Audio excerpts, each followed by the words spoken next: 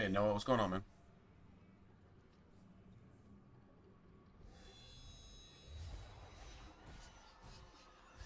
Well, hmm,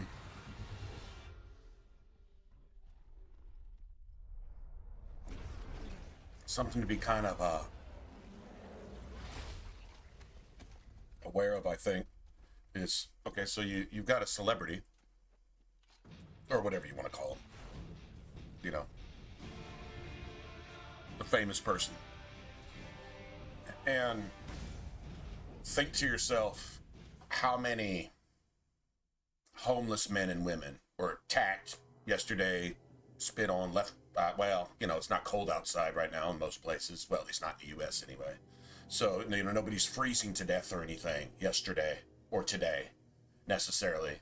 Although some old homeless guy could have died behind some back alley behind some convenience store,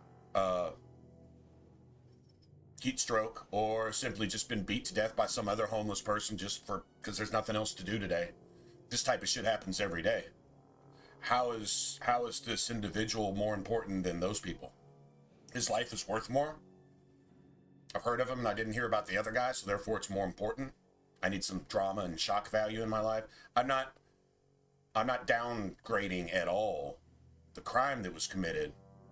Will the shooter be executed like it's supposed to? And then everybody who's snickering and giggling about it and giving their straight up hypocritical, they don't even see how obviously evil they are, leftist fucking commie socialist diatribe about it and celebrating it like they should make a holiday about it. We've always known these people were like that and they just prove it.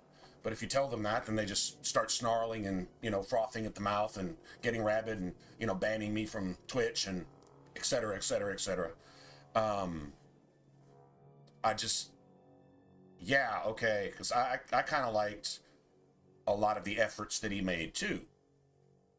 I mean, he was pretty consistent about it and he marketed himself a lot too, but then again, you want to make a life for yourself, and that's what he chose to do, and he did it full time, and he did it a lot, and he's knowledgeable, and I think he did it well.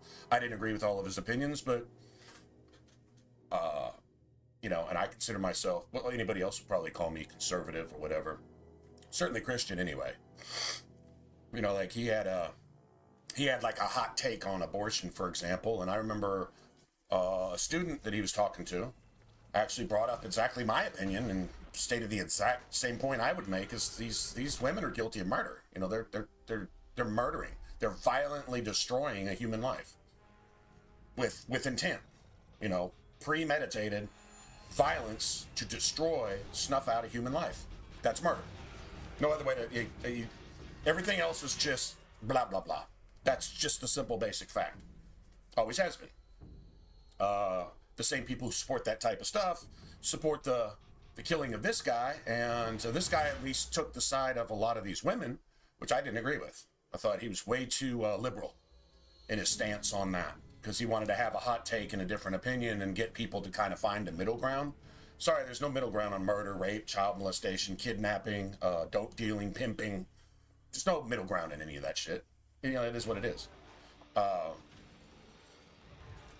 yeah, I didn't agree, but this just shows that not only do these idiots really just think they have permission essentially to do this, because this thing is being embraced, at least by people who want to get online and be toxic and evil.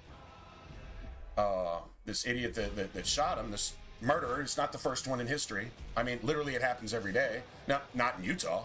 I'm surprised somebody around him didn't have a weapon to take the guy out before he could hurt anybody else. Maybe that's what happened. I wasn't there. We're not going to hear a lot about it because it went the way the leftist media wants things to go. They want to see good people killed. But they always have. I mean, this is going back thousands of years before Christ. And then Christ himself. He's the ultimate good and murdered in the biggest conspiracy plot probably in history. Know what I'm saying? Like, this is the mentality of these people. This is that spirit. If you want to know what possessed people look like, if you want to know what Satanists look like, here you go. You know how many prophets were done just like that? I'm not calling Charlie Kirk a prophet, but he certainly made a lot of attempts to try to do a lot of right things, and he used words, and he claimed to be Christian as well. So no, I'm not calling him a prophet, but the principle is the same. So this is a much bigger indictment of the satanic spirit overall that, has been driven into the minds and corrupted. I mean, this didn't just start, just here recently. This comes from an educational system, a political system, news psychology, psychologists controlling the news and controlling the narrative on everything. Even commercialism and a lot of economic things are used as well to bend people's minds to where the common mindset is today. Good is bad, and then it just gets worse from there, for the most part. You have legitimately good people, but whatever. I'm just, I got to throw this out there. He wasn't more important than any other person. Make a huge deal out of this because we want to get, emotional and cry big Spanish soap opera tears. Okay, and that's fine. But this shit happens every minute of every hour of every day. You just know this guy. Like, literally, that exact same event within seconds, if not at the exact same time, happened also in Chicago and Atlanta and various other cities and places, And there are countries in the world where this isn't a problem. But their law is a little more stringent. You can't get away with shit like that. You do some shit like that, and you're never seen or heard from again. Which is how law is supposed to work. But anyway, it is what it is. Yeah, it's just been weird. I was actually on, I turned on the TV because I was going to go check out YouTube for a bit. Wasn't really even looking for anything. But when I first turned on my TV, my streaming service, it'll have like a highlighted box, and it's basically just live TV. It's usually the news on there. Or some kind of sports, which I guess is the news too, right? So and they're talking about it, and I looked at it, and I took a second look, and I took a third look, and I'm, wow. And it was still live footage. I guess I caught it about an hour after it happened. So he had apparently already passed. He passed shortly after at the hospital, but apparently the bullet severed like a major artery, and it's just, he just lost all his blood. It's pretty simple. Not just a couple inches off of what would have happened to Trump. But these people right here, where's the news narrative for the next 6 months? Doing this. The first thing that OSC, that retarded liberal cunt, first thing she said is she wanted to blame MAGA for it and guns. No, it's liberal, left, insane, evil people, criminals, evil pieces of shit that do this. And that guy that killed that poor Ukrainian girl who managed to survive war, but she couldn't survive the streets of North Carolina, right? Okay, that was done with a knife. So I guess we need knife control now. You have to cut your steak with a fork now. No, can't have a fork because you can kill somebody with a fork too. Do you see the insanity of everything that they think and do? They're so wrong in everything, and they listen to it and they speak to you as if you agree with them. If you ever listen to the news, if you ever listen to these talk shows, if you ever listen to these satanic talking heads, repeating the narrative until it becomes like a mantra. It's just using the same keywords over and over and over and over and over and over until you're numb to it, and then all of a sudden you just accept it because you get saturated with it. Tell me that's not a thing. Like I said, I like a lot of Charlie Kirk's. I used to watch his videos and stuff where he'd go to college and it's usually he slammed this leftist for this and destroyed that person's argument with that, and sometimes he did and sometimes he really didn't. But he still made the effort. He was still going. He was visiting hundreds of college campuses a year. Hundreds. That's, with travel time and that, he's just doing that all the time. Plus doing his little podcast and doing his other little media stuff and whatever. The dude was a hard worker in what he did. And I think most of the time, he was right and his intentions were good. I can't know that. God will judge that, but that's what it seemed to be. He certainly talked a lot of evil stuff down, So I liked him, for the most part, personally. No one cares about my opinion on that, but, it's just my take. But, When the guy was dragged, when they did finally get him, I'm gonna guess since Utah is an open carry state, it's about as close to the Wild West the way it's supposed to be. And guess what? They have like the lowest murder rate in the entire United States. Imagine that. Because law-abiding people have guns. Law breakers, right? They take the law and they use their rights to break the law. Well, law-abiding people don't. And so they'll use their right, which is their right to bear arms, to keep the law. That's not vigilantism, but that's just, I'm not waiting for the cops to show up, because cops can't get here faster than a bullet or a knife in that regard. So a person should be able to defend themselves. That's not murder. That's not manslaughter. That's not anything but getting rid of the trash. If somebody forfeits their right to life by trying to take yours, it's really not even killing at that point. They forfeited their right to life because they wanted to do an evil thing. Well, you have a right to defend yourself. It's just not any more complicated than that. Everything else is politics and money and trying to subdue a country and pacify them and get George Orwell's 1984 shit going and and all that kind of stuff. And it's all bullshit, and it's all against the law, and it's all evil because it's the opposite of good, or it's something other than good. You have true, and then you have everything else. You have good, and you have everything else. Lots of things can be good, right? But if they're not good, there's something else, right? It's not hard. Any child can understand that. But these adults, they're stupider than children. Yeah, the interviews. Anyway, this dude's getting drug off, and he said, and I'd do it again. Well, you're broken, dude. A, it was premeditated. You just admitted it. And if it didn't work, you'd do it again. Is this the message now? Nobody's safe? The news not going to come out and say that. But if this was the other way around, if someone had done some good thing, like, I don't know, gotten rid of a politician, say, that has done a lot of evil things and has cost the life of people based on their decisions and their policies, right? And is probably worthy of death. Had that happen, and it was a liberal politician, which a lot of them are worthy of death, not just the Epstein stuff, but you can just treason and all kinds of other things that are capital offenses. If that would have happened, I guarantee you the narrative on the news would be completely different. They're going to twist it to somehow still make it look like this person who's obviously fanatically left is still somehow the Christians, the good people, the people who just want, to live their lives and stuff. It's still our fault. See what I mean? Like it's gone too far. Not just in the murder, but in the narrative, in the thinking, in the mindset of people in general. It's horrible. A lot to think about there, more than just one guy getting shot. Like I said, that happened 1,000 times today. You just happen to know this guy's name. He just happens to be famous. He's not more important than anybody else. He's not more important than a baby that got aborted today. He's no more important than that. So keep that in mind too. It's the quality and the value of life, especially in this country these days. I'd say in the UK as well. Maybe even less so there, is at an all-time low.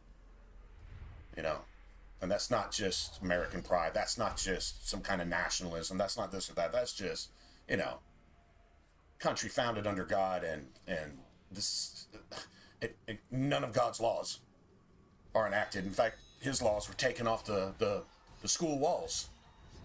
10 Commandments used to be like posted in school and stuff like that. Simple, basic rules for anybody to go by, no matter what you believe. But if you're going to come to this country, you're going to do that, because if you don't, you're gone. That's the way it's supposed to be. And if you don't like that, fuck off. A criminal, murderer, fucking leftist, serial killing, woke piece of shit's opinion does not have any value. It does not matter. It's worth literally less than nothing. Assuming that it has some value once it's drawn that line in the sand and say, I fly this flag. Well, if it's a big old rainbow colored flag, you're executing yourself. That's on you. And when the chips fall, if you're on the wrong side of that line, well, you better be able to take it. Take what you're asking for. Take what you got coming. These people, when judgment comes down, all these people that snickered and laughed and celebrated when Charlie Kirk got shot, especially when they found out he died, All these people get the same judgment as the man who shot him. They co-sign that shit. But they don't believe in consequence. Arrest one of them on the side of the street for, trying to do some horrible thing to somebody wearing a Trump hat. Try to arrest one of them. They can't believe it. You can't arrest me. There's no... My professor never told me there were consequences to my actions. I can just do whatever I want to you people because you're good. That means you're evil because my communist, satanic, Kenite fucking professor taught me so. Literally, that's where these people are at. Now, this guy who shot Charlie Kirk, apparently he was an older guy. Don't know, man. Well, it's crazy though, right? Anyway, that's kind of hard to really get your mind off that on anything else, though, because if nothing else, it is a spotlighted murder. And obviously done with evil intent to somebody because they were a good person. Because they said something true, and Satan just fucking hates that. So his children do that type of shit. Just now it was on the national stage, and, the people that can do something about it are responsible for it. For the most part. They co-sign that shit. Charlie Kirk over here, what about an ICE agent that gets doxxed? And some idiot or a group of idiots go and kill that ICE agent and his entire family. Maybe rape his kids and kill them too, or sell them off into sex slavery or some shit like that. They go do some crap like that. And maybe burn all the businesses in his neighborhood and flip his fucking car out front. Well, he asked for it. It's literally what the news would say. Which is essentially kind of where they're heading with this Charlie Kirk shooting too. Am I wrong? That's what I see. Maybe exaggerating. No, I'm not exaggerating at all, actually. No, actually, I'm not.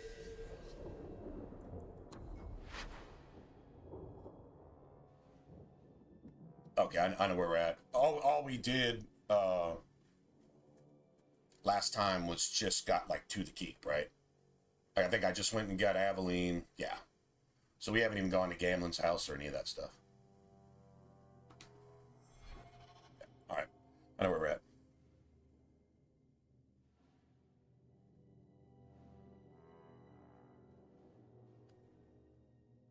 Y'all may feel differently. Y'all may have different views, and that's totally cool. If y'all want to vent a little bit or share your thoughts, I'm totally down to hear it. That's just been on my mind today. I just kind of vented pretty much all the thoughts that I'd been thinking. Kind of the stuff that I'd seen, and a lot of it was sick, and it wasn't the media reaction and the politicians' reactions, and they're so being out of touch with reality and so being out of touch with anything good, any good judgment, any good thing. They're really putting political spin on a man while the body's still warm, and they're already putting political spins on it, literally. Maybe I just tuned into the wrong place at the wrong time, or the right place in the right time, or whatever, but had to see that, and that turned my stomach worse than hearing this guy had gotten shot. It was just sad when I heard that. But these guys, it made me sick. You're going to go interview just a bunch of liberal politicians anyway. They're the ones that condone this type of shit.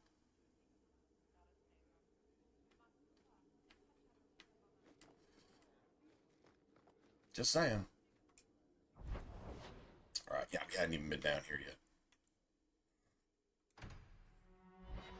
At least we got video games.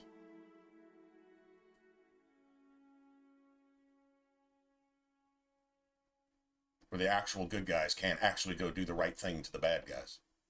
Deal with them efficiently, cheaply, and permanently at no expense to the taxpayer. Well, no, Hawk might charge a few taxpayers here and there. I mean, at least asking doesn't hurt. My, if it isn't Hawk.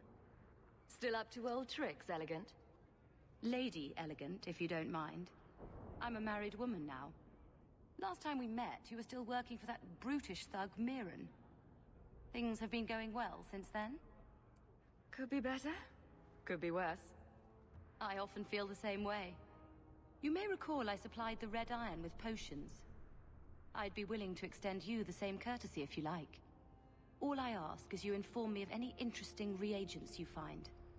In exchange, I'll approach my contacts on your behalf. And of course you'll need the appropriate recipes, such as this one. Free, for old time's sake.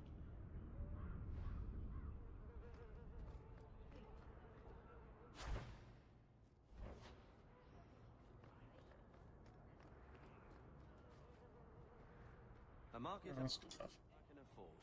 And I don't want a bloody thing.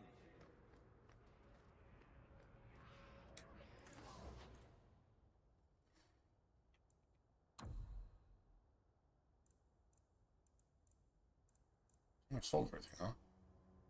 Oh shit.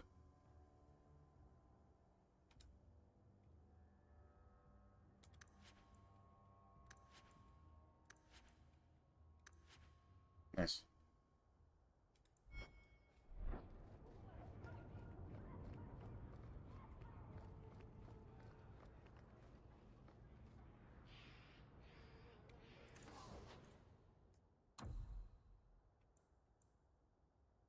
Hmm.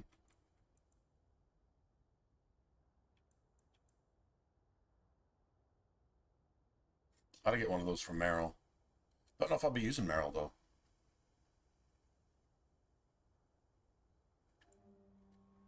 I think eventually, maybe. Maybe.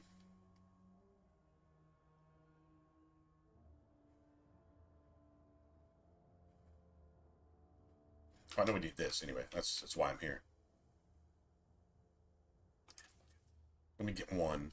Just have one for her.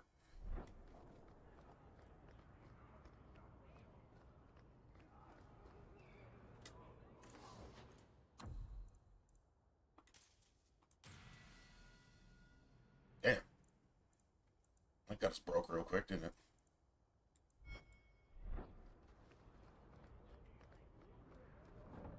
Okay, let's see which ones. You know, the inventory and pause buttons are backwards from Origins.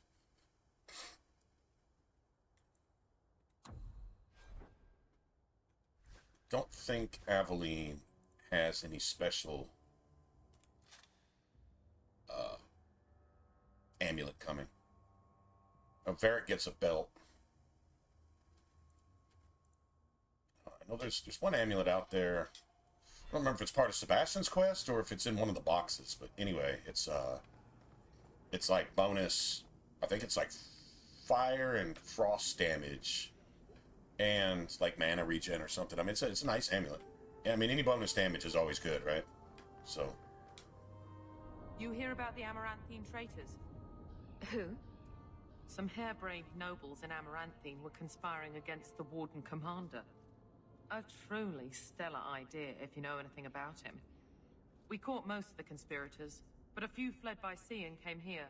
We're offering a bounty. Tell me what I need to know. Here's a list of names and descriptions. Anytime you end one of the bastards, let me know and I'll reward you. Better act fast, though. We're looking for them, too. Andrastes, grace, have mercy.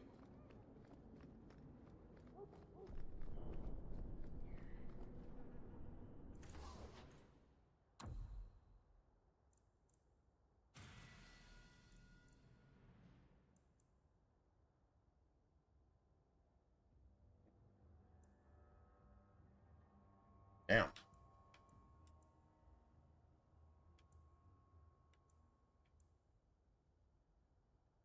Those would be nice starts if you know, if you're just running just a straight vanilla game. Nobody follows the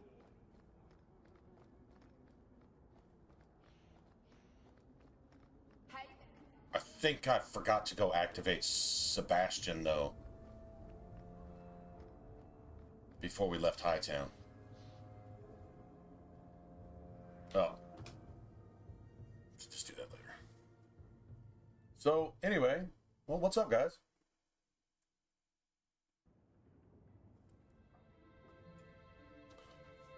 I'll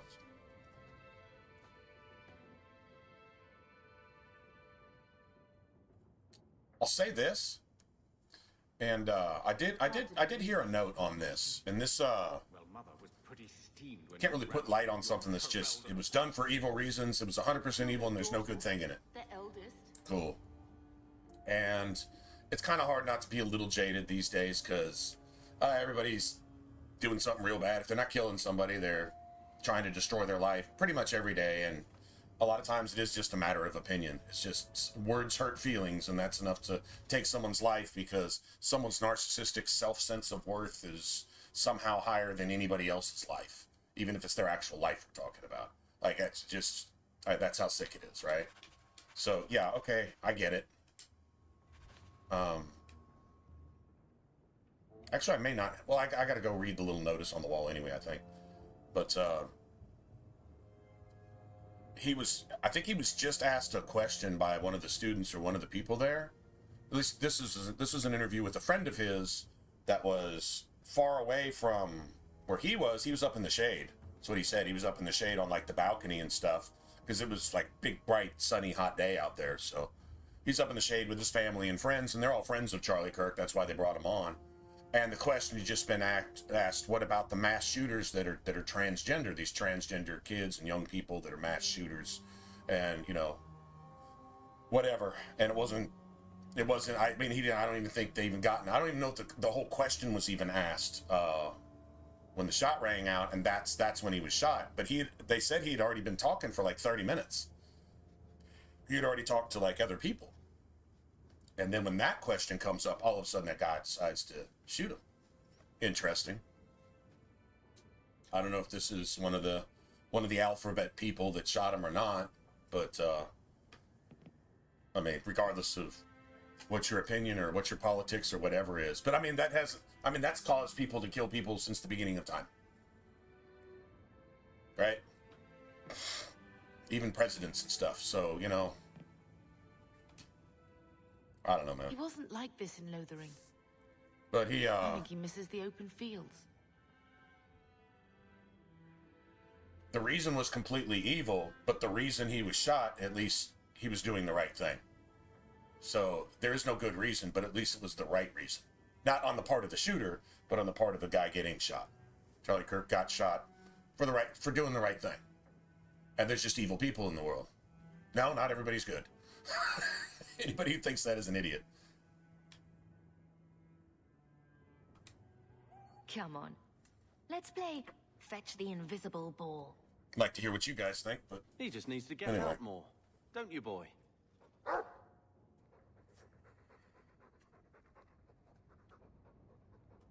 But if he's with us, who'd keep Gamlen's debt collectors away? Take it. I'm sick of what's-his-name staring and panting. Gamlen, honestly, a Mabari understands what you say.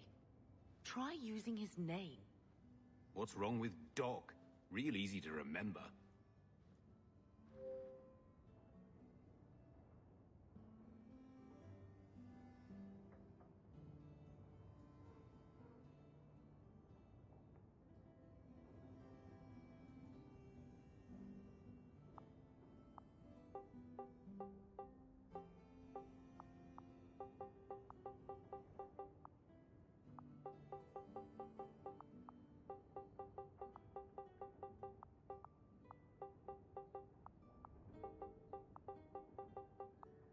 Dude, bro.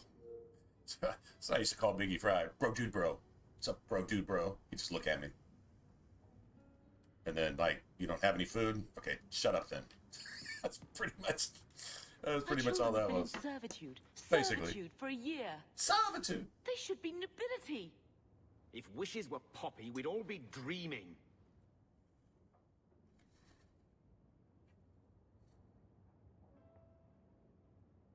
Well, cheers anyway.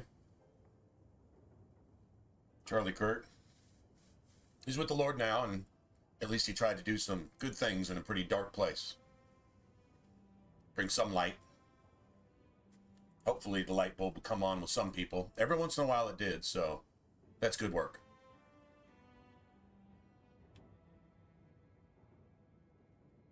I also did find something out in the midst of all that, is there was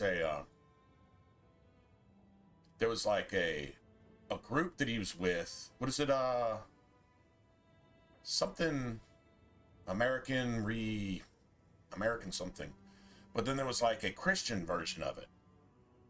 And then he also had like a financial marketing thing, which was moral and value-based companies to invest in. getting away from a lot of the people, you know, in dirty bed sheets with, like, you know, Russians and Chinese and, you know, and a lot of other stuff, and people who, like, you know, pro evil and hate good stuff and are actively against them. So, like, you know, would never go invest in, like, Starbucks or Target. Very woke, very evil. And their policies and their, you know, like you'd say, their business too. If you can't act right in public, you're not acting right in private. So he had a thing, and then he had one that was, like, specifically Christian companies that were like that. They had moral and ethical values. Don't know how they get signed up to be, you know, on the list of those companies, and then, you know, kind of like a stockbroker thing, but filtering out the companies that, you know, you're investing in people doing really bad, horrible things.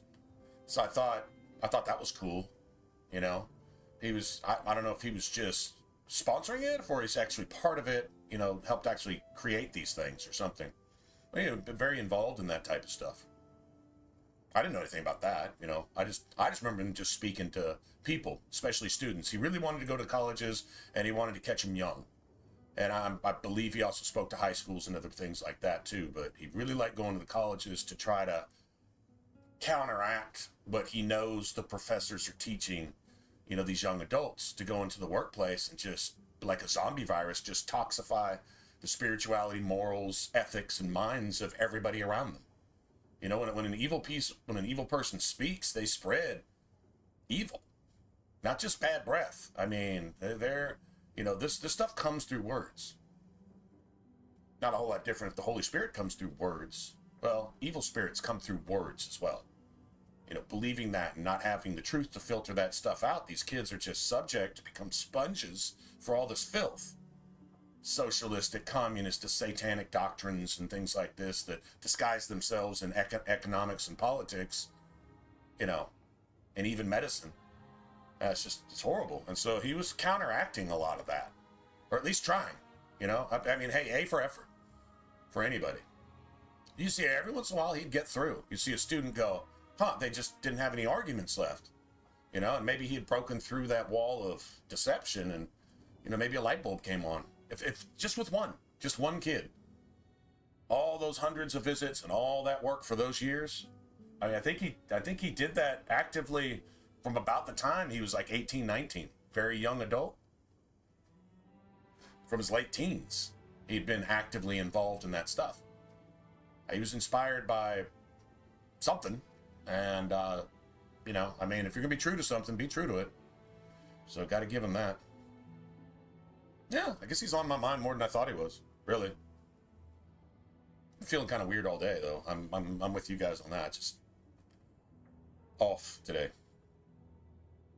Something really...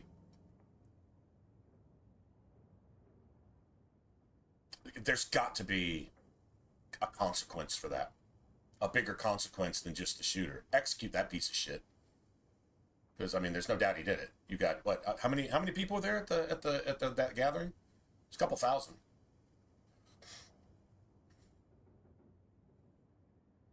It's enough witnesses. Don't waste the electricity. Bullets are cheap.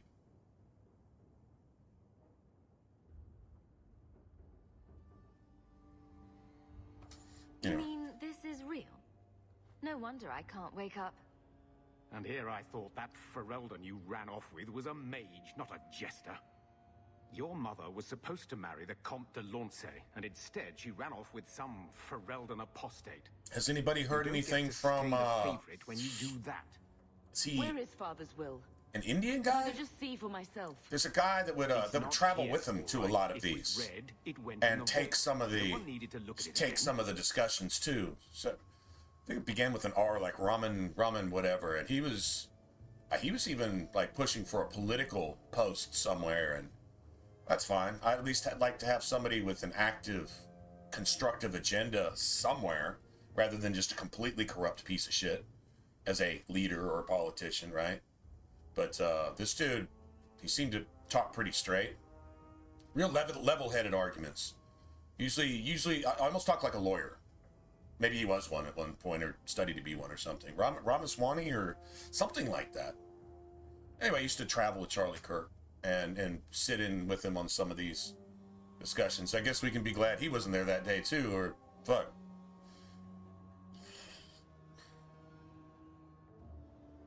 Oh, well.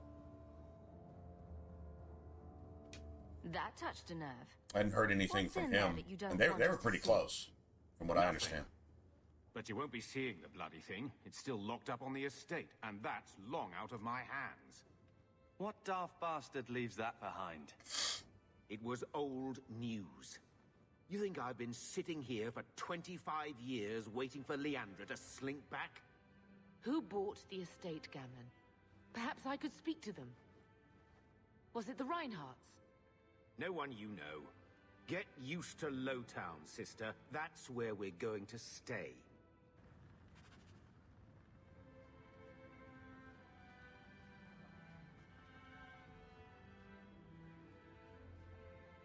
All right. Maker, what a mess. I want to make things better I guess for I need Mother, another one. but some of what Gamlin Yeah. says, I'm having a hard time hating him. Playing caretaker for someone else's life. Stuck in their shadow. There it is. That's no way to live. And there it is. And there it is. If you want to join the fight over who lost the most, fine. But I never lived I here. agree. Well, great. Mother even gave me her Oh, old key man. to try and stir something. But yeah, I know, I mean, yeah. But I I didn't know guess when in the shit that really, really matters, Finding his yeah, will right? Doesn't matter to me. It's about as rough around the edges as you can possibly get.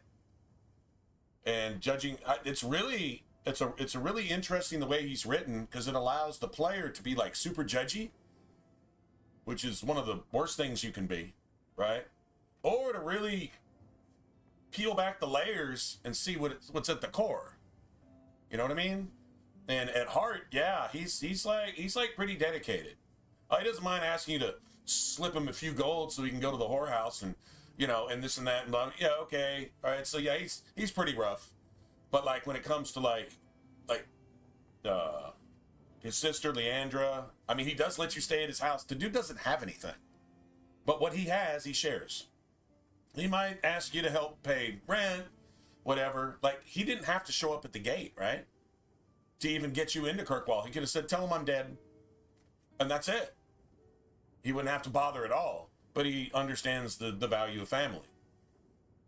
Even if he's like, as far as family member is maybe as bad as it gets, let's just say it is, he gets it. And then when you do move up, he stays down here.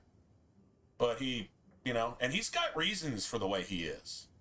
Maybe it's not excuses, but it is reasons. I think those are a little bit different.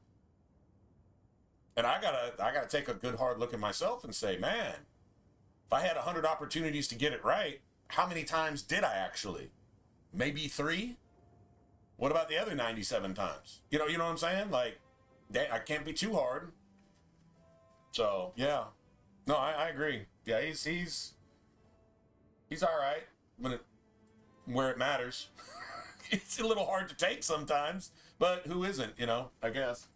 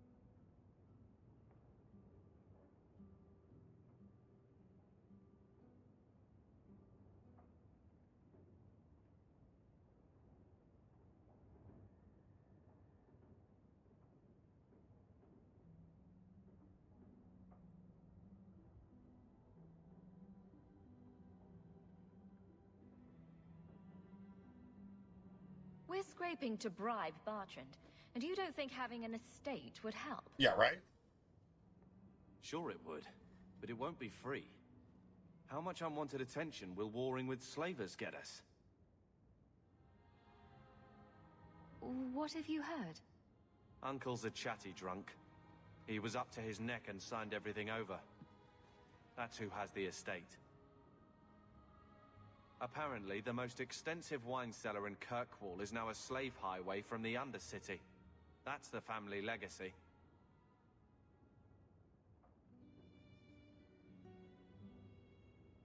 I don't know about you, but that makes me a little angry. We agree at last. So, forgetting everything else, what would you do with slavers? Only one thing their kind deserves. We agree at last. All right, sister. If the key works, we'll clear the estate from the Undercity up. I don't know if this will help, but I do feel like hitting someone.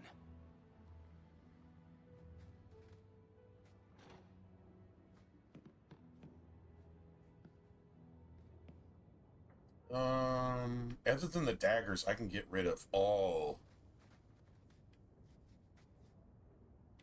of these. Keep the daggers for Isabella later.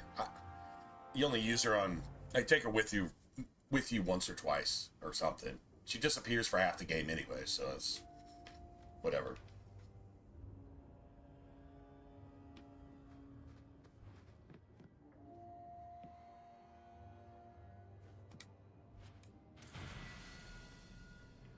Grab that money real quick too. Can't afford a whole lot of respect, but all I really need them for is me, Varric. Going for me, Varric, and Anders right out the chute. I think I can afford 3. I still got to get the Rune of Fortune schematic, the Rune of Fortune to put in Varric's armor. I got to get the Rune of Frost schematic. That's mandatory. Whenever we get to the gallows, you got to get the lightning resistance runes. Alright, so let's see what we got. I keep pressing that for inventory.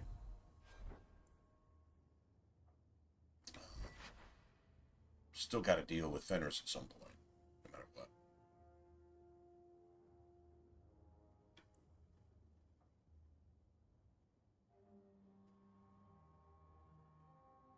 I think I just give...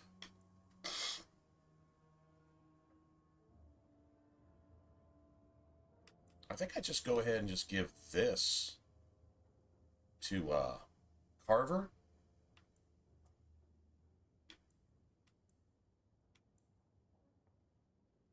It's just 20 instead of 18.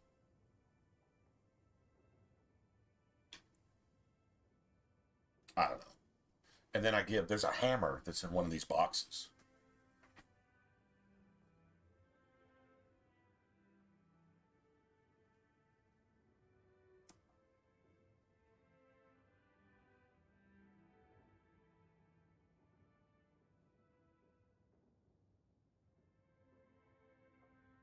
Well, they said the guy at the scene, I mean, he just straight up, and I'd do it again. Like, he wasn't even trying to hide it. They got him, and then they dragged him off, but he's an older guy. They said white hair, so... You say they released him? No. You didn't just say that, did you? I'm like, what? Hold on.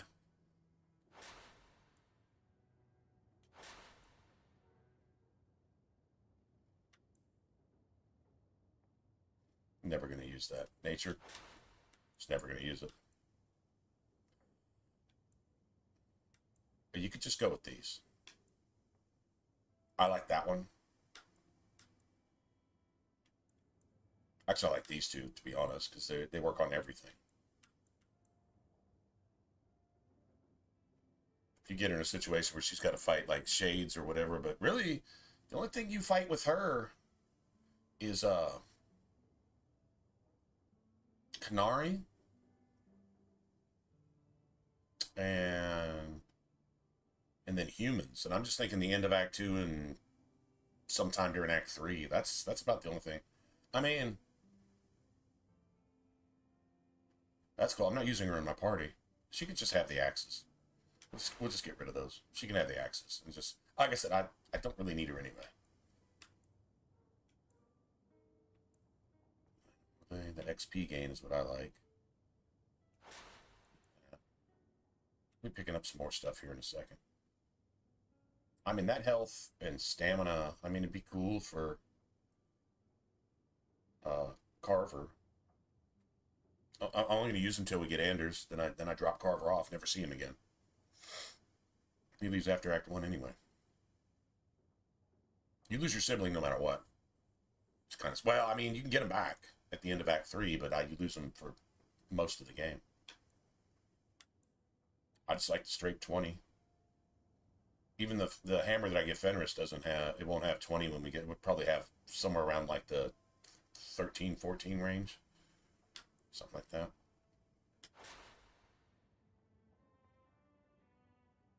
Okay, putting some of these things up. Get out. We shouldn't have to, we shouldn't be able to use any of this. Except for these.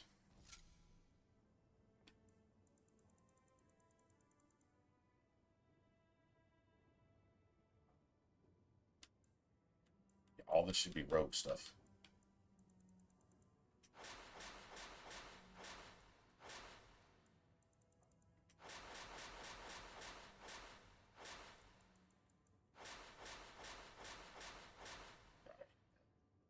I say throwing shit away. Okay, yeah, yeah, here it is. Like, I'll use that. Fire damage, cold damage, that's just straight up.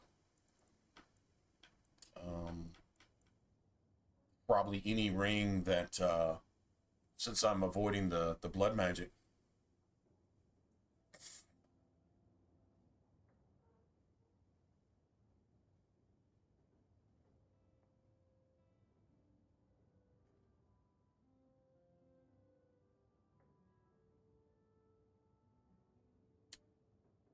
Oh, interesting.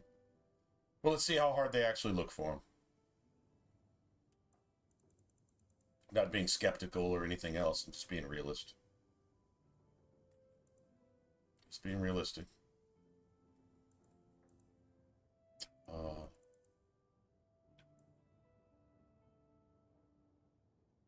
Okay, so I can go put...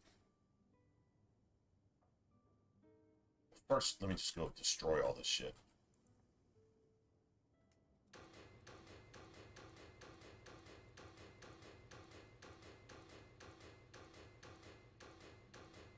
This hurts, man, because all this stuff is amazing if you're playing. Of course it is. If you're a Bible reader, you can go look up this verse. You can just get on your phone and go just King James version's what I'd recommend. It's not any harder to read, no matter what anybody says. If you can read, you can read. But it's not going to be corrupted by the Kenites. It's also true to the Strong's Concordance, so if you want to look up words. Anyway, that's for Bible study. You're not asking me for that. But I will tell you, you could just go, type this in, KJV, King James Version, and lawlessness shall abound. Just go look that up. And don't just go read that. Go read everything before and after that. Just go read the whole conversation. And tell me it doesn't read like today's newspaper. It's not real hard. The world really hasn't seen anything like this before. A, because we didn't have the internet 100 years ago or any time before that. Kind of weird we have it all of a sudden now. You think the Romans didn't want the internet? Were they stupid? They have irrigation systems that computers can't even copy.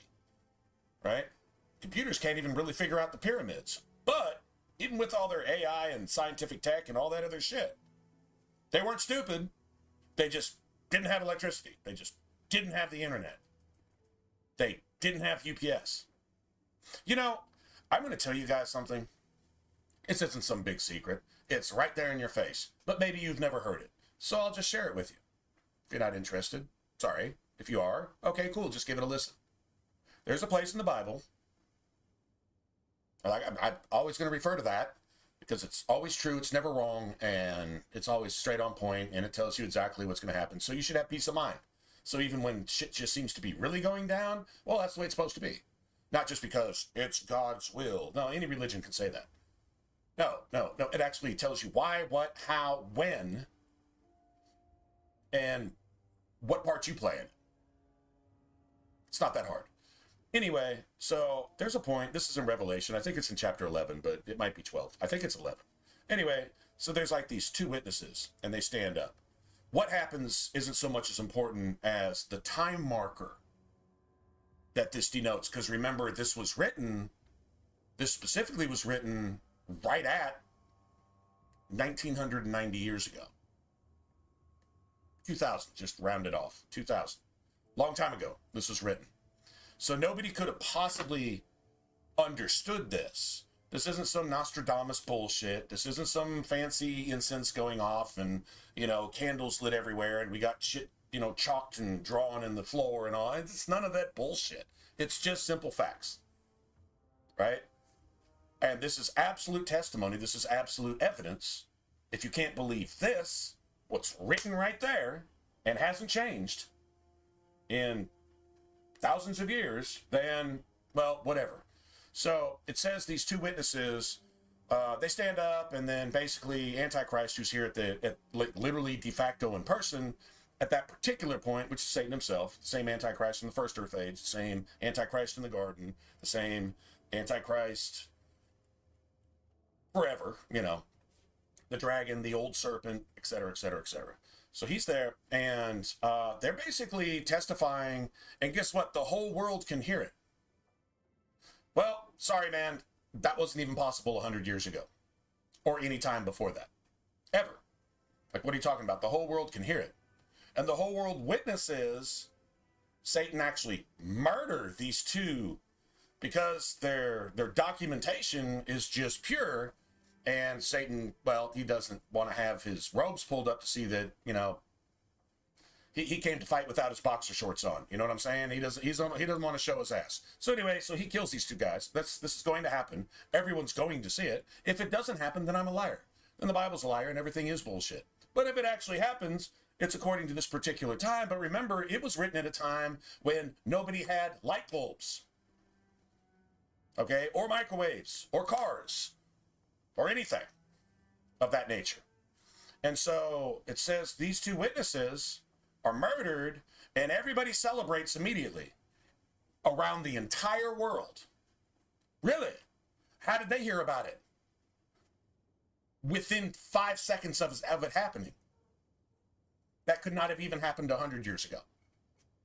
So all the end of the world is near and this and that and blah, blah, blah, and all that stuff that you might have heard every 100 years for the last 5, 6, 7,000 years. The biggest question is, when is it going to happen?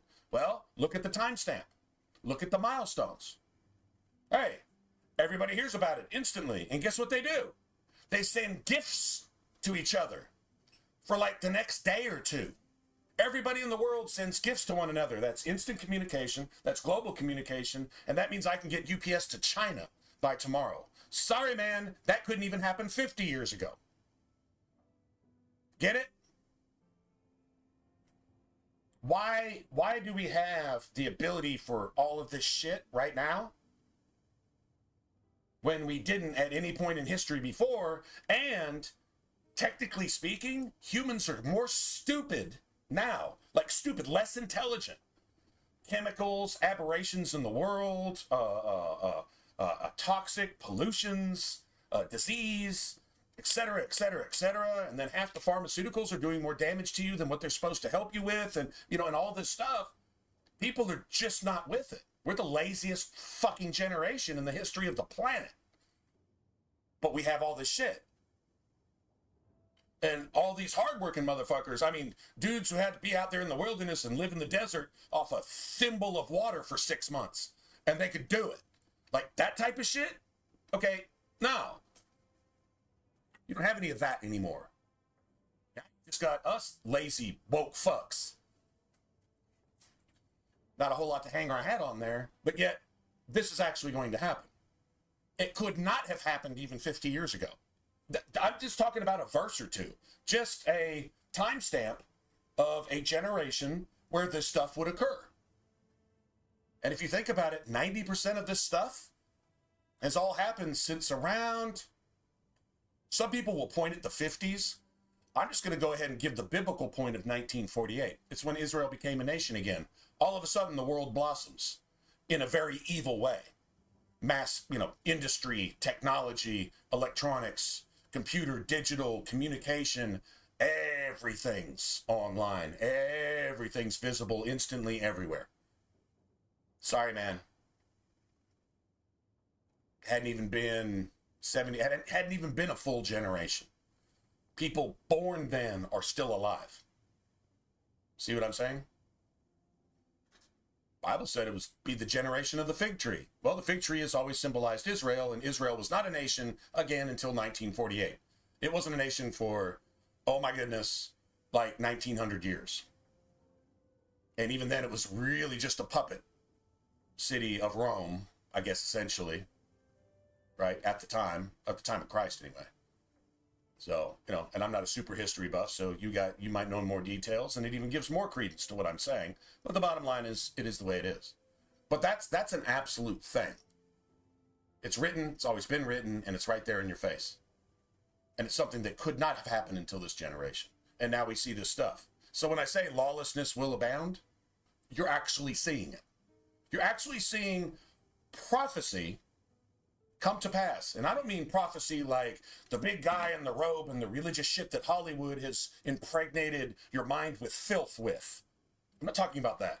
I'm talking about literal, this is the way it is. There's nothing new under the sun, except for there's kind of a new thing going on here because nobody in the flesh has ever actually seen no shit like this.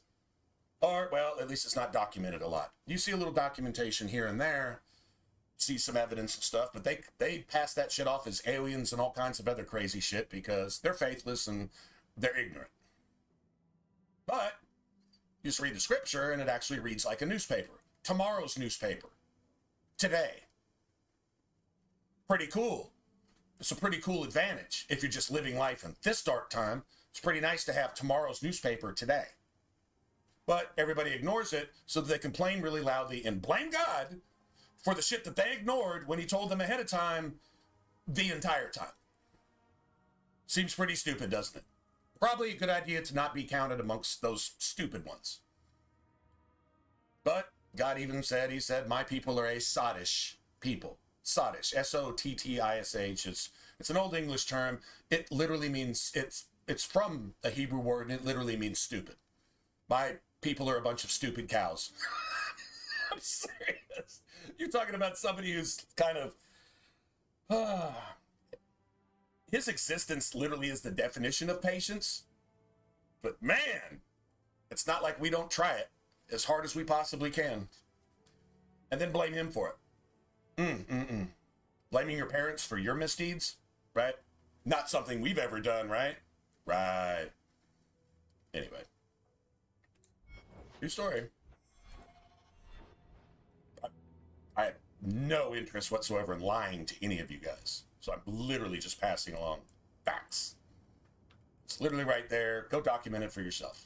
Go look at it. You'll be like, no shit. It's been there the whole time? Yeah, it actually has. True story. Anyway. Yeah, that Dogs of War, that hammer right there, that's one I like to give Fenris.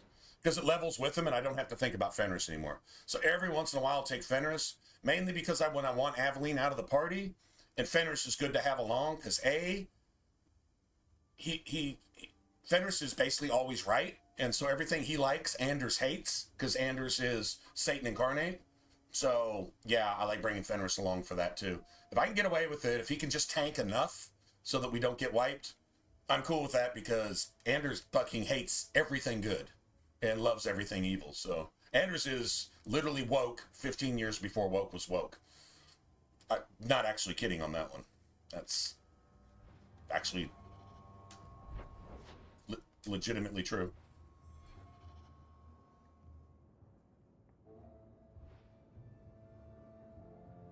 Nobody has read enough. Nobody has read enough. The world says you don't have time for that.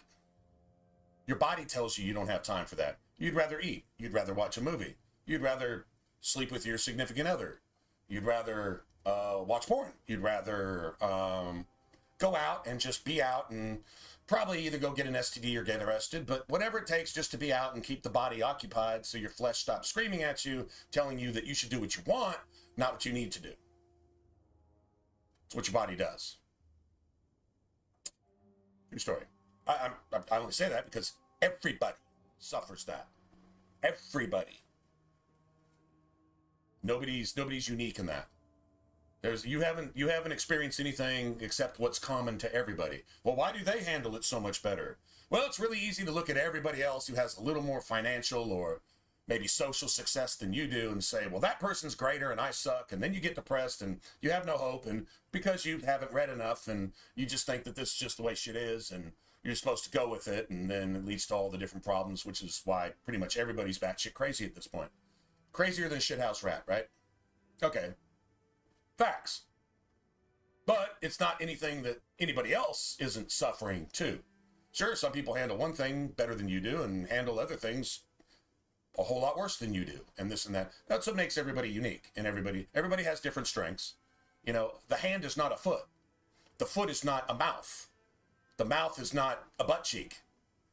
Well, some people, their mouth acts a lot like a butt cheek, but that's not the point. See what I mean? The heart is not the lungs. So it's supposed to work together, not try to kill itself as fast as possible, which is what we all do today, but you get the idea. That's a biblical example that I just gave you, by the way. So just in common man's terms, which is exactly how it's written in common man's terms by, well, I would say common men, but pretty uncommon men, actually, especially these days. But anyway. Don't beat yourself up for it, but it is a good place to start.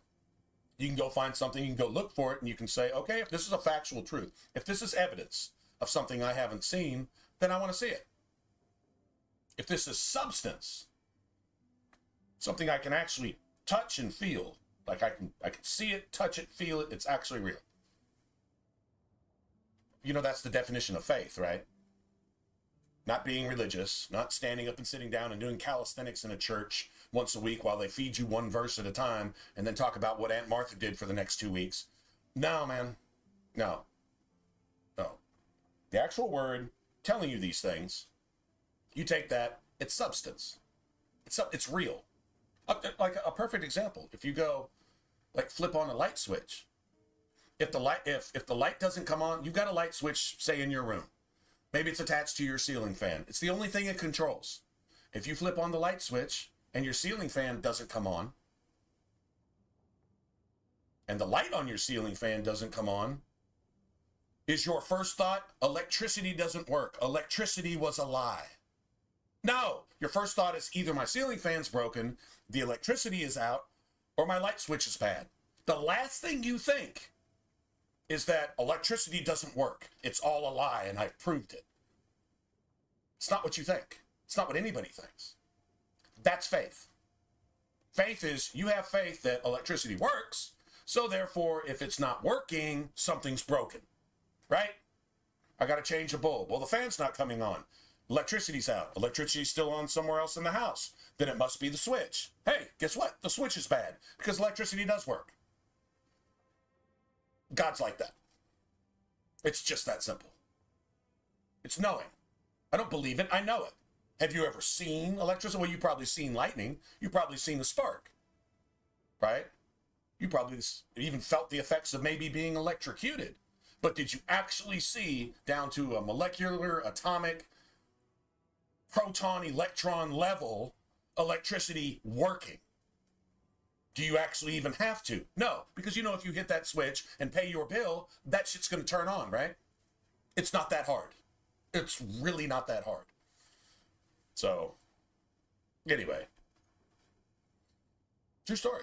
It's just that simple. It's knowledge. It's not believing. Believing something that you don't know. If you believe something you don't know, you're an idiot. I believe in Jesus. How do you know? Well, the calendar, I mean, a good point to be made. Well, the calendar is based on the life and death of one man, so there's got to be something to it. Okay, now that's legit. Those are facts. Okay, that's a thing. All right?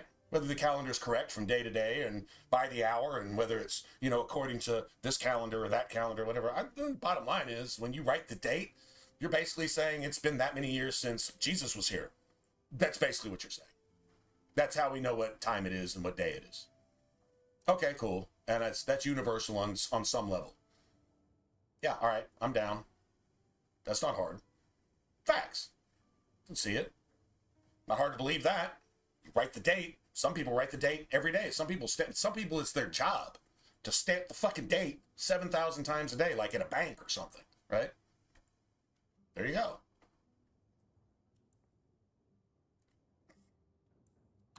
Anyway. All right. Okay, I'm probably going to use like most of this shit. I can put Sebastian's stuff away because we won't see him until Act 2.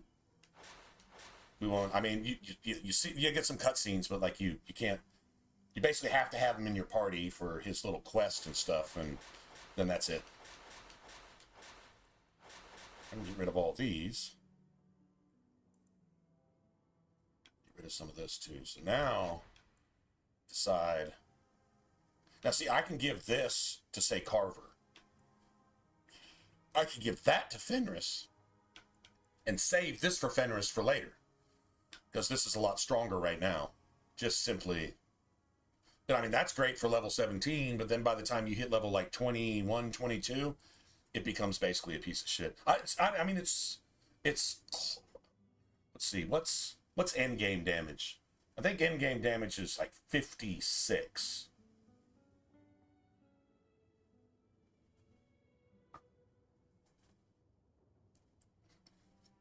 If that thing leveled with you, it'd be amazing. I will say that. See, there's damage resistance and 2 rune slots. Okay, so why would I take this? I wouldn't. We'll keep this because we're going to give that. Aveline will just use that probably for the whole game. I don't know.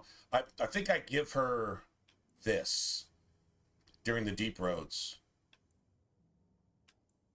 Yeah, I give her that in the Deep Roads.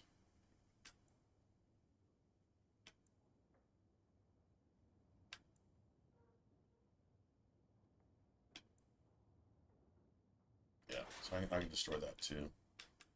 I'll save this for much later. I want her to have this at least through Act 1. So if we miss some stupid side quest or miss, I don't know, a couple codex or something, it kind of makes up for it. I just want to hit the level that I want to hit. Which you can do either way, but that's nice to have that.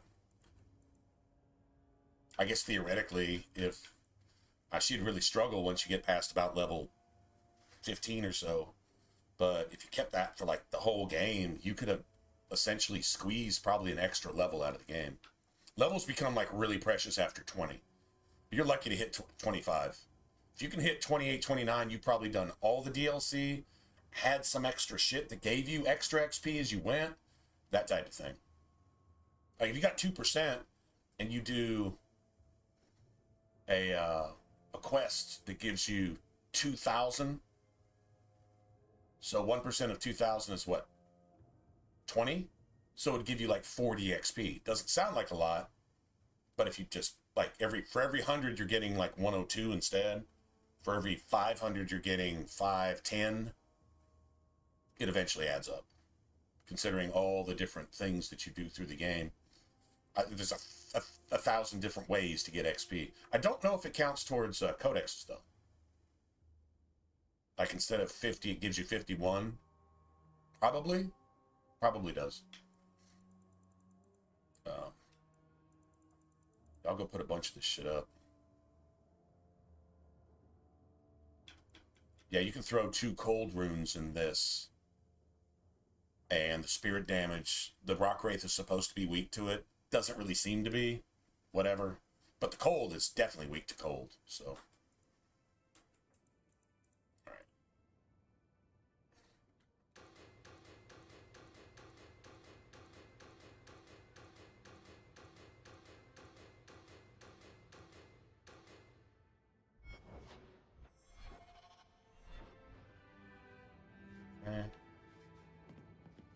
let me just grab the rest of this shit, I guess.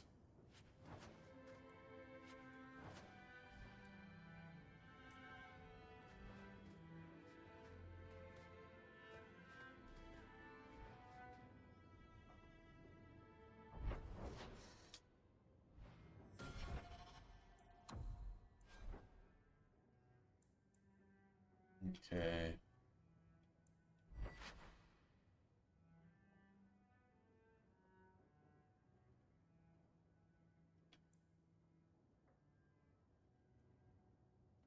Yeah, I really don't need that. I really don't. It sounds crazy, but I really don't. Oh, something I can wear. Oh, that's cool. Although I like that enemies drop better equipment, because if they drop another rank of equipment, like instead of it being like this, it would be more like this. It would have like a stat on it. So, like, say this is worth, I don't know, 8 copper. If it had a stat on it, I could sell it for like 40 copper, which is worth a whole lot more money than any money that the enemy would probably actually drop. See what I'm saying? No, I really want this. Okay, now the cool thing on the right is the mana stamina. If I was playing a Blood Mage, I would still take this one. I would still take that. And then this is just an upgraded version of that. For level 17. So we'll just probably use this all the way to like level 17. Probably. Like literally.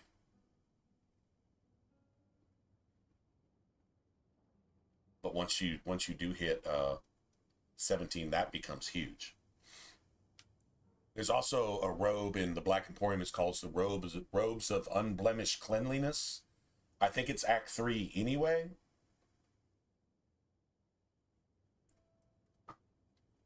But they're even more nasty than this one. See, this doesn't scale with you. The Robes of Unblemished Cleanliness, I don't think they do either, actually. But still, I don't think I'm I don't know, man. That 44 mana and +3 magic. +3 magic is a little overrated. Level 15 is what you hit coming out of the Deep Roads. No, actually, you hit 14. You'll hit 15 shortly in Act 2. I don't think it's possible to hit it in Act 1. I know it's not. It's hard to get into the Deep Roads at level 12. You have to do everything. Okay, so that goes with this. And these are upgrades to these. So we're just going straight damage. Yeah, I'm just gonna kill that. Now all that extra stamina and stuff is amazing. But we're gonna have to find that. Well, that's 42 right there. Dude, 42 is literally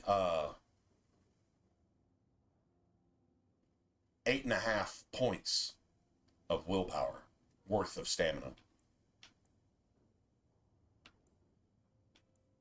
right, so we don't need either of these.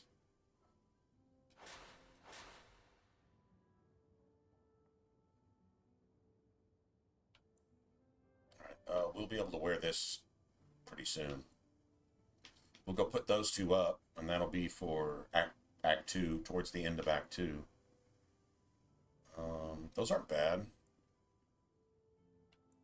You need a knockback is actually, well, that's kind of the same thing, really. Just upgraded.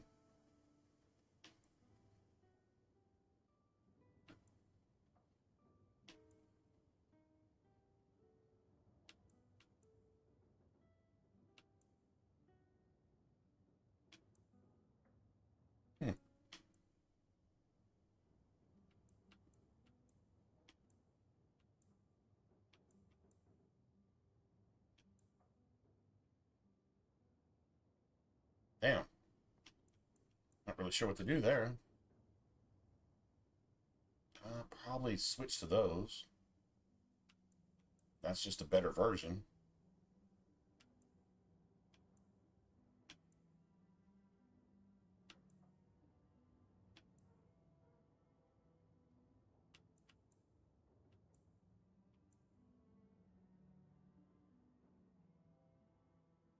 Hmm. 26 health is nice.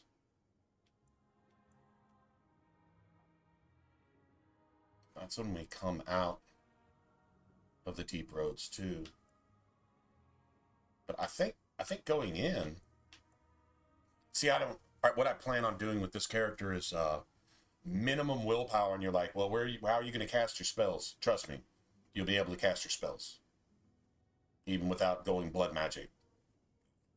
All mage gear has like mana, stamina, regen, and willpower, and plus extra mana. It's got all this shit on it. Like these, right? There's 13, 9. It's not a lot. The attributes. Actually, that's probably a better deal. Mainly because that adds like to dex, and cunning. Cunning is critical damage. Dex is critical chance. It's free attributes. Still +1 to magic. Could be +1 to constitution, +1 to willpower, etc., etc.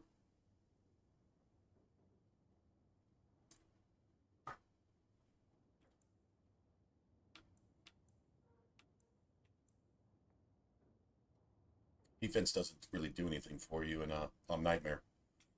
Not really.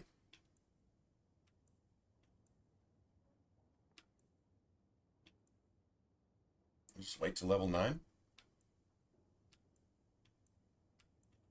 54, 78. That's better. Wait. See, the health is nice though, but that's +5 health because you're going to get a point in Constitution for that. That's okay, so that makes that kind of irrelevant. That's better. So I don't really have to put much into Constitution. Minimum will, Constitution. Honestly, kind of tempted to not put anything in Constitution. I'll take blood magic for the passive 25 health that you get from that, and just have that. I'm not casting spells off my health. I just don't want to get one-shotted by anything. I mean, you're a mage. You're not trying to tank, but you don't want to just die instantly all the time either, so that's...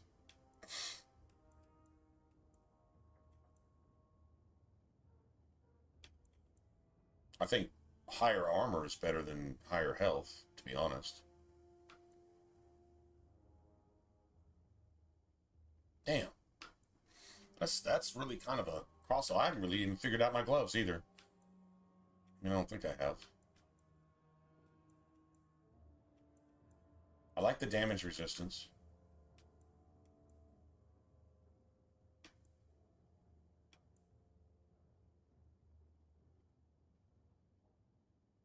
We won't be keeping these gloves forever.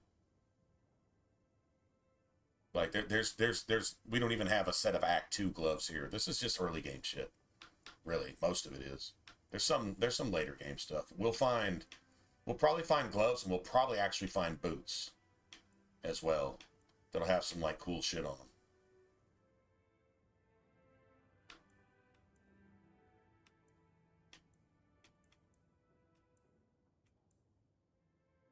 I can't use that till I get out anyway. I mean, I can hang on to those and see what I think. It's probably the thing to do. I can wear these sooner than later.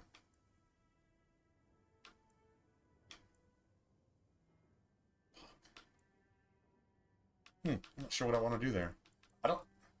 By Act 2, it's really not even going to matter, really. I don't even know why I'm tripping on it, but...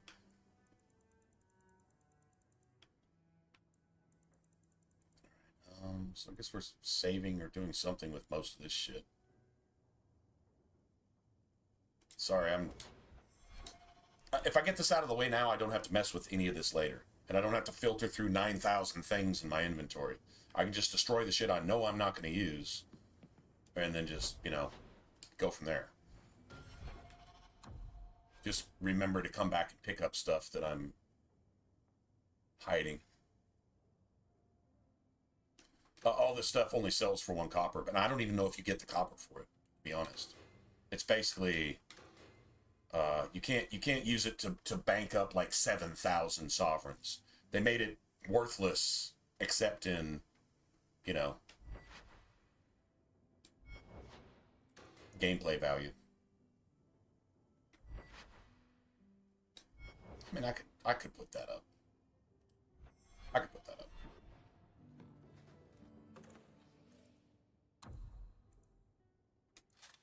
I won't use it, I don't think, but by the time we go get Fenris, it'll be a few levels from now. That shit'll be up to like 12 or 13 points of damage. This shit's still sitting at 21, though. You gotta just come back and remember to give that to Fenris in Act 2. That's the problem, is I'll forget. We'll be talking about shit and doing other stuff, and, you know, it'll be a day or two from now or something, and, you know, we'll be on a stream like, I don't know, on Saturday or some shit, and I'll be like, what was I doing again? I'll completely forget. Okay, we do not need Isabella at any point. We can come back and get these. That levels up, so we can just give that to Sebastian. We only use him like twice in the whole game.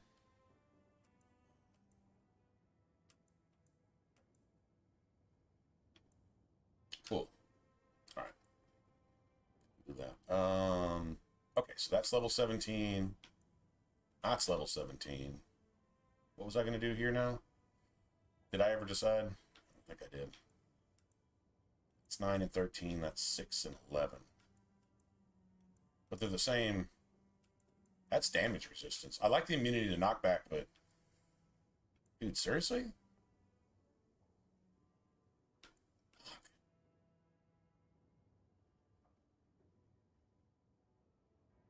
Okay. We'll just hang on to these then. I think I'm going to use these. I know, I do like the immunity to knockback.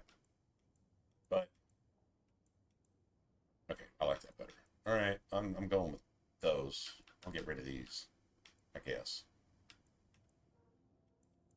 And 7-11, just lower armor. Both the upgraded versions both have a rune slot. Everything has to have a rune slot.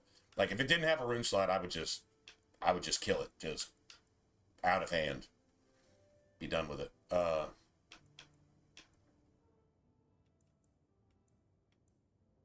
I don't have to destroy him. That's not like a shit ton of stuff to have to filter through.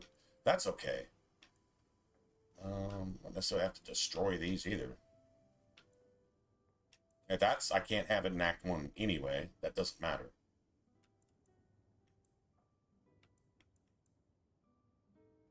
See, that's got a rune slot. And that's level 11. It does give me some health, but it's lower armor.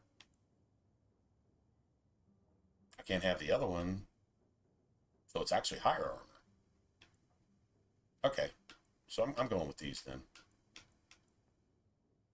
Yeah, no shit. I can either have 38 or I can have 54 going in the deep roads. Gotcha. I mean, I can literally put these on, 2 levels later, put these on. Just be aware that those attributes are going to leave. And then put these on. Or I could just get rid of these entirely. And just put these on when I'm ready. That's what I'm going to do. Alright, let me put Sebastian's shit up. So I won't have an opportunity to even give them to him till Act 2. Right? Alright, nice. Okay. I think me and Bro Dude Bro are ready to go. Chew on some ass until his teeth get tired. How about that? Hey, bro, come on. Want to go chew on some ass until your teeth get tired? It'd be like, rough. You got snacks? I might be willing if you had snacks. I got sausages and beef jerky. Oh, I'm down. Let's go chew on ass until my teeth get tired.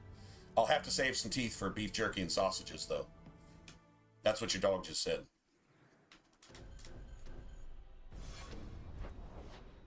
Okay, I need to go up here real quick. Just for one thing. Honestly, I should have gone to Black Emporium first, but I want to do this while I'm still thinking about it.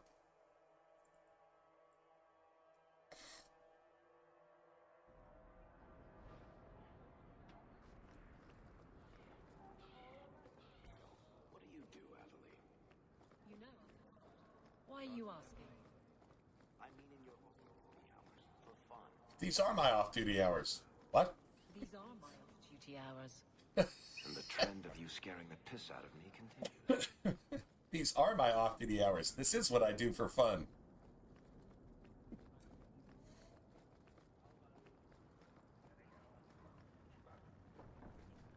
Okay, so as long as you cross it off on the list... Well, that's interesting. Okay, never mind. There should be like a little cutscene there with Sebastian, but we already marked it off when we got to when we read our mail. Okay, so let's buy 3 respecs. 1 for me, 1 for Varric. Aveline and Carver don't need one, which is good.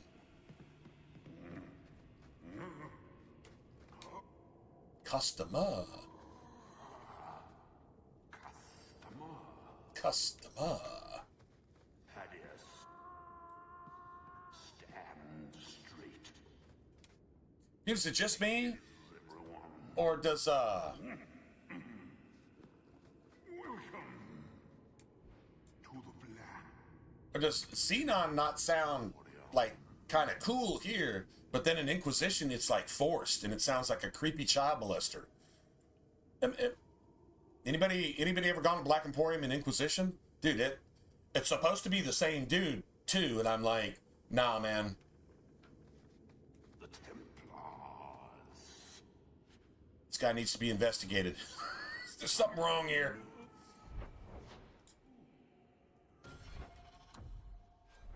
Nah, man. No. This isn't right.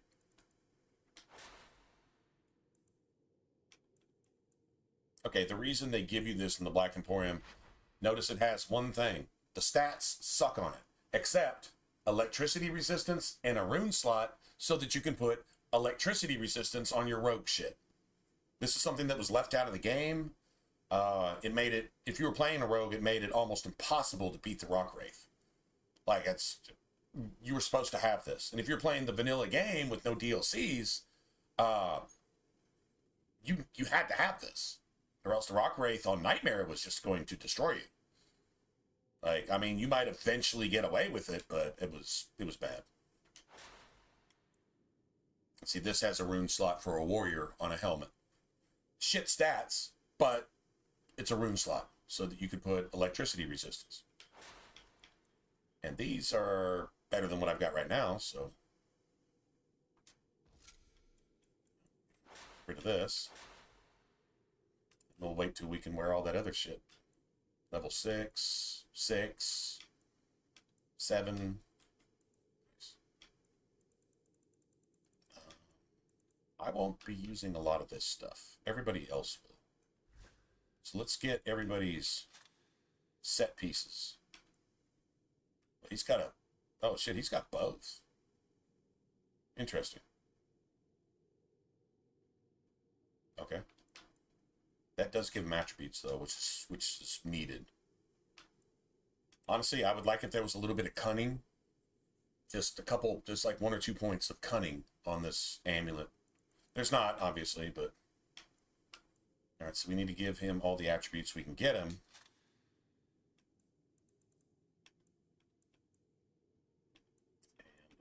One more that we can give him. This one. That's got a point of cunning. He needs that. The damage resistance is nice, too. So that's actually a little better than this. Now this, the physical damage resistance, if you use Meryl, that +2 health regen for Meryl is actually pretty cool.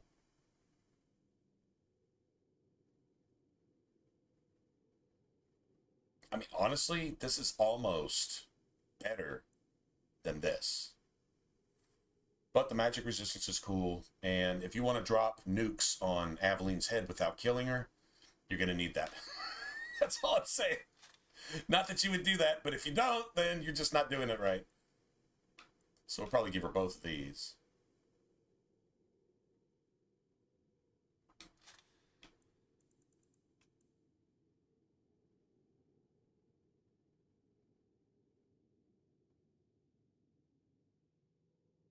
That immunity to critical hits is not backstabs. It's critical hits on basic attacks.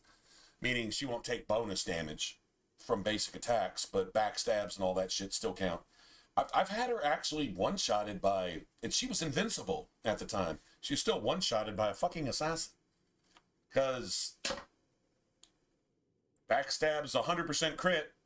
And that immunity to crit doesn't count towards backstabs, because that's 100% crit. Of course, there's enemies that will have some of the same advantages you have. And I've hit them with a rogue on a 100% crit thing like Explosive Strike or Twin Fangs, 100%, or Assassinate, and their entire bar flashes white. And I know these dudes are immune to basic crits because I'm sitting there hitting them, and their shit isn't doing anything. Although, there was a thing on the Series X where I was hitting the Rock Wraith with guaranteed crits, and the health bar was not flashing at all. So it was like complete absolute immunity. And I'm like, that didn't used to be a thing. I remember watching this dude's health bar flash. At least I thought I did. But, yeah, anyway. All right, hold on. I'll be back in a sec.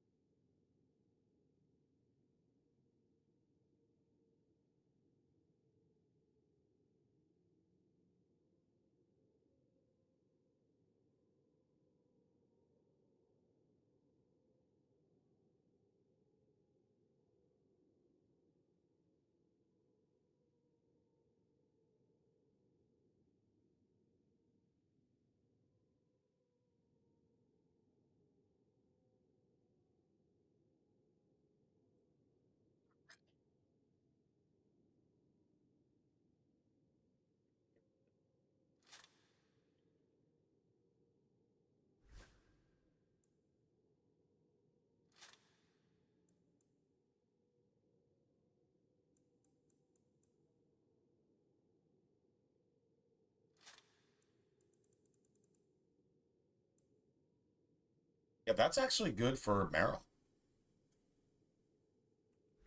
I mean, it's almost as good as her personal belt, too. Health regen, physical damage, just more damage. But her damage resistance there is obviously better. But that's really cool for Meryl. And then give her the Amulet of Cerebos, and then a couple blood magic rings, and hopefully give her a staff that has some kind of blood magic advantage to it, and shit, you're good to go. This needs to go to Varric. He starts about, let's see, what are we at? 615? He starts about 700, about seven something. 700 XP behind.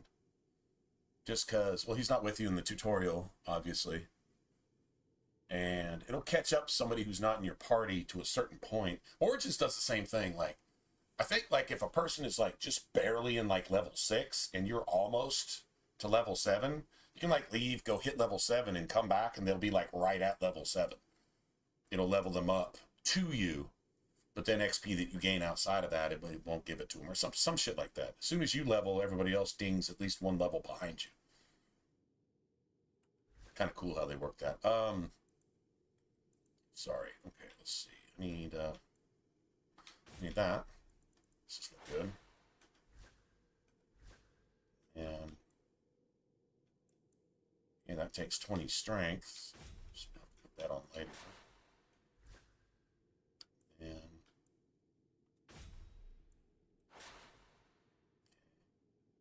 it's not a bad looking sword either.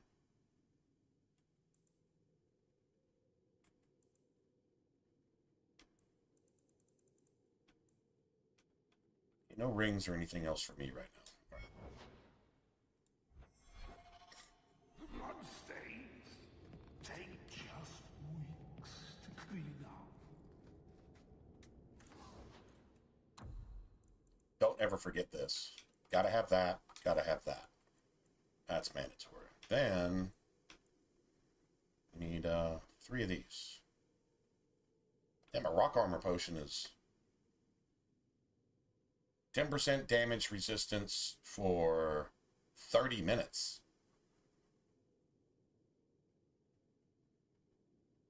Huh. But you can't use Mighty Offense with it. Interesting. Okay. Anyway. 30 minutes. That's a long ass time. So, can I get 3 of these? Still have some. I can technically get 4.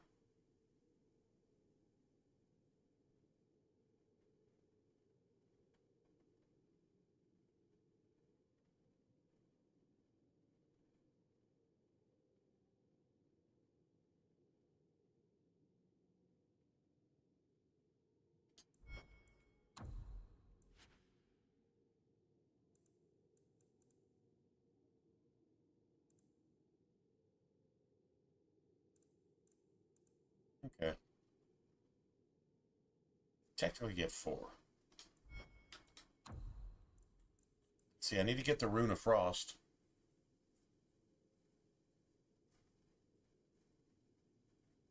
Maybe a backpack. Not sure if I bought all the backpacks. I think I did. I think when I first got to... Shit, I don't remember.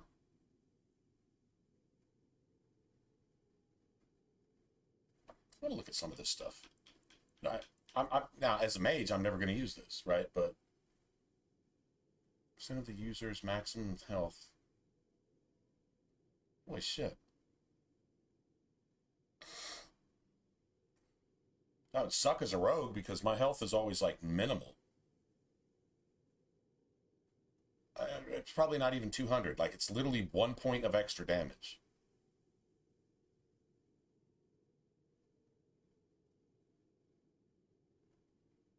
And I don't think you can use this if you're a warrior.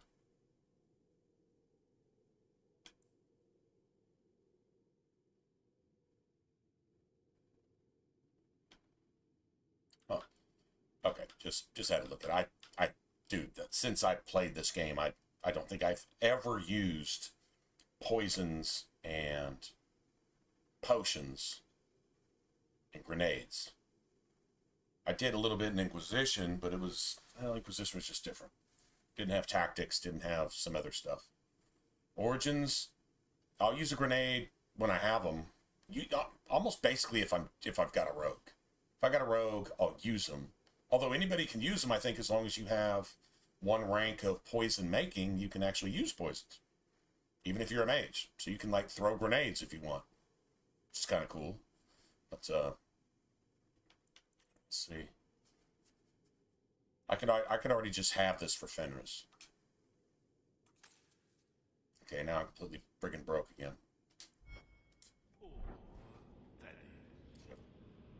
So now me...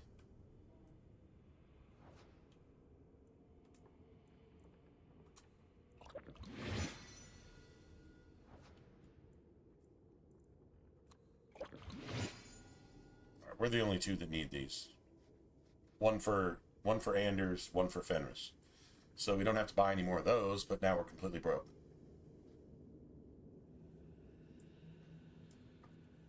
The Rune of Frost pattern only costs 20 silver, though. And as soon as we get this Rune of Fortune in Varric's gear, we can start collecting shit out of some of the barrels and boxes and stuff, and should probably get enough silver to buy whatever else we need, but we're still going to be broke for a while. Let's see. Okay, so here...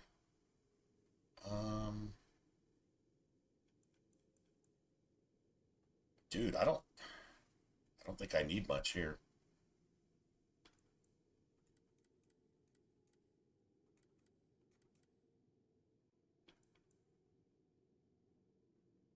I think if I get this to 15, I'll never have to put anything else in this again. Like, literally. If I get to 14, it might be the same thing.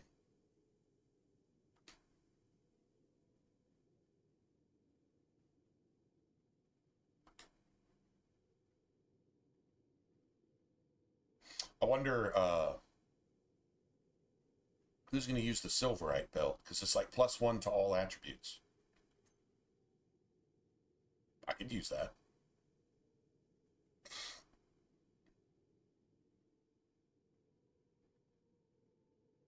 There's something about a mage having a decent critical chance that, like, really, that resonates with me. I'm totally down with that.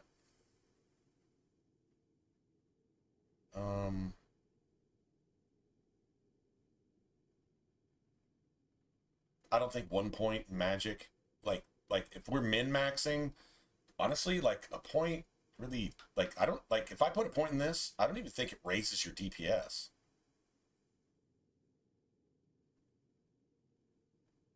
So 29 means that I'm attacking 1 1/3 times per second. So, like, if I put a point in here, it didn't even raise.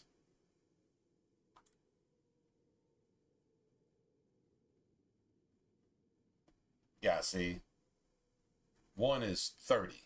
1 1/3 is literally 41. So, yeah, that's, there you go.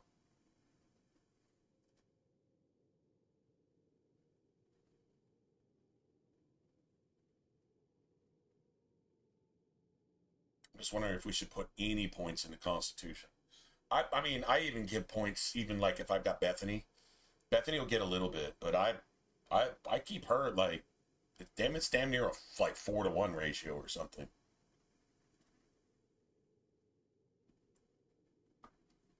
I kind of want to play the same way myself. I don't mind dumping a couple points into decks here and there as we go along. I don't know, 5% critical chance makes up for 5 points that could have been in Magic, but I know this. I don't have to dump as much into Constitution as I would if I'm playing a Blood Mage. Willpower, mana really isn't a problem, believe it or not. I think 15 is like the base. And then you want at least like +3 willpower on other pieces of gear. So if you have to equip something that requires 18 willpower. There shouldn't be any magic items in the game that require more than 18 willpower. So 18 should be like your minimum. But gear counts. It doesn't have to be 18 natural. It can be 10 plus 8 on your gear, and that works just fine. Like, seriously. But I mean, you think we started with 12. This is kind of the perfect basic start, really. 15, and like I say, having an extra point or two, I don't think kills you. Like, it's not absolute min-max necessarily. Like, there's certain specific pieces of gear you can shoot for to get that willpower to 18 so that you can equip something, and then, you know, but we're going to have rune slots in our shit anyway. And then you've got, I don't even think it fucking matters, to be honest. I don't think I have to put anything in that. Oh, shit.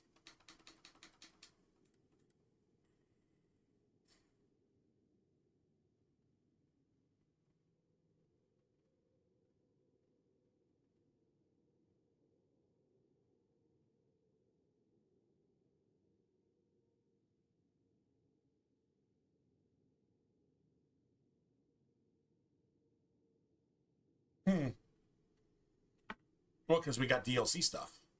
And a lot of that doesn't. But, and some of it has, like, extra attribute points and shit like that, too. No doubt. I wonder if we really could min-max the shit out of this, now that I think about it.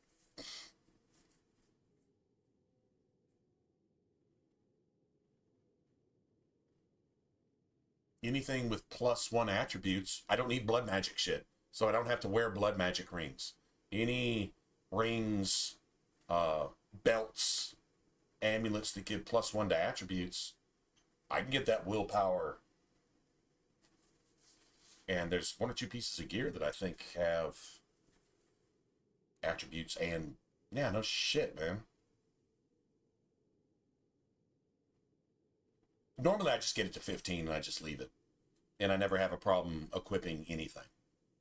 But you'll have invested a point or 2 into willpower that you didn't need to. I don't think it's really that big of a deal. I would just go 13 right now.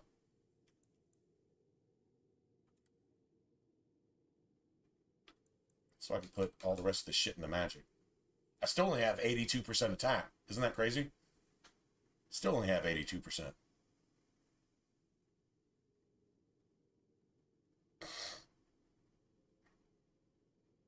Putting every single point into magic except 1.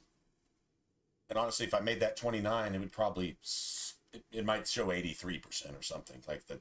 Like, it doesn't even matter. Okay, the cool thing here, we definitely need this. That's mandatory. Okay, so we'll be able to handle haste and heroic aura duties later. And the cool thing about it is haste only requires 3 points. So you don't even need to upgrade heal, because we'd be doing this around level 20, right?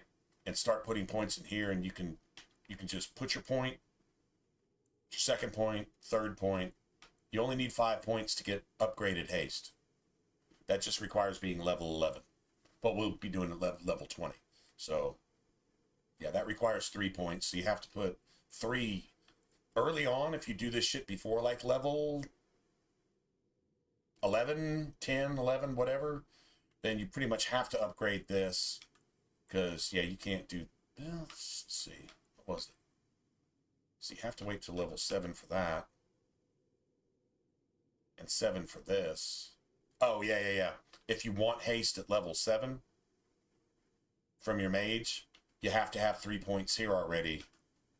And unless you have an extra point to spend at level 7, you can't have both of these. You can either do this or you can do this. And haste is the be-all, end-all of this game. Anyway, we don't need that. We're going for... is just pretty much max everything. So basically, we're going to have... let's see, what is that? That's 7? 8. That's 8. 16. 24. 25. 26, 27, 28, 29, 30. That's 30 points. And you're like, well, you can't level to 30. I mean, unless you just did everything and it would be at the absolute end of everything, and you wouldn't even get to play your character really like that. But there's 1, 2, 3, 4, at least 4 extra points that can be had.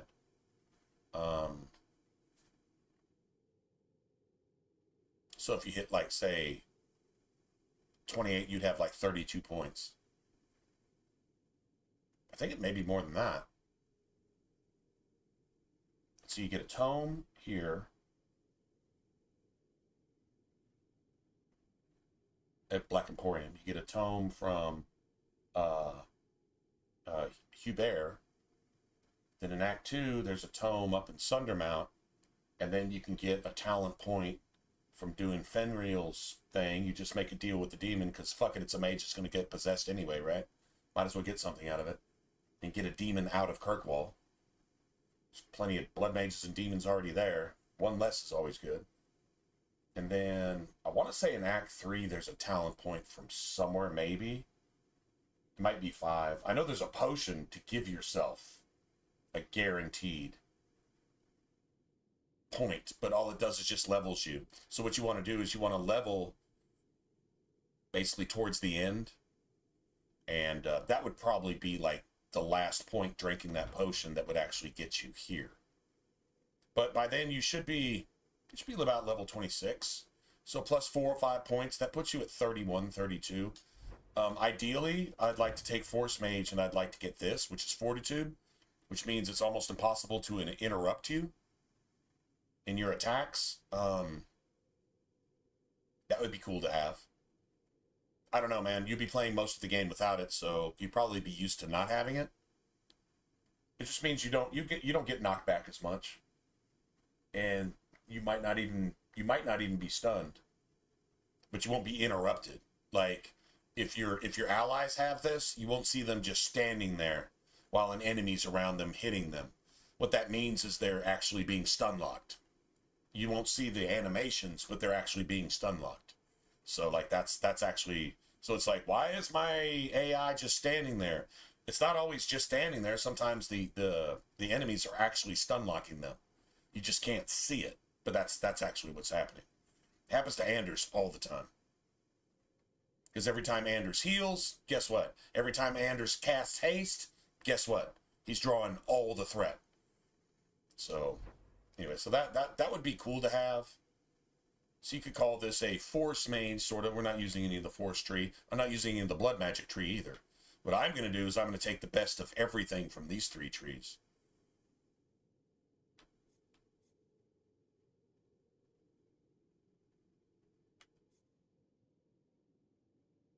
Yep. And you can still heal with a regular health potion, which is extra fantastic. So 1, 2, 3. Let's just go ahead and just start off with Firestorm just so we have it. Because who doesn't want to just nuke everything before you even start the game? That just sounds amazing to me. Hold on a second. I did get... Okay, I got that.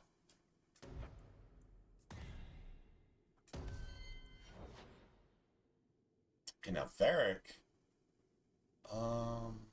Not... Okay, he's going to get 1 cunning off of that ring.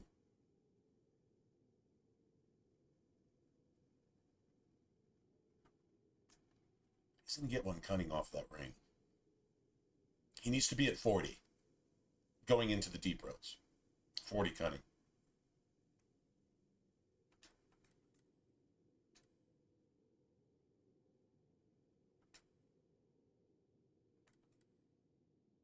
So that... Once he puts on that ring, that should put him at 22, right? And then that's it.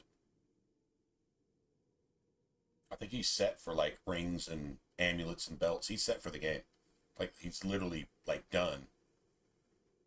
So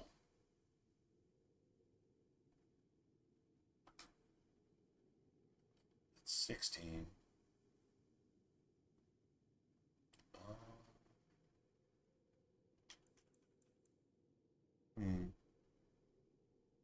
I wonder.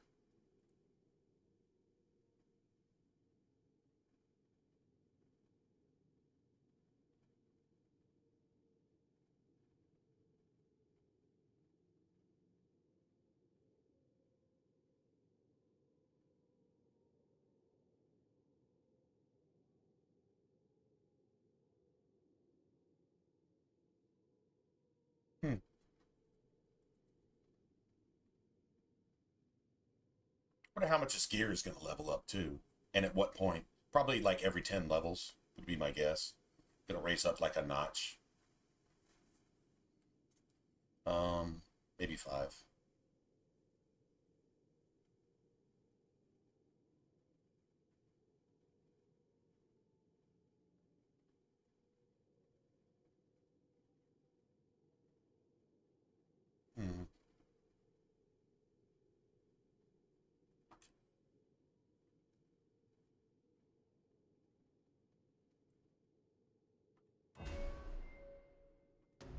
You know, here's the thing with him. This is why you have Varric. Disorienting shot. It sets up elites, which are usually assassins and commanders and shit like that. Some big blood mages and so on and so forth. It sets them up for combos. So if you have him use pinning shot, which will eventually be called disorienting shot, at level 8. You got to wait for level 8 for this. But then it really starts going down. And that physical damage is going to get kind of ridiculous. I don't think there's a guaranteed crit chance on this, but it's guaranteed disorient on any enemy. Even like Meredith, Orsino, the High Dragon, everything gets disoriented for at least a second. Sometimes it's not even long enough for you to react to it. But if you've got enemy is elite or higher, disorienting shot, and then you put tactics on one of your other mages to say if enemy is disoriented, then use a combo. Spirit Bolt, Stone Fist, whatever. Stone Fist is good and bad. Stone Fist is physical damage, so it doesn't hit as hard. But there's a lot of enemies immune to spirit, like Desire Demons. Now Orsino and Meredith are both weak to spirit, by the way.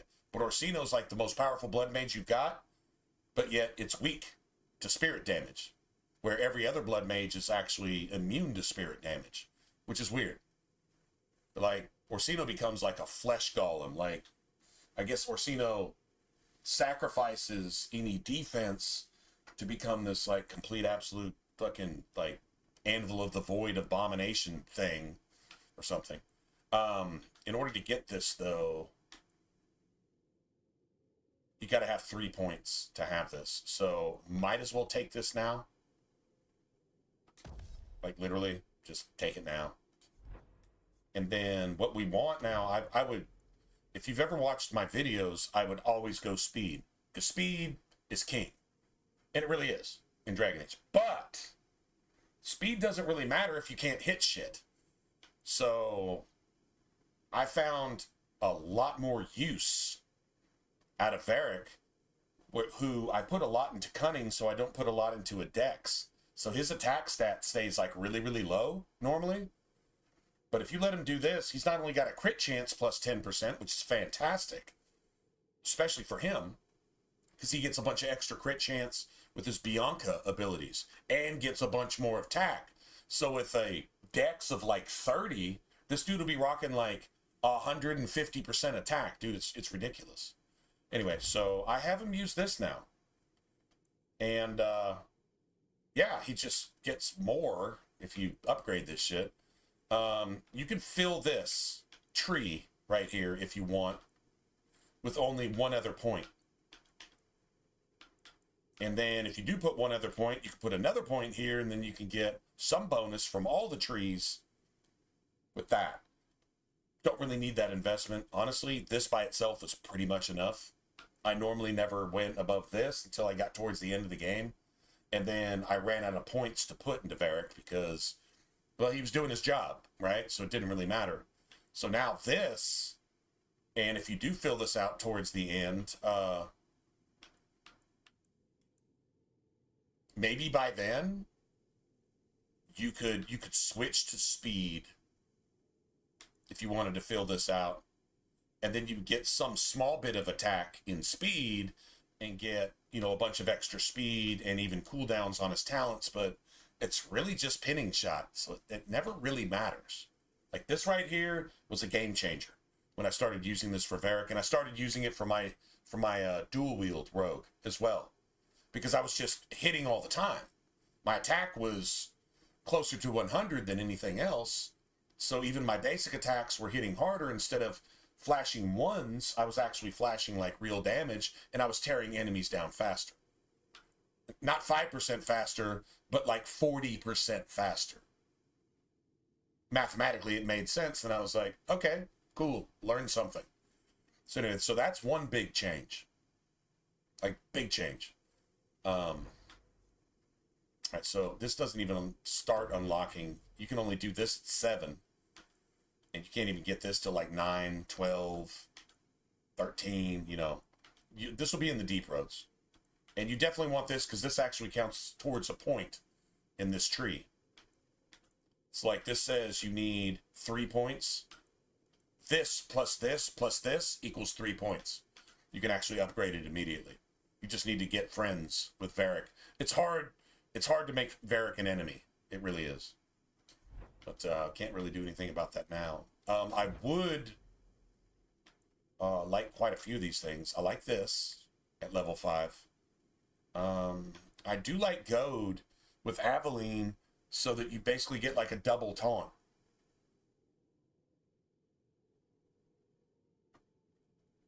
I do also like the stamina regen too, so none of this is a bad idea. As far as just straight up gameplay goes, giving her extra goad, just saying, it's nice to have. I'll take this at level 5 anyway. So take this now, take this at level 5, take this at level 6. Take that, no, actually won't even take that at level 6. Come to think of it. No, that's a bad idea. I have to have this so that I can have that at level 8.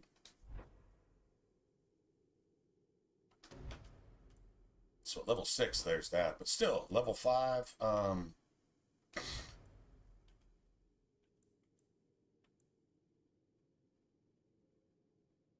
level 7 is kind of open. 5. Yeah. 6. And then I could do this at level 7. Then take that at level 8. So, I mean, I guess you got that. I just have to wait on this stuff. But that's fine. That's cool. All right, so we'll probably just take this now. Definitely want that at level 5, though. But Goad is good because it directs threat. And the more attention you can give Aveline is the less attention everybody else is getting. Just remember, Goad has a range. So you're not going to get the whole map to jump on Aveline. You're only going to get enemies that are around Aveline to jump on her. It's basically just an extra threat, extra Goad, extra war cry, if you will. So you really want to increase Aveline's range of war cry to where it covers most of the map, and then you can upgrade Varric's Goad to where it works basically the same, just double. And then if everybody's on Aveline, well, you just drop a nuke on her, and if you happen to kill her, well, you can give her an injury kit later. That's okay, but you've killed everybody else, so it's all good, right? I gotta pee. I'll be back.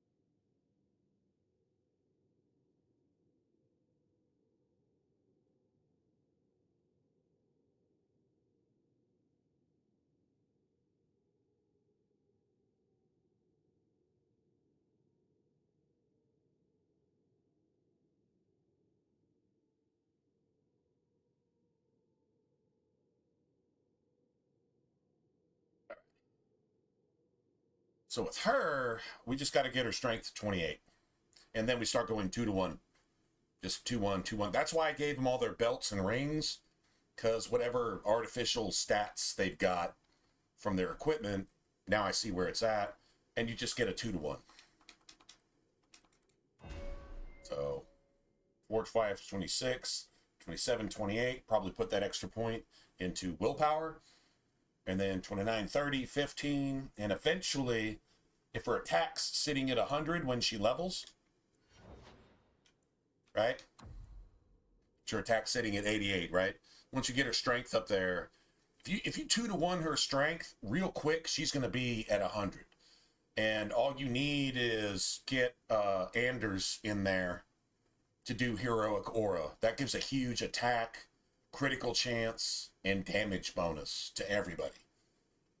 That's also the importance of keeping Anders alive, which is the last thing you want to do because, yeah, a piece of shit. Anyway, whatever. All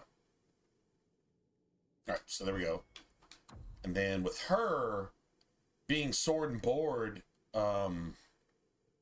she's going to attack a bit slower because shield defense is her shit. But, well,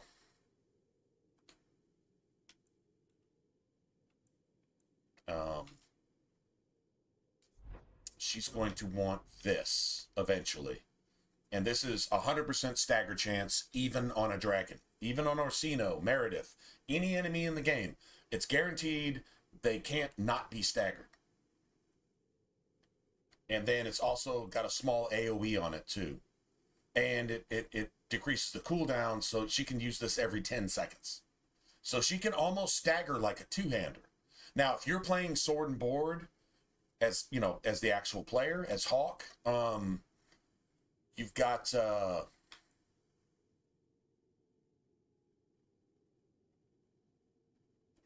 that's not it. Is that it? No, I don't think that's it. Is that Assault?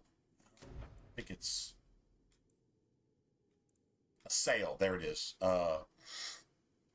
It's not only bonus damage, but it also pinballs damage to enemies around you. So if you've got Cleave and Claymore, which is stagger chance increased, and then you also hitting multiple enemies near your target, your one-handed weapon now becomes basically a two-hander for the duration that you have these active, right?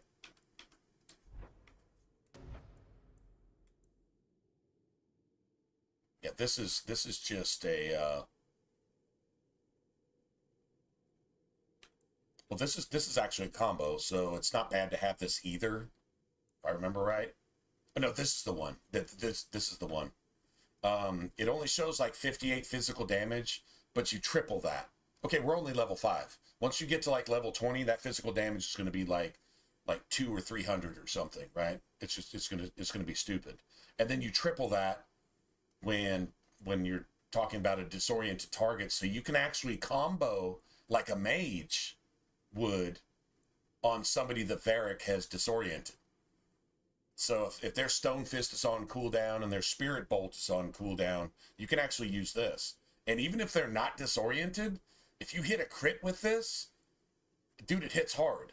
And it's okay. So with a two-hander, you would call it Scythe. With this, it's basically the same thing. It's just with a one-handed weapon. And remember, one-handed swords only do like 2 or 3 points less damage than a two-handed sword, but they swing twice as fast. So if you're playing sword and board, do not use shield defense, right? Your offense, you are not defense. Your shield itself is going to give you extra armor. Live with it. Just deal with that. But what you really want is the ability to do basically a two-handed's job twice as fast. I actually have more DPS out of my sword and board than I do out of my two-hander, which kind of sucks because the two-hander should have some advantage. But here you can turtle up just because you exist, and you can kill things twice as fast. Just zipping around like a hamster on crack. And dude, your lunge on a basic attack will cover like a quarter of the map. So if an enemy's here and you're here, you can lunge to them. bash it with your shield and all this shit, and you start getting stuns and staggers. Dude, it's ridiculous. Sword and board is, I hate to say it, it's better. But there's something satisfying about swinging a weapon that's as big as you are. So two-hander is like really cool too. And there's some critical chance advantages for a two-hander. That's about all you get. Because the same Reaver stuff, you can use that with sword and board too. Yeah, I'm serious, man. It's pretty gangster. Anyway, so we're gonna make her immune to flanking. As soon as she levels, we'll get staggers going, and then somebody needs chain lightning. If I don't get it myself, which I don't think I'll be able to because I spent pretty much everything in the elemental tree, then we're gonna need Anders to have that. So that's, yeah, anyway. Right? And then we need elemental ages. So what we're going to do here is we're going to go to tactics, like right now. Be any elemental ages. So she's got shield defense, elemental ages. She's going to swing slower, but she's going to be tanky as shit. So that's, I guess it's worth it. And then shield dash normal or higher. You want her to stagger anybody that's worth staggering. So it's normal or higher. Normal enemies on Nightmare have the decent sized health bars, like your basic abominations, shades, shit like that. Like petty enemies. I mean, even if you staggered them and you hit them with a chain lightning immediately, it would still like wipe out like probably a small mob of people. But still, it's better to use that on normal enemies. So hopefully she's going to use it all the time anyway. And then you've got to give her enough willpower so that she's actually able to do it. So here, we probably say self, stamina. All right, now she's got about half of her willpower pool reserved.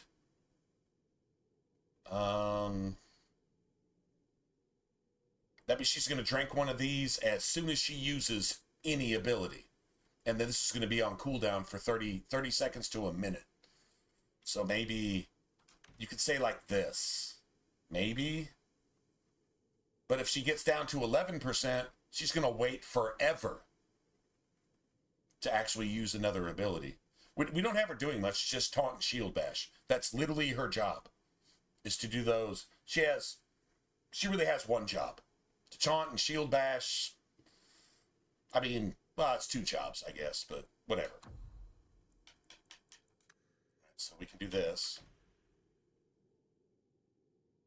She might get stuck in no man's land a lot. Honestly, if you get her willpower up into like the 20 range at some point, I would bump this up to 25%. Like right now, honestly, I mean, let's do the math. Actually, we can do the math. Her willpower is 105, and she's reserving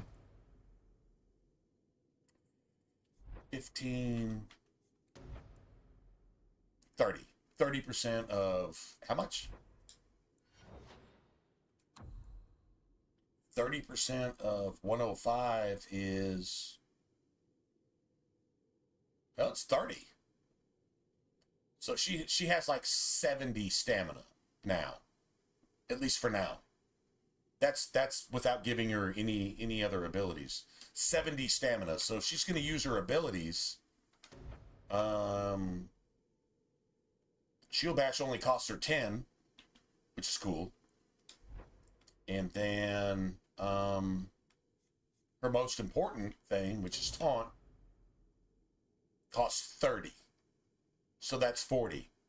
She can pull that off twice, theoretically.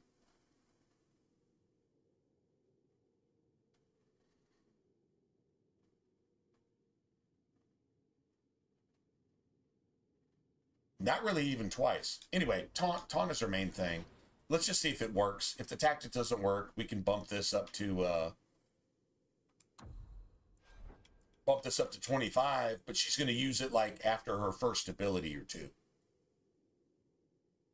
And then she'll be able to use her abilities once more, and then she'll just be stuck for the rest of the fight, just poking with her sword, doing nothing. So I mean, you don't have a lot of resources starting the game. We're only level 5. It's like we're literally not even starting Act 1 yet, so it's not that big of a deal. I still say this. I still say it's 25. Let her slug that shit after she uses her first like ability, and then uses the other ability, and then maybe uses one more, and then she can replenish, and then when those are off cooldown, because they cool down like really fast, then she can actually use them again. That's what I say. You know what? Honestly, it's like if you want to conserve shit, it's just not going to work. Okay, so that's 2 to 1. That's 24 to... No, sorry. That's 2 to 1. 26 to 13, then we'll put that extra point in will. And then with a two-hander, this is the most important thing in the game. Bulwark. Because they can use it every 10 seconds. And they can be basically invincible to everything for like 5 seconds. So out of every minute, they're basically invincible at least anywhere from 15 to 30 seconds out of every minute, basically. So that's cool. Got 2 points here, so that's already upgraded. So we'll take that, so we can take this. Don't really need staggers yet.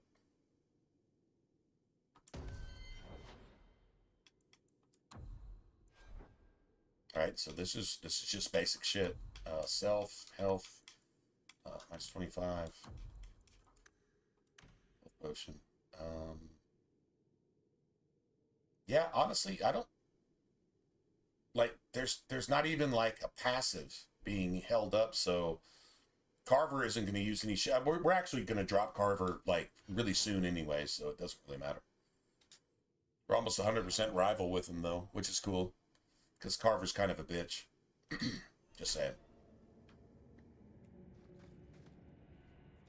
Alright, so...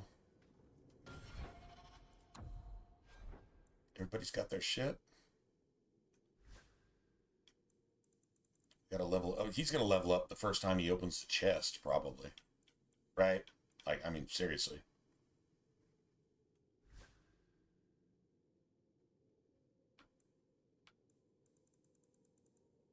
Nice. She's actually done. I don't know. I mean, I might get her a different ring later or something, but like she's actually set.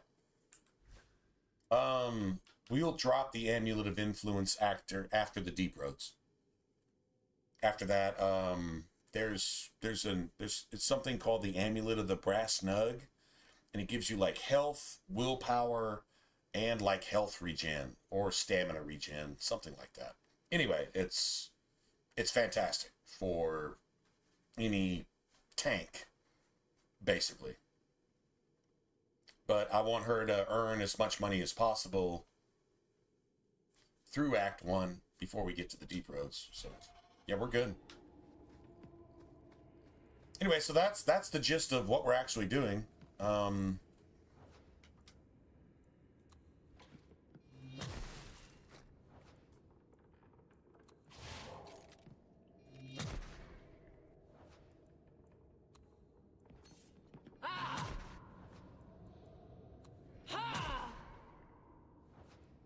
See, he doesn't have anything. Carver's just, I don't know, tagging along for the ride, hiding in our shadow. That's what Carver's doing. Okay, so now we need to go put the Rune of Fortune in Varric's gear.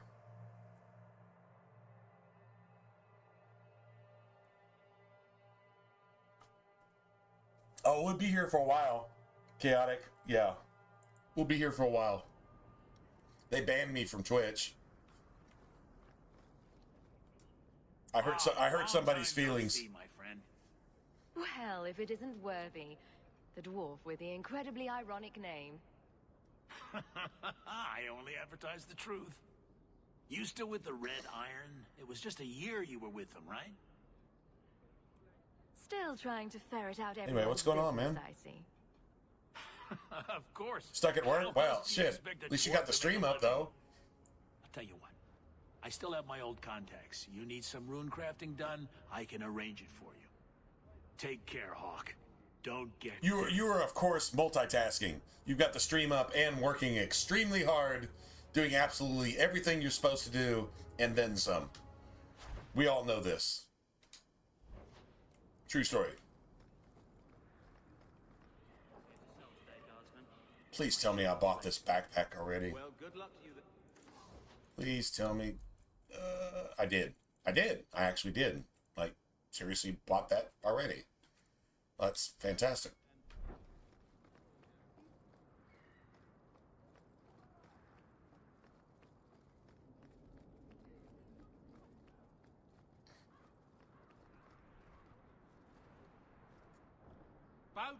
Bodan Fedek. both common and rare, at your service. Bodan And this is Fedek. my son Sandal, who is as brilliant an enchanter as you'll ever find. Say hello to the nice human, Sandal. Hello. We shall be accompanying your I noticed they expedition have and providing matching needed supplies. dwarven garb Quite on. exciting, isn't it? The thought of adventure does make me giddy. A kindred soul, surely. But I digress. Do you wish to peruse my wares, or perhaps make use of Sandal's unique talents? Enchantment? Just so.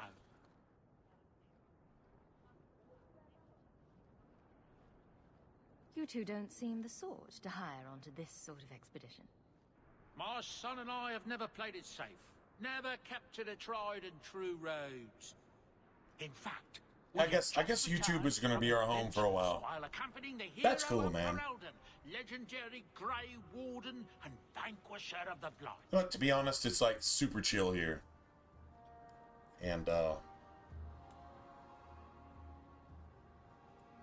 think we've been away long enough that pretty much anybody wanting to come hang out actually just legitimately wants to come hang out. Stream, chat, bullshit, whatever. I don't, today After all his accomplishments, may he find today was a weird ass day. But surely my past is hardly of interest to the A disturbing one, right? But yeah, for overall, that's just, it's nice to be back here. Wish we could talk about something more positive, but I mean, I don't know, man. Shit is what it is, right? It just is.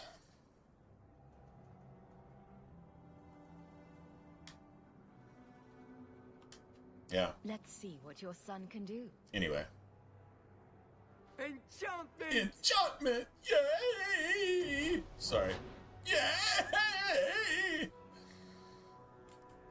Alright, so we gotta get this in this. That's mandatory. And then Aveline, she's gonna be using this.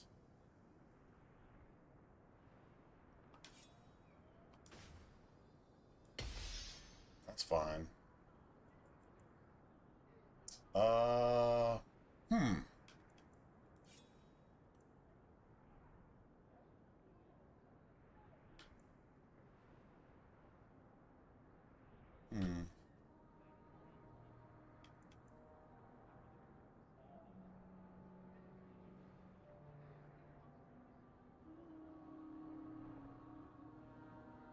Fire. Who can use the fire? You know what, actually, if this is what we're gonna roll with... Actually, you know what? I just gotta remember to equip Aveline with that when we get there. There you go. That's a true story. So we can use all that shit.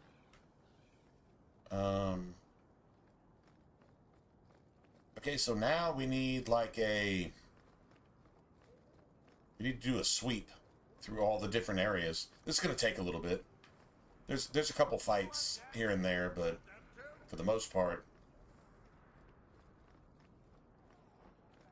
just need to make a sweep.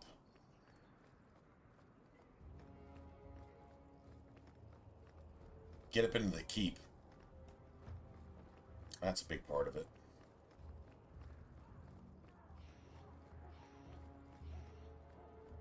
It's not really going down in Hightown until you get here at night, and then it's worse than, well, basically any other area in the game. In Act 1. Yeah, the guard pretenders and all that bullshit. Like, seriously, that's one of the hardest things about Act 1. I hope it doesn't rain.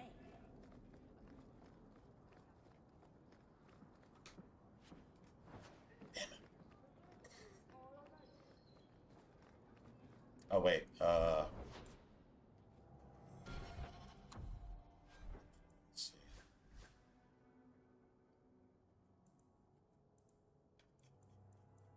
There we go. And get rid of that shit. Just gotta give her the edge of night when we get to Night Lies. I'm telling you, I'm gonna forget that I need to do that. I am going to forget that.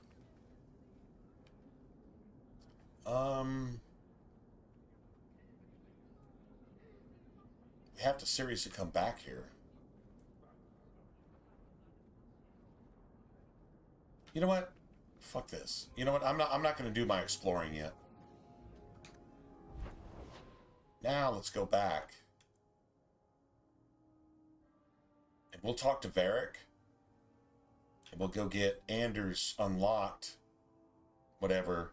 Then we'll go here and then talk to Anders. Then, yeah, then we'll make our rounds. Okay, that's what we're going to do. True story. Okay. Yep. I got a plan.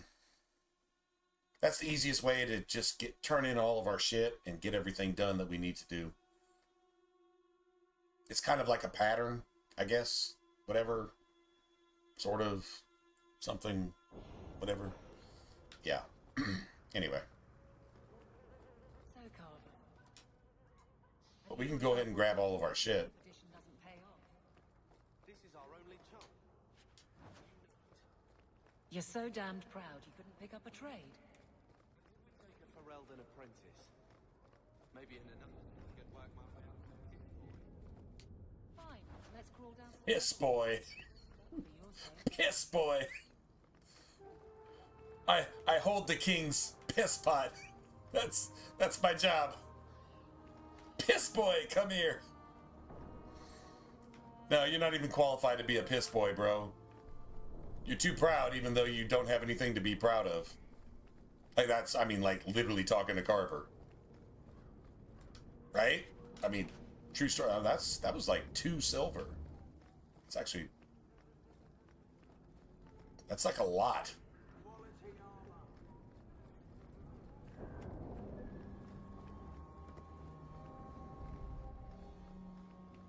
Back alleys, side areas, man. I love this game. I seriously love this game. True story.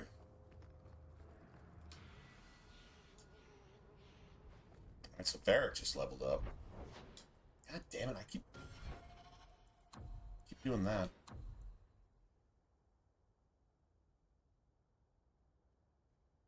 Okay, so here's the thing. It's going to be at 22. Oh, sorry.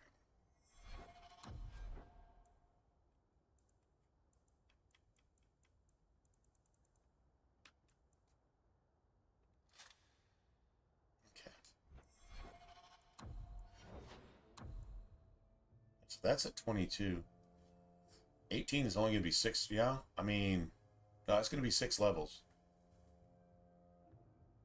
True story. 6 levels. That'll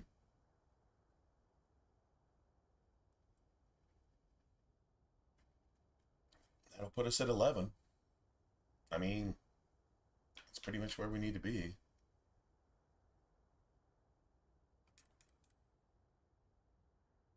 Yeah.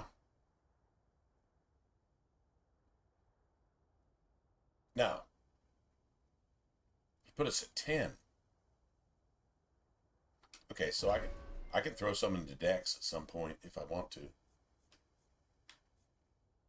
So that's can't do anything there yet. Beautiful. Varric is like literally perfect right now.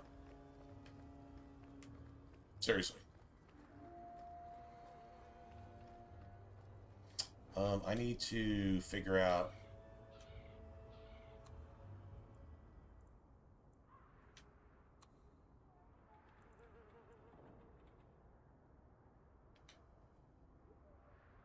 Okay.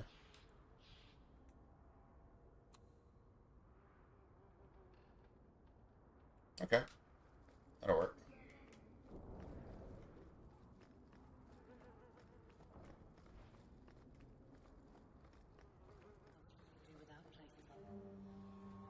I really do.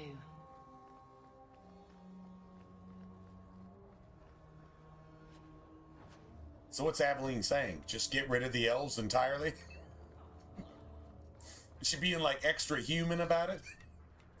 Just get rid of all of them. We don't need places like this. In fact, if it weren't for the elves, we wouldn't have places like this. What is what's his name? Stan in Dragon Age Origins. What does he say? They excel at poverty. I'm sorry, that's the closest you get to a Canary joke. They excel at poverty. But there's so much truth to it, it's like, okay, I can't really argue with that. That sounds like pretty discriminatory, but it's 100% true, so, yeah. They kind of make their own bed and lie in it, and somebody else is supposed to take the blame so that they can just keep being impoverished? Yeah. It's actually a really good point. Just saying.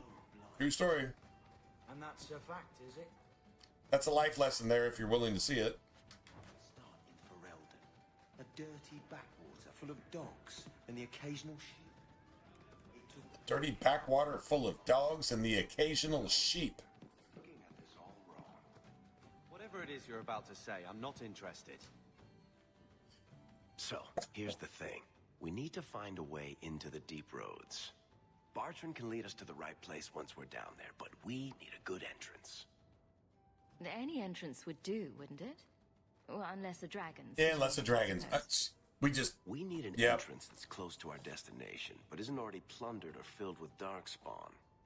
Hey, what you got to eat, man? Receive some new information. There's a great we want to hear about this. Food details are important. It'll be him. Sounds like you have it all planned out, Varric. And that, Messer, is why I'm here. How do I make it look good? Oh, shit, I don't know. Playing it for like 15 years? Maybe. If it looks easy, then I guess that.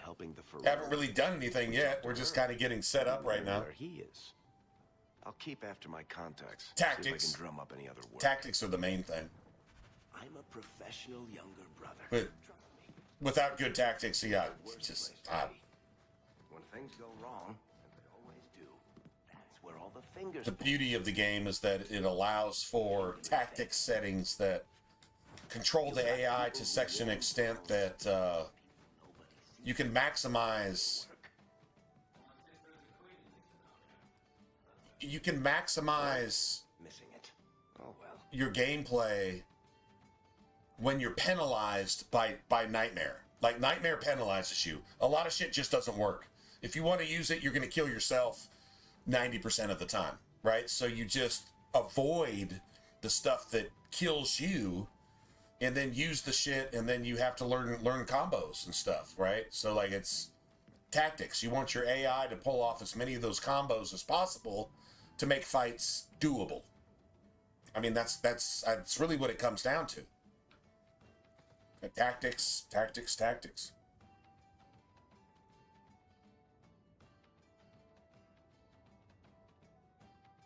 Smoky Chipotle. Oh, Chipotle's fantastic. Dude, I like Chipotle anything. I work at Pizza Hut And for a while, they had these. I mean, they still got them. It's a stuffed crust pizza, but they had a deal. You could get 3 sauces with it, and what they recommended was a ultimate ranch, a chipotle ranch, and then like a pepperoni ranch. The chipotle ranch was some of the best shit you ever had in your life, dude. It went on any. You could almost put it on ice cream. It was that good. It was, dude. It was. You could just lick it all by itself. I'm serious, man. This shit was amazing. Chipotle ranch. Yeah, and it was friggin' awesome. No doubt. Yeah, Chipotle anything is, dude. Especially like any kind of meat. Like I mean, even like shrimp and fish and lobster and shit like that. I mean, like seriously, Chipotle would actually work with that. It works really good with chicken though, right? So wings, a Chipotle ranch on like a chicken salad, man, that is the shit.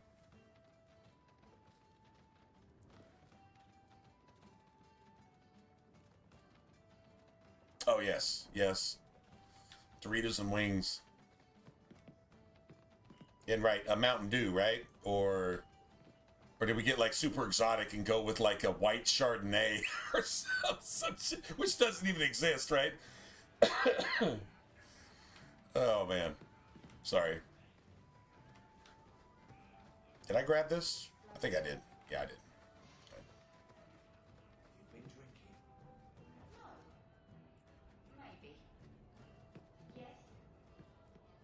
All right, so now we got to go talk to the pedofilth. Anders the pedofilth. Lovely. Well, I mean, not yet exactly, but we gotta go deal with that thing's blood mage supporting woke liberal friend who defends all mages no matter what mortal crimes they've committed. What's your issue now, Little Hawk. Let's see. Let's get rid of that. 13 nature? Don't really need that.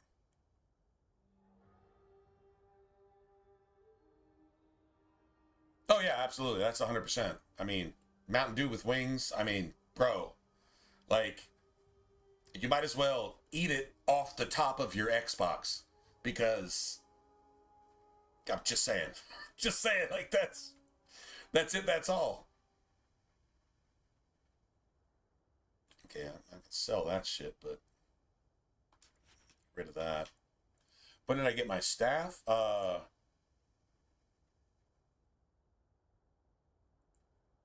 Octopath. Oh, my staff. The only staffs I have now are from DLC shit. It's just like, you know, the mage cash, whatever. One of them just basically comes with the game. It comes with the Black Emporium, and then I think the other 2 are from like the mage cash. Or I forget exactly what it's DLC bullshit.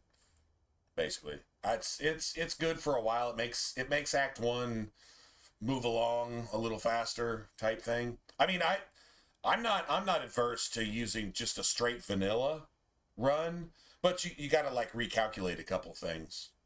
This gives you a few things that make the opening act just go a little smoother. I mean, if you've done it 1,000 times, it's like, can we just get on with this? Once you get to Act 2, you really need to start looking for shit and buying stuff and so on and so forth. But yeah, these staffs here, what is it? Yeah, the Apostate's Courage comes with, I think that comes with the Black Emporium. Or, no, I'm pretty sure that's Black Emporium. I think it is. And then these 2, these just level with any staff that levels with you pretty much comes with DLC. So it's like if you want a particular damage type, actually it's not going to be all that. It's going to be basic early, but it's going to just Eventually it's going to go from like 5 stars to 3 stars, and it'll kind of stay that way. And then when you get into your like 20s, it'll go back up to like 4 stars. I don't think they ever become 5-star staffs again. I don't think they do. And you'll start finding other cool shit to use too. But I mean, they're like, if you just don't want to look for gear anymore and you're just lazy, they're good for that. I just got them because I got them. I don't know. I mean, I've been playing this game since it came out, so sometimes I delete the DLC. I just delete it, and I just play the game vanilla. And it's you have to look a little harder, and you have to hope for luck a little bit more, you know, to find staffs as you go along that are actually worth a shit, that type of thing. It's just, honestly, it just makes Acts 1 a little smoother. Because, I mean, if you've done it 1,000 times, you've done it 1,000 times. You know, it's that type of thing. I'm not tired of the game. It's just DLC stuff. Like I say, we fucked around with it and then not, and then done it and then not, and then it doesn't really matter. But that's what I'm using right now. It either comes from the Black Emporium or one of the Mage Stash DLCs, whatever they're called. The coolest thing about it, you can't even like buy them through a 360 anymore. You have to like literally go to either Xbox, Microsoft, buy it there, and once you paid for it, or you can go through the Series X, or probably an Xbox One, probably still works. You go to the marketplace there, buy it. Then you have to come here and go look for purchases and then download it. You can't even like access it anymore. It was crazy.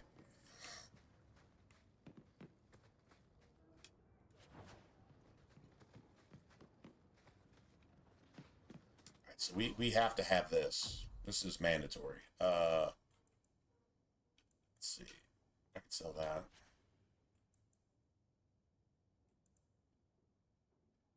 And we've gotten all these back. Dude, I sold those potions earlier. Octopath. You know what? That's the second time I've heard Octopath in the last week. I have no idea what it is. Dude, I have looked at nothing about that. I don't know what it is. But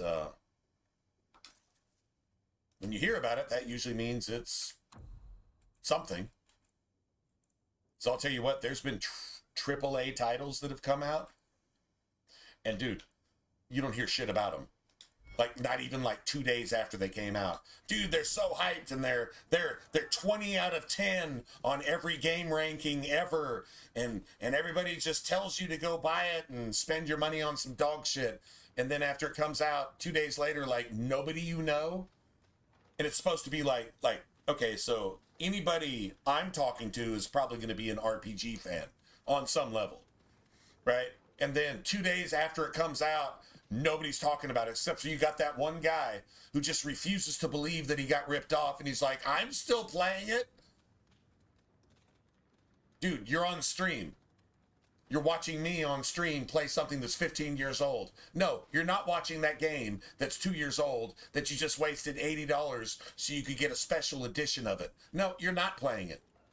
You're playing it while you're watching stream because apparently my old ass is more interesting, whatever the fuck you just paid $80, $90, $100 for. Yeah, actually, no, you're not still playing it, actually.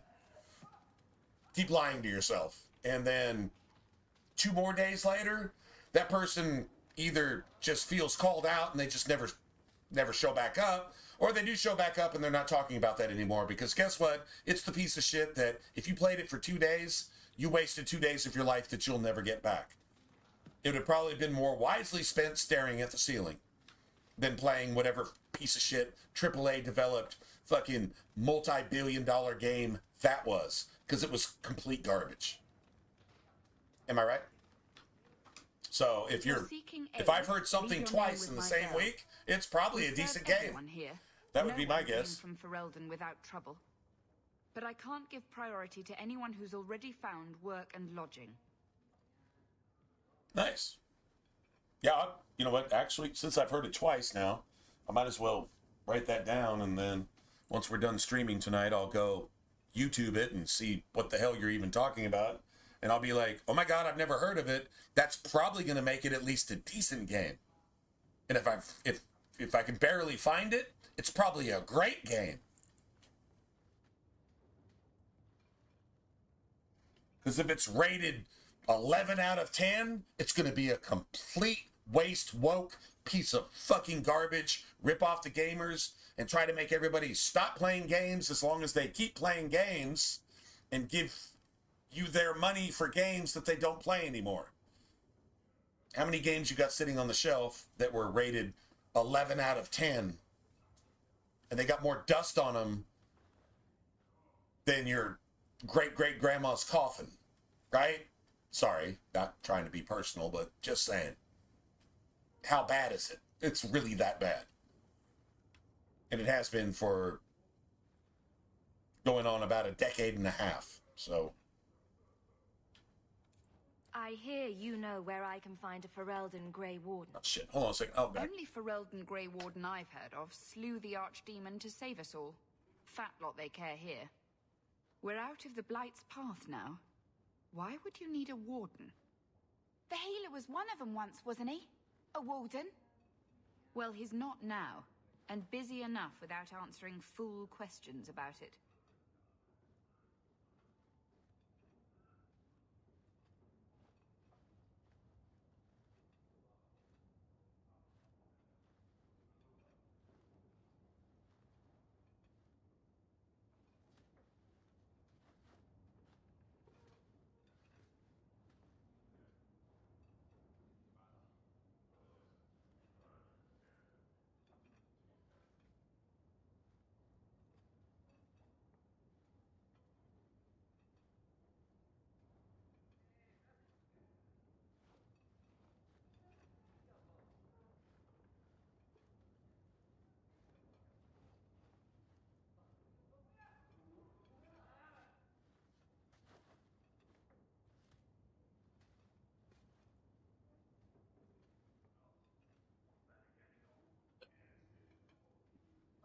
Okay.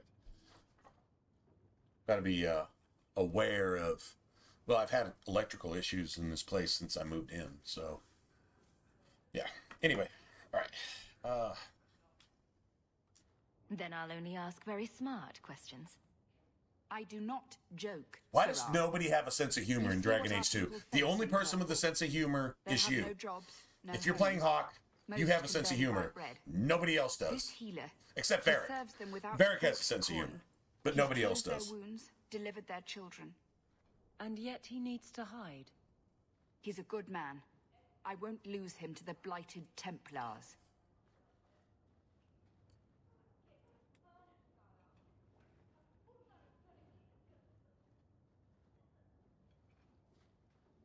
You know what? Fuck you. I wouldn't worry so much about his safety. Worry about yours. Don't you? Hawk is a mage-hating mage. You think we're I'm a mage, so I'm going to use my satanic given abilities to kill all the Satanists. After what he's done that's what Hawk said. Still, I suppose mage-hating mage. Him out. Anders certainly hasn't turned anyone else away. Look for the lit lantern in Darktown. If you have need enough, Anders will be within. She has goblin teeth. Anybody notice? She's got goblin teeth.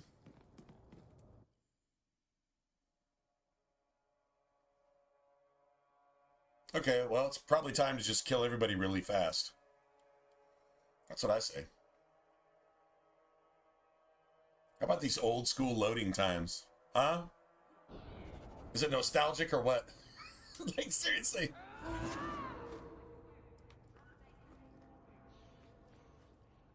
Hey, I'm not sure if fire even works on these assholes. Healer. We know what happens to mages in this town. Really? And it ain't gonna happen to him. You know what happens to mages in this town? What? What actually happens to mages at any point in Dragon Age 2? Whatever happens. These cries of, I'm being persecuted, while nobody's touching you, even looking at you, or even acknowledging you as existing. At any point, ever, during the game. And if they do hunt somebody down, it's only because they have no political backing. And then even if they do, once you hunt them down and find them, you just let them hang out and you actually reward them until they decide that, well, it's blood magic time, and they sacrifice and murder you and your entire family and everybody else so they can raise more demons to go hunt down everybody that's hiding to murder them too. That's what happens in this game. No mages are being persecuted ever at any point. Well, no, there's one point, but it's a Templar who is not even approved by its fellow Templars because it's a serial rapist pervert who uses tranquil boys and girls to satisfy the sexual lusts of itself and its fellow Templars, but it's not even part of the Templar Order, really, so yeah.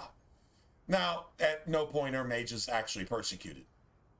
Criminalized by criminals? Yes. By the Templars? No. Now, I see the Templars being persecuted by the mages pretty much the entire game.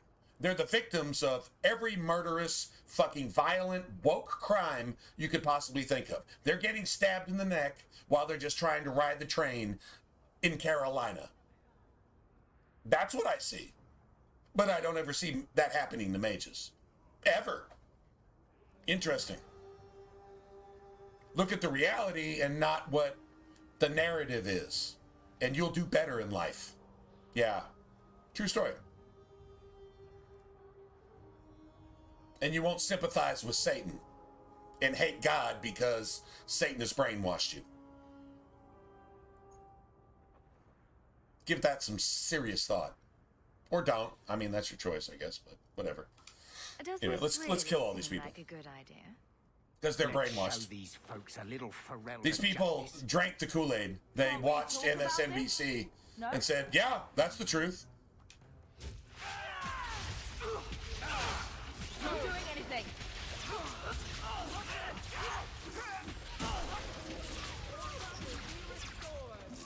One less to worry about.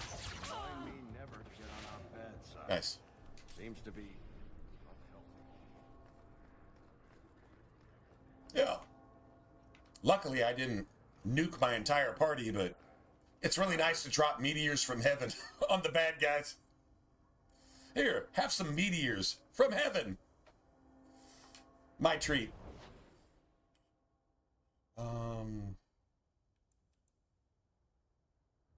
So we got the docks.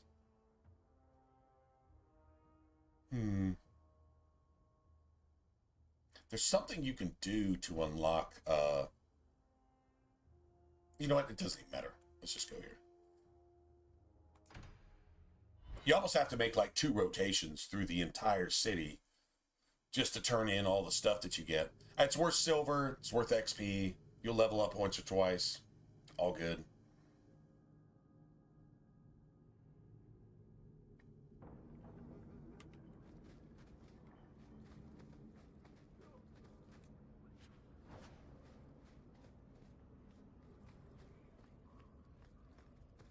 They're not here.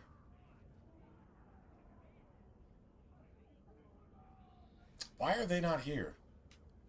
There's like an assassin and a couple thugs here. The other guys are going to be down there. I think they're mercenaries, so we probably want to do this.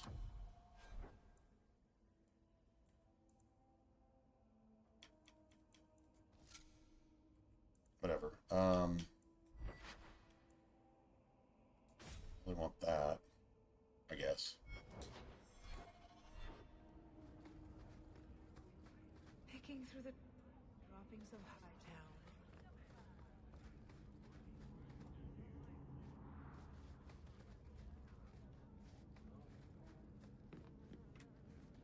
We'll go. I mean, do we get this out of the way now? Yeah, I guess we do.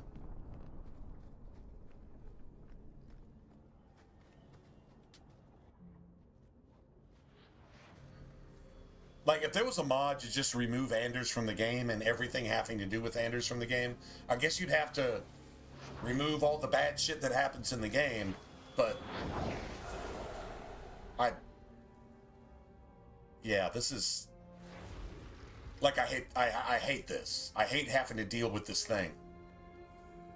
I mean, the option to execute this thing on site and then just take its maps.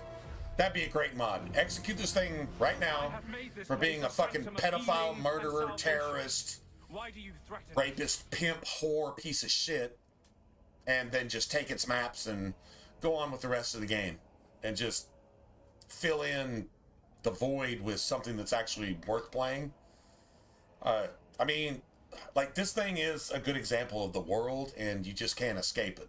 Life is hard because of this. This is the epitome of everything that just makes life suck. I also call it woke. Your economics are a result of that. Your society is a result of that. Your religion is a result of that. Your politics are a result of that. I call it woke. It is Satan incarnate. That sums it up pretty... You know, just... I want to know about the Just give me that shit, bitch.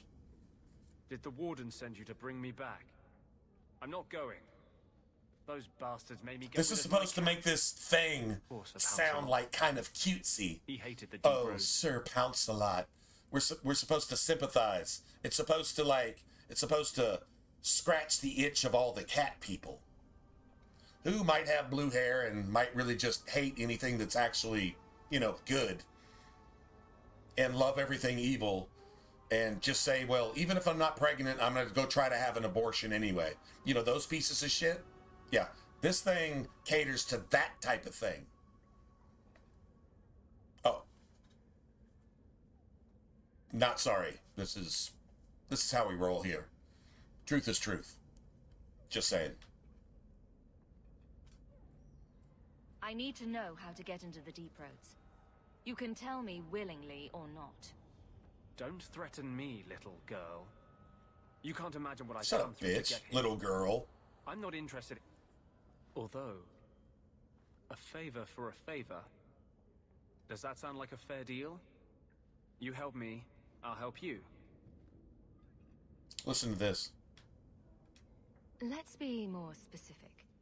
I don't do anything involving children or animals. That thing does! I have a warden map of the depths in this area. But there's a price. I came to Kirkwall to aid a friend. A mage. A prisoner in the... Somehow this mage is actually more evil than Anders. My plans to free him. Help me bring him safely past them, and you shall have your maps. Helping Orsino and Anders organize all this shit. Telling the Kirkwall blood mages to burn down their tower, murder everybody on their way to Kirkwall, come join our mage rebellion, and we're gonna set it off right here. That's what the fuck that thing did.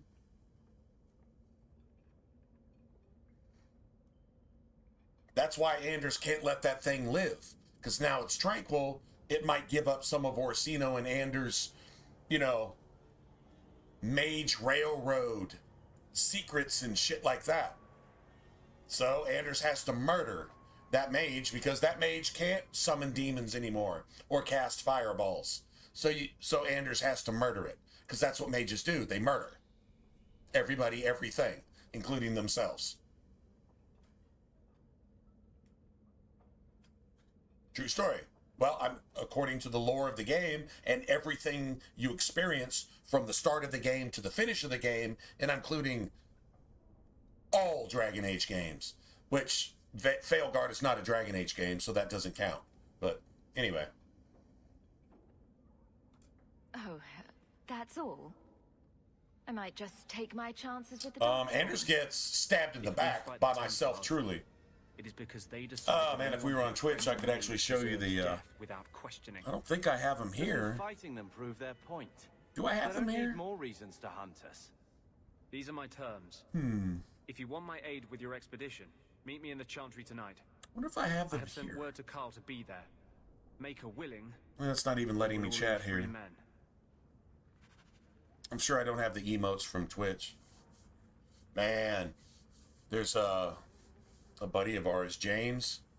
Man, James ran so many trains, hype trains on Twitch. Man, we had emotes for like everything. And there was some special emotes that we had, like stabbing Anders in the back, slapping the shit out of Solus.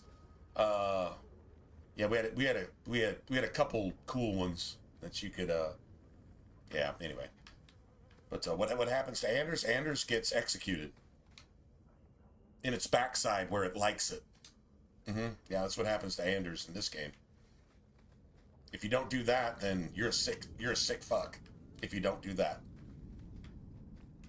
If you let that thing live, you're so confused that you are the problem in the real world, not in a video game. In the real world, you're the problem if you don't understand that. And there's people who don't get it. 100% sure of that. I'm probably offending somebody, but it's because it's the truth, and if the truth offends you, well, you're in the wrong place. Your story. How wise. Huh? Oh, Hawk. Haven't seen you since Mirren hired me for that red iron job. But there's like an open, the rebel mage on the Storm Coast in Inquisition. That's wise. Could theoretically be Anders, and it looks like Anders, basically, like in third person from a distance. It's supposed to theoretically be Anders that somehow escaped again, and you can hunt it down and kill it. Finally. But they washed out so much Dragon Age lore in Inquisition that it doesn't count. I mean, like, they didn't even respect certain decisions. Like the fact that Leliana is there in Inquisition, she's dead. In fact, the Leliana that you actually see in Dragon Age 2, theoretically is not her, it's just smoke. It's probably Dumat incarnate because she's now in control of everything. And they just glossed over that and just made her part of the Inquisition. And there was hints that she was still Dumat incarnate because she does everything to hinder the Inquisition and to promote doing what Dumat actually wanted done, was like kill Empress Celine and all that type of shit. She was behind all that, but actually, according to the lore, she's dead. She's dead. If you didn't kill her yourself at the Temple of Sacred Ashes in Dragon Age Origins, she died on a pilgrimage to the Temple of Sacred Ashes after Dragon Age Origins. Either way, she's dead. For example, just throwing that out there. So you can't trust these fucking. I mean, look. A dude in a dress makes a game that was over 10 years in development, and it has nothing to do with Dragon Age. Bud Light, anybody? If you don't get what I'm saying, then never mind. I'm talking to deaf ears, but there you go. We can't all make a living in the Undercity. Just watch your back. So what actually happens to Anders? Anders dies one way or another. If you don't execute him, what do your party does? Sebastian specifically. And business has been a little slow. You find any rare reagents and want me to whip you up something, just let me know. In fact, since you're an old friend, here's a recipe. My speciality. Everyone needs an edge sometimes, right? But remember, Islamic sensitivities were rising and rising and rising at around that time. Like after the World Trade Center, I mean, hell, the president at the time, who was an Iranian nuclear bomb sympathizer and sent currency in everything but American currency, transferred $250 million of currency, just transferred it over to like other currency other than American currency and left it on the tarmac for the Iranians to go build a nuclear bomb.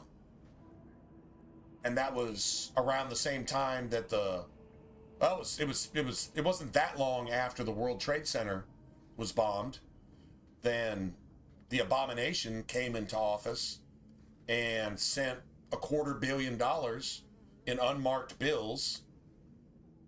But it couldn't be in American currency or it'd have been called treason. So it did it in everything that wasn't American currency. Do y'all remember this?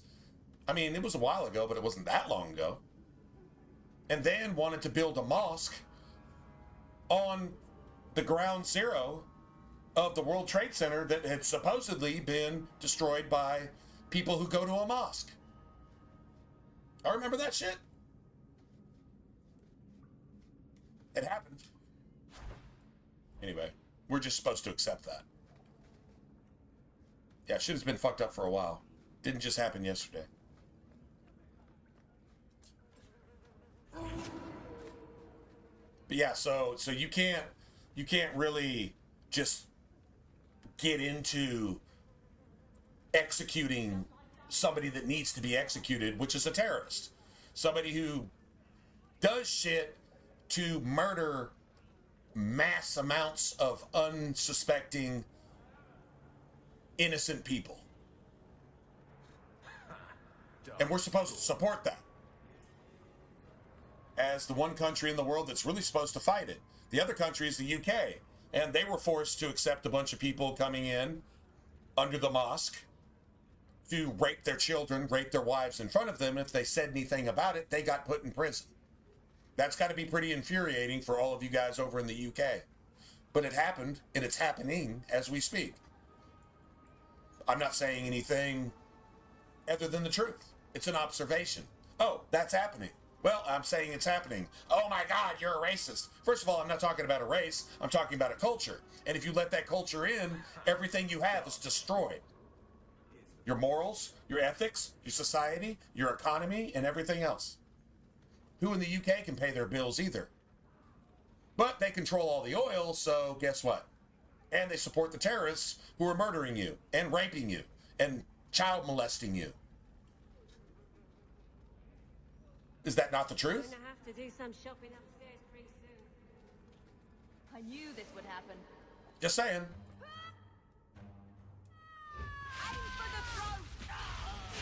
This is why I got banned off Twitch. For exactly what I'm saying right now.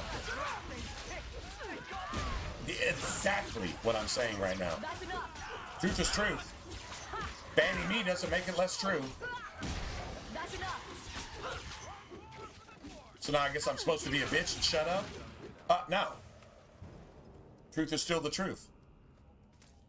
And if you're one of those, fuck you. Because your book tells you to murder me, and I'm not down with that. I'm not cool with that. And I can quote the surahs that actually say that. Not misinterpreting exactly what they say. So, there you have it. Rule of thumb. If the criminal runs to the he's gone. Anyway. And what does that have to do with this? Anders is that. Anders literally is Satan incarnate. I think what really pissed him off is when I called Allah a pig god. I think that really pissed him off. It's unclean. It's filthy. Murder is filthy. Terrorism is filthy. Hate is filthy. Hypocrisy is filthy. It's all filthy. Pigs are filthy. I'm a Christian. I don't eat pork because I'm a Christian. So, the pig god. Your vision of heaven is to go rape 72 underage virgins against their will for the rest of eternity? That's your vision of heaven? Fuck everything about you. Blow yourself up. Buy yourself with your own explosives and stop killing innocent people because you serve a pig god. Am I wrong in saying that? A lot of people would say, yeah. But they're wrong because I'm actually 100% right in saying that. It's the truth and that's it. That's all. You have right and then you have something else. And that is everything else. It's a serious problem. And I don't see any good teachers in that culture and that faith and that I would say I'm not judging. I'm literally not judging. I'm just observing and saying there's no good thing here. It's everything evil, and it hurts all people that aren't evil. That's the only purpose it serves. There you go. That's Anders. That's literally what this thing is. You can't go anywhere without Dude, this thing wants to rape statues. Inanimate stone statues. I wonder what it looks like under those clothes. It's a fucking rock, dude. Thing, fucking whatever you are. Let me rape it and then blow it up and then pray to the east and say that I did my job. What the fuck is all that? Evil. 100% evil. No good there. God may find something good there. Some of them might be innocent, but I don't know. Glass parking lot sounds like a solution to me. Really big glass parking lot. And that would just be judgment. That's not my judgment. That would be judgment based on what they've done. So, there you go. But instead, they just control all of our oil, and I can't even afford to put food on the table or fill my fucking car with gas. So, yeah, there we go.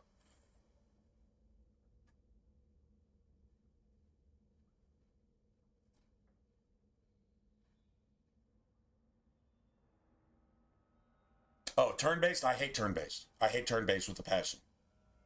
I just won't play a turn-based game anymore because every time I've tried, it's the most miserable experience I've ever had in my life. The purpose for playing video games is the opposite of the experience I get playing turn-based games. It's literally the opposite. I would rather go to the dentist with no anesthesia and just tell the dentist to put a drill in my eyeball until I'm dead, but make sure it's slow. That would be more pleasant than playing a turn-based game to me. So, yeah. That's it. That's all. Like, it's just that simple. So, yeah, not a fan in any way, shape, or form.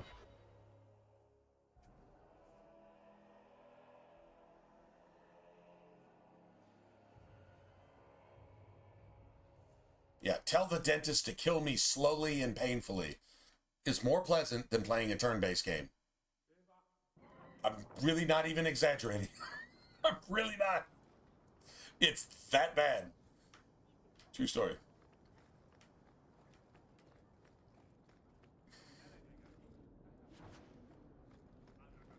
Right, all we're doing right now is just running around collecting loot. This is the only place in Hightown where the Merchants Guild won't come looking for me.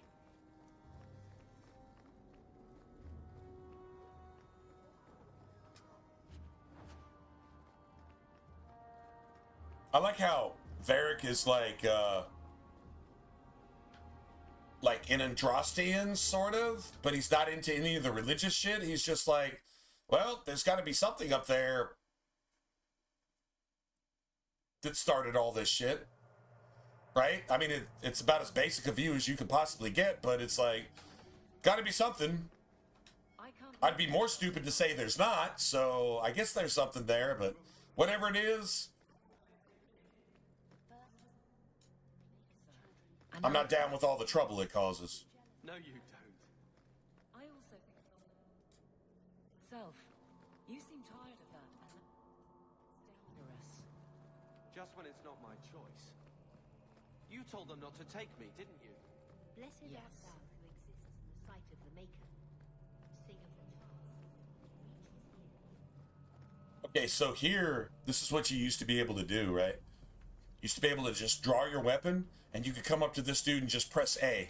You could just spam the A button, and you get 250 XP and 50 silver until you just stopped. So you could actually level to 50 here. And as soon as you walk out of the Chantry, the entire game world is level 50. Dude, it was... it's some of the most fun you would ever have, but you got to get an unupdated version of the game. You pretty much have to do it on Steam, I think. That's the only way you could probably do it now. Or get a first edition vanilla disc and be offline and put it in your console. You could probably do it that way too. I guess that might be a way to do it. But like the first update made sure that didn't happen anymore, and okay. I mean, honestly, Origins still has infinite leveling. You can max level at Lothering. You really can. Max level, max gold. Well, not max gold, but more gold than you would ever spend in the game. Is you can turn in traps to that girl who sells traps. You can do it forever. You can turn in traps until you're level, I think level 35 in Origins. I think it was 35. Might have been 40, but I think it was 35. Anyway, here it's 50. The hard cap is actually 50, but it's impossible to actually get there. But dude, like seriously, you could come in and turn level 50 and then walk out, and the next enemy you face, even like just some random little ankle biter enemy, their health bar would be like the whole screen. An elite enemy, if they walk to the left side of the screen out of sight, their health bar would still stretch past the right side of the screen. Their health bar would be this long. And that was like an assassin or something, right? Like, dude, they'd have like 14 million hit points, but you could essentially do like 500,000 per hit. So, dude, it was. I mean, I'm exaggerating a little bit, but it was basically like that, dude. It was friggin' awesome. If there's a way to do it, I'd strongly recommend everybody experience it once. Dragon Age 2 at actual level 50. It was pretty cool.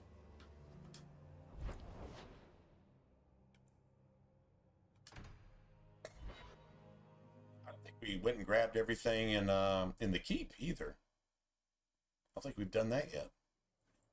We need to go do that.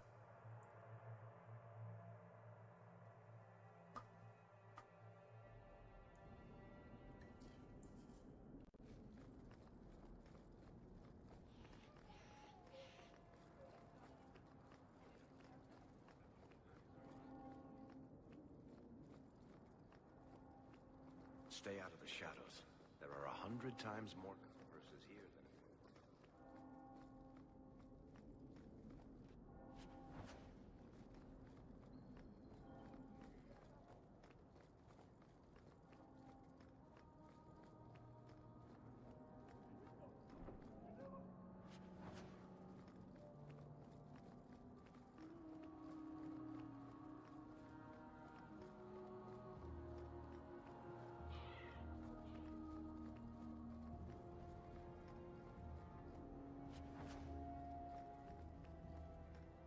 Those I got. All right, nice.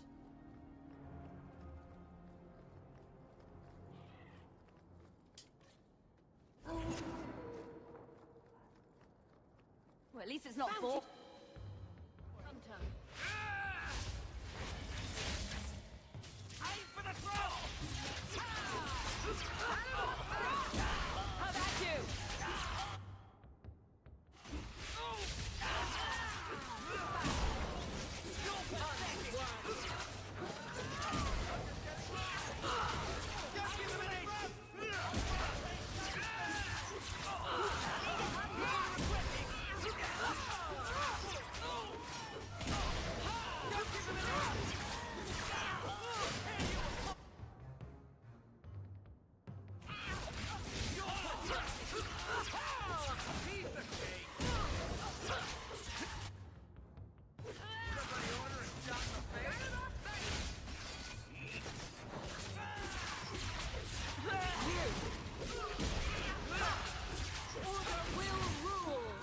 Dude, how many times she gonna heal, bitch?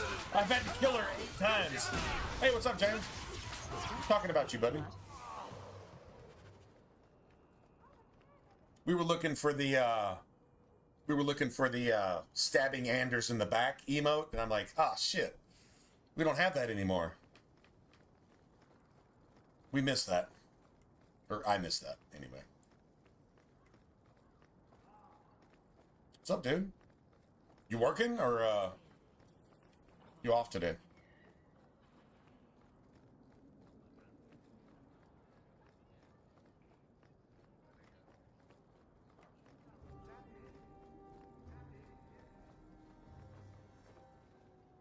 My bones. Oh, shit.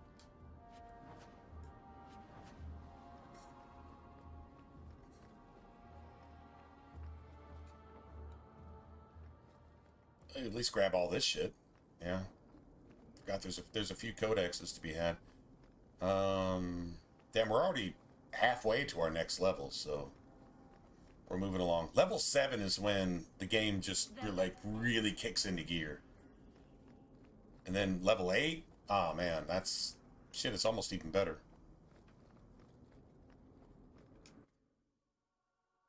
Anybody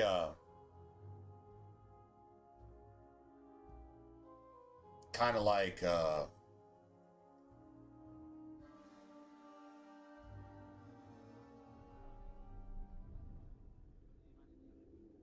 yeah. Good luck getting in. I've been Did you take Friday off so you could have like a long weekend type thing? So I guess it's Thursday there now, right? It's Thursday technically. I mean, I guess it's technically Thursday here too. But just around midnight here. Oh, you should be like 8 something in the morning. Ish. Easy as pie.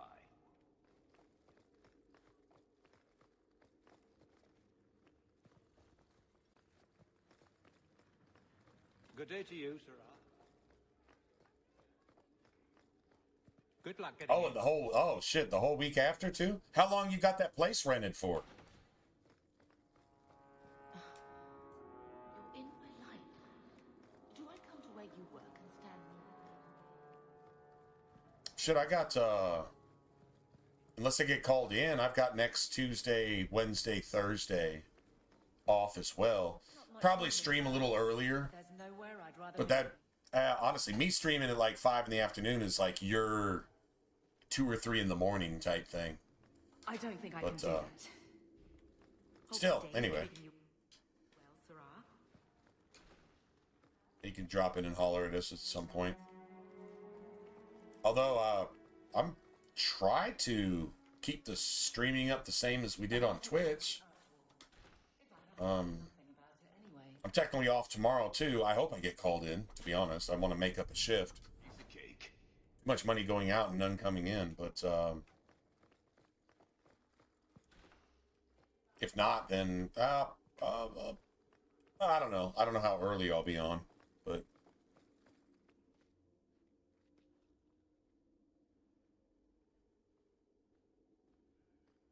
oh, gotcha. Oh, okay. So you just got it for a long weekend. All right, cool. How much longer do I have to wait?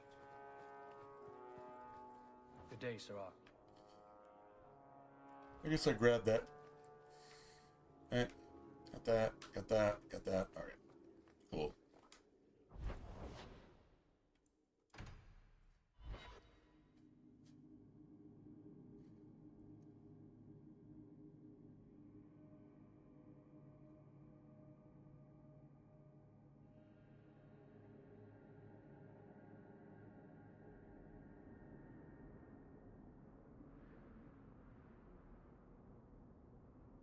Huh.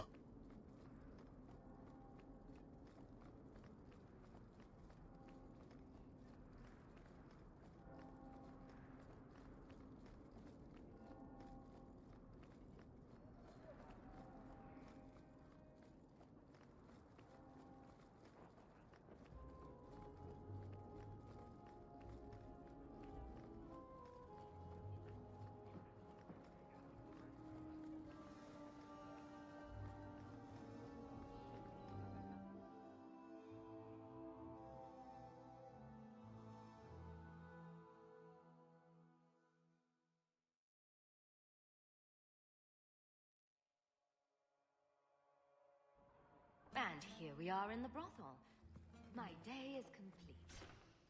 Let's not stay here for long. Deer sauce? That's an actual thing? Runs the place for Harlan.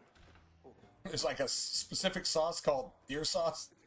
Is there really? I don't doubt it. Now we fight!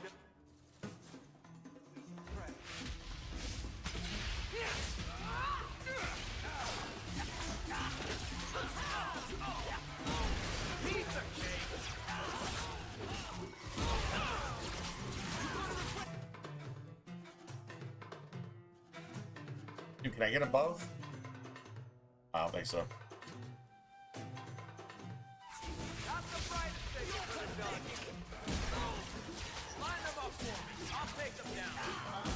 Here comes the heal. Oh, here it is. No. Oh, we got him. Never mind. Could be going better. Okay, well, the archers got me, but... Bianca's getting lonely.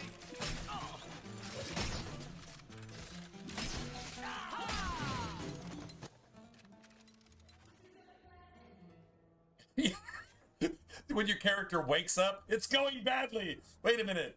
I was already dead. Oh. Never mind. My bad. This is going bad. Oh. Alright. I forgot I can actually... I wasn't even paying attention to my health bar. I thought I was good. Not gonna lie. I really thought I was. I was paying no attention at all. We actually get a drop from one of these assholes? Not really. Got my injury kit back. Cool. No blood, no foul, right?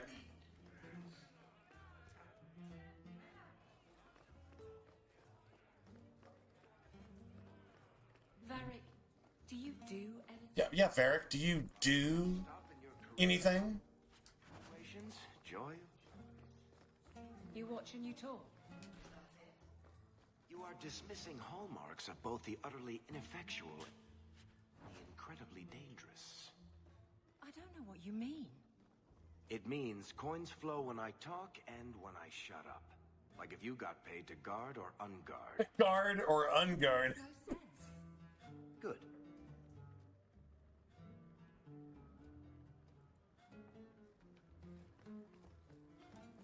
Master Stars, can you teach me to make a ship now?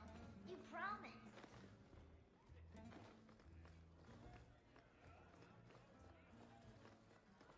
I've got your view. I heard you lost something. This it? I had never thought to see this again. Rune of Lightning, the crazy thing is we can't make any of that shit right now. Honestly, I don't think we can make a single rune if we wanted to.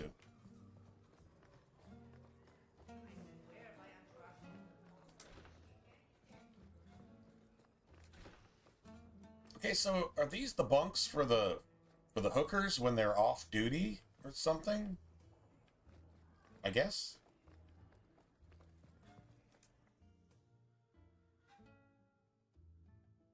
Or those are the cheap bunks when you're doing your thing and you just don't get any privacy whatsoever. It's just a community fast food version of serve and go, I guess. Maybe. Sorry, just wondering out loud.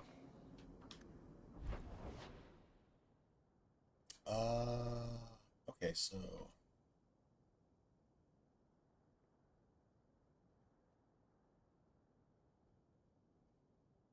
I don't know if there's anything to turn in on the docks either. I mean, I don't know. Might be some coin.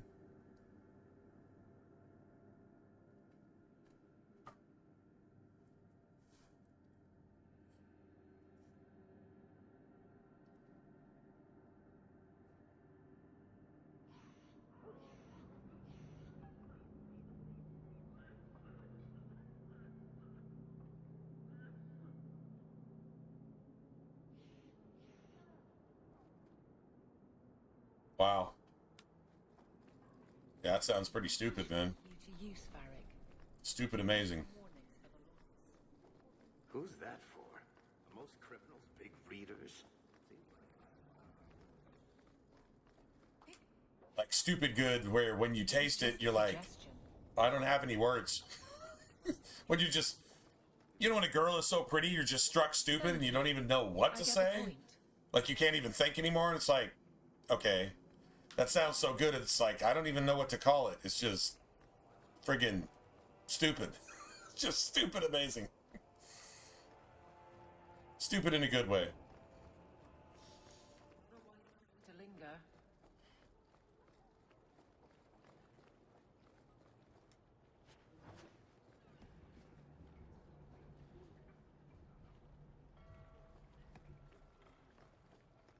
Sometimes old school, the graphics are the best. Sometimes they just are. Just saying. Feel free to look at my merchandise.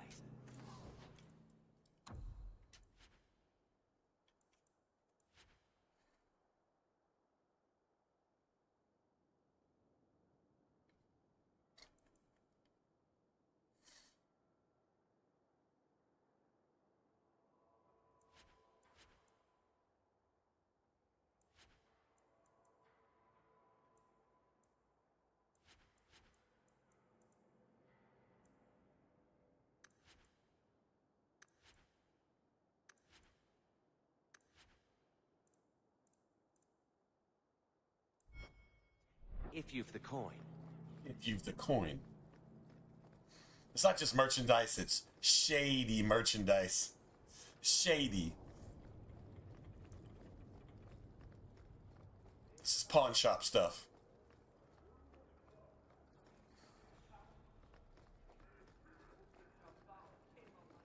The alienage is overcrowded. Someone should do... Ferelden's taking my work. Not a chance. Elf this and elf that. This and elf that. I'll elf your mother. Elf this and elf that. I'll just elf your mother. Oh, man. That's good shit right there. Dude, that's freaking awesome.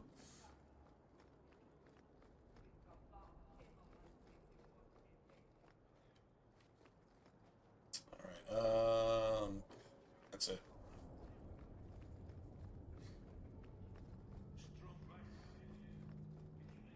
Dude, my boss at work, she's that kind of pretty. She's younger than me, but she's, dude, like, her face, and so I have to, like, consciously try not to stare, but her face, and I like, at heart, I guess I'm still just a little bit of an artist. Like, I would like to paint her. Just, like, literally, nothing even erotic, just paint her face. Dude, her face is perfect from every angle. I've never, I don't know that I've ever seen anyone, in person at least, that pretty. She's that pretty. Like literally, her profile, her everything from every angle, no matter which way she looks, no matter what she's doing, like even if her hair's up and she's in sweats, like she's just, it's not even a glow. Like it's more than a glow. She's that pretty. I'm not even making this up. Like that's just it's impressive. It's like, damn. It's not even just intimidating. This is like next level shit. I guess because there's certain features that, you know, I mean, I don't know. I'm not super picky. Like I just like a good person, to be honest. But a person like that I'm going to be with needs to be attractive too, at least somehow. Because other than that, then you're just friends. You know, I mean, if the person is not attractive, trying to make something intimate out of something that's not is that's not going to work out well in my opinion. But in her case, though, it just literally from every angle, her face. I mean, she's got a great figure too. She really does. And I mean, there's everything about her figure is the shit that I would say, okay, that's what I'm kind of down with. You know, I'm not trying to check a list off, but if you want to check the list off, she's got all the boxes checked, all of them, and then her face is perfect. Like her face is actually, it's perfect. I've never seen anything like it. Like I mean, not in person ever. I don't, of course, tell her that she's my boss, right? So, you know, it's just, she's like totally cool with me too, though. She's got this this thing, I guess you would call it a resting bitch face, right? To where you'd swear she hates you just the way she's looking, not even at you, just the way she's looking. You'd swear she hates you. But she's like got this thing where I guess if she just likes you, she just likes you. And that's it. And if she doesn't, she just doesn't. I mean, I know there's like other people that work there that she really does not like because they're lazy and they're fucking useless and, you know, they're going to be gone in a week anyway type thing. She doesn't really treat them any different. She might snap at them and say, would you please just fucking do something resembling your job? Right? Like, God damn it. Like, would you just breathe because you need oxygen? If you're that stupid, then, like, how the fuck are you even alive? You know, I mean, she might go there with it, but other than that, If she likes you, you can't tell because it seems like she hates you. She's got this resting bitch face, but it's so perfectly beautiful that it's like, okay, well, I mean, even if you are mad at me, you're still friggin' perfect somehow. I mean, like, dude, I've never seen a woman like this in my life, ever. I can honestly say that. She's essentially perfect. Now, as far as her, and you know what makes it even better? I don't think she knows it. Like, I mean, and even if she does know it, it's not how she presents herself. Like, I'm gorgeous and you need to, no, she doesn't. She's like so down to earth. When I say resting bitch face, I'm talking like down to earth resting bitch face. I just don't like anything or anybody. She's not like that, but it's just how she looks. But she's still like the most beautiful girl you've ever seen in your life at the same time. Dude, it's weird. It's fascinating to me. I'm just like, holy crap. Anyway, and her boyfriend, who I don't know if he actually works there or not, but he comes in with her and he'll like help out and shit. I don't know if he's supposed to or whatever. Anyway, it's her boyfriend, whatever. He's cool. Like, he's just a dude. Nothing special at all. Just a dude. And so, like, I mean, anyway, I mean, shit, I wouldn't have a job if it weren't for her. I mean, like, she's cool as shit. She just doesn't look like it. But she is. It's it's amazing. Anyway, she's fascinating to me. I mean, I'm not putting her up under a microscope slide or anything, but I'm just like, I can't figure out how somebody is flawless from every angle. Like, to me, this would be like the type of woman that things would be written about. You know, she'd be in movies and stuff. You know what I'm saying? You know, like the super pretty people they would cast for, like, you know, Buffy the Vampire Slayer and shit like that. She's a little bit older than that, but she looks like honestly, if she said she were 19, she's 30. And if she said she was 19, you would believe her. She's got like this ageless thing going, where when she hits 70, she's still going to be pretty.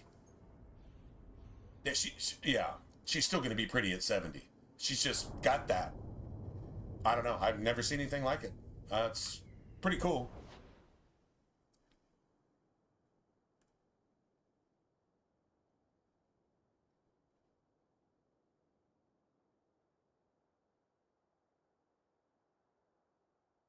You don't think the graphics are great? I think the graphics are fantastic in Kingdoms of Amalur.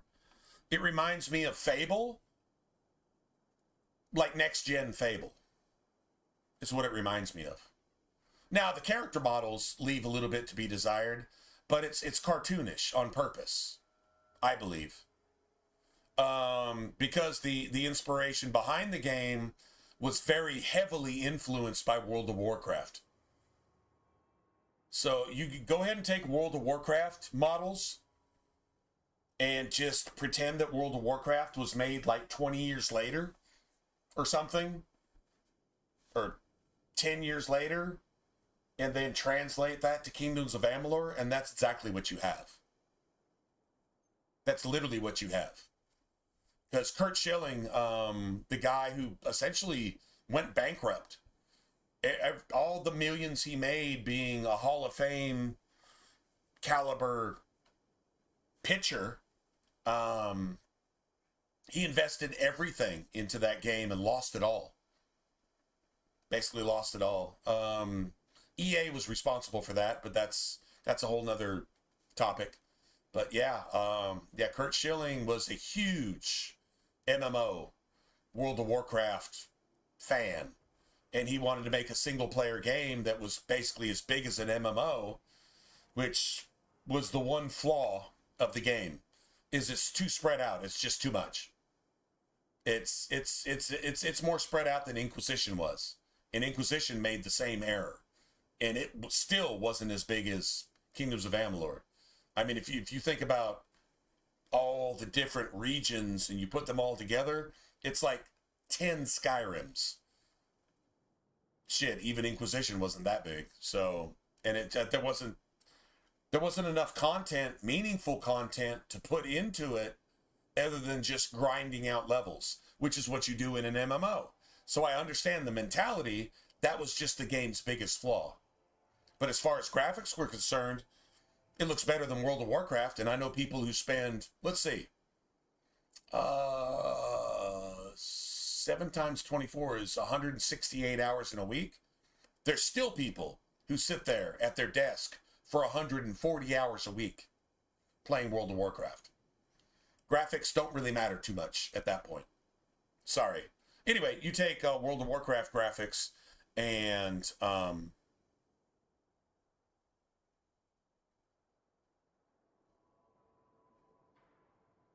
won't play it because of the graphics? Well, it's an art style. That's like saying you won't play Borderlands because of the graphics. The graphics are a specific art style, which Kingdoms of Amalur is a specific art style. Like everything's handcrafted down to each individual weapon and everything else. You notice how everything is uniform in the game, including like the elven areas and the gnome areas and all that stuff, and everything's just uniform through the entire game. It's from an MMO perspective. If your friends can't appreciate that, it's because they're shallow. Sorry, just the truth. They're shallow. They're probably racist too, because if they can't agree with anything that doesn't visually satisfy them, then they probably don't like people who don't visually and personally satisfy them either, based on a particular color, or based on a particular shape, or based on a particular something. You might want to throw that at your friends and say, man, you might want to broaden your horizons to stop being a narcissistic, racist piece of fucking shit. Not saying they are, but it's very likely that they are. So even though they're your friends, maybe they'll hear it from you rather than somebody else. Anyway, just a thought. But, yeah. All right, let's see. Well, let's go turn these in too.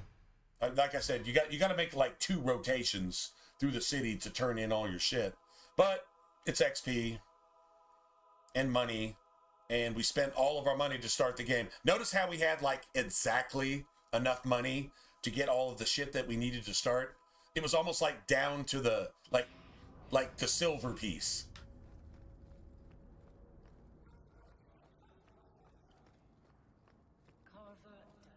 Carver, don't. Busy with the guardsmen.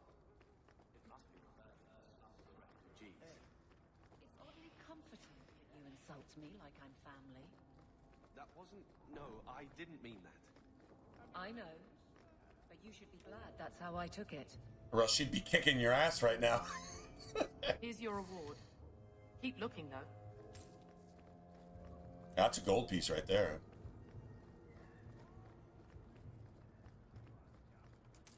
This fell into my hands. Recognize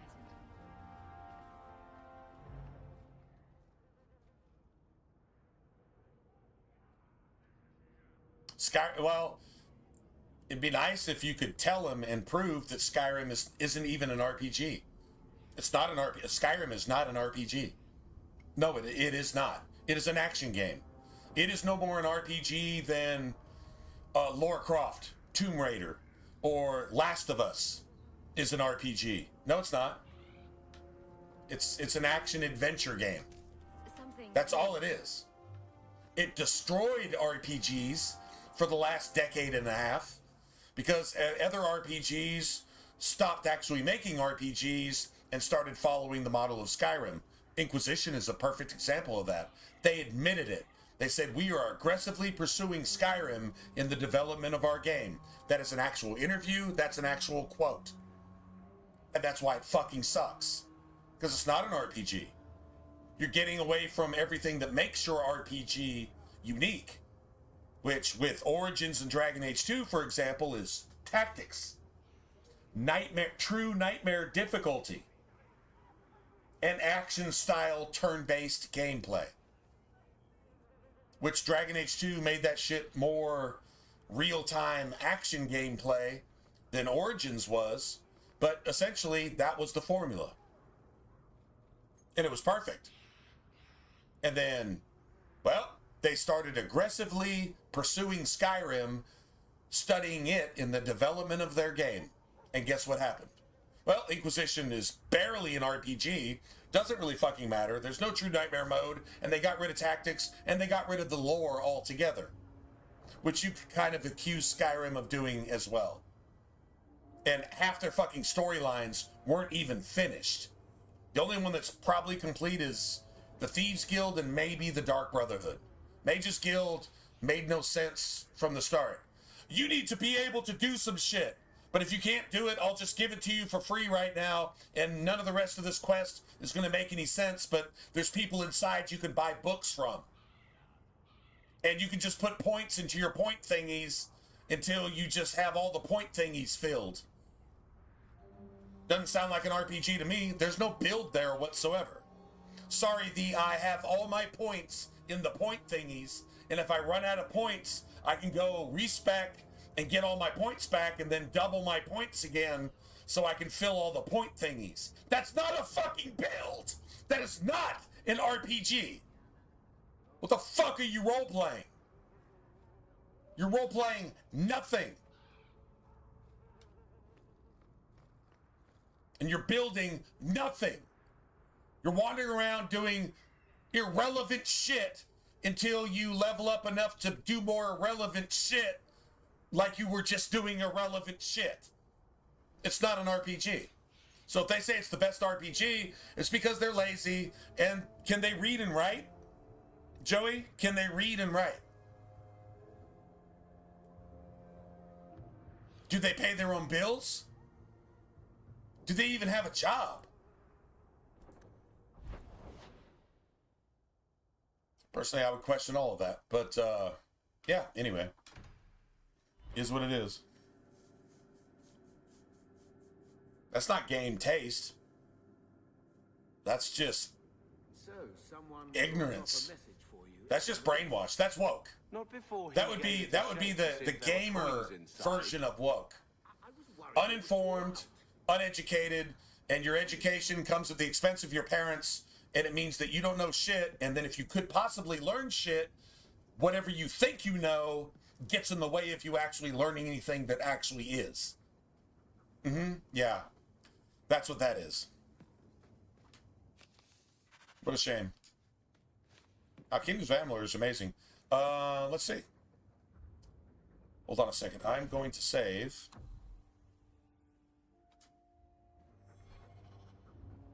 I think... Let me just go ahead and exit here real quick to make sure the game doesn't start doing trippy stuff. Let's see. There we go. Oh, no, I don't have to leave the game to do that. Let's see. Lord of the Rings, which is what we were just playing. Let's see. Dragon Age 2, which is what we're playing. Oh, okay. That's, well, I don't have to even go to that. Let's see. 65 to 65. Cool. Origins, I think on PS3 I 100%ed it. Let's see. Divinity 2, that's 50 of 50. Oblivion, that's 60 of 60.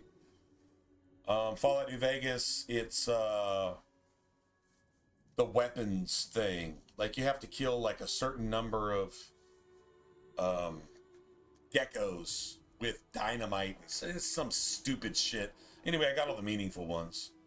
The only one I'm missing in Fallout 3 on Xbox, and it just gives me something to play it for again someday type thing, is it's something in the worst DLC that was ever put out for any other game ever. That stupid fucking alien space stupid shit that... It's like putting ping pong paddles in Fallout 4. Or, Outer Worlds. The entire fucking Outer Worlds. It's that fucking stupid. So I hate that fucking DLC, and I never bothered to go back and get it. Let's see, 2 Human, I couldn't fucking get a complete set of legendary gear, but I spent like a month trying it, so that's the one that I'm missing there. Let's see. Fable 2, it's a bunch of online achievements that I don't have there. Mass Effect 3 on Xbox. It's one of the DLCs I... Hold on a second. Why the fuck don't I have all... Hold on a second. That doesn't even make sense. I got Omega. It's gotta be the Citadel.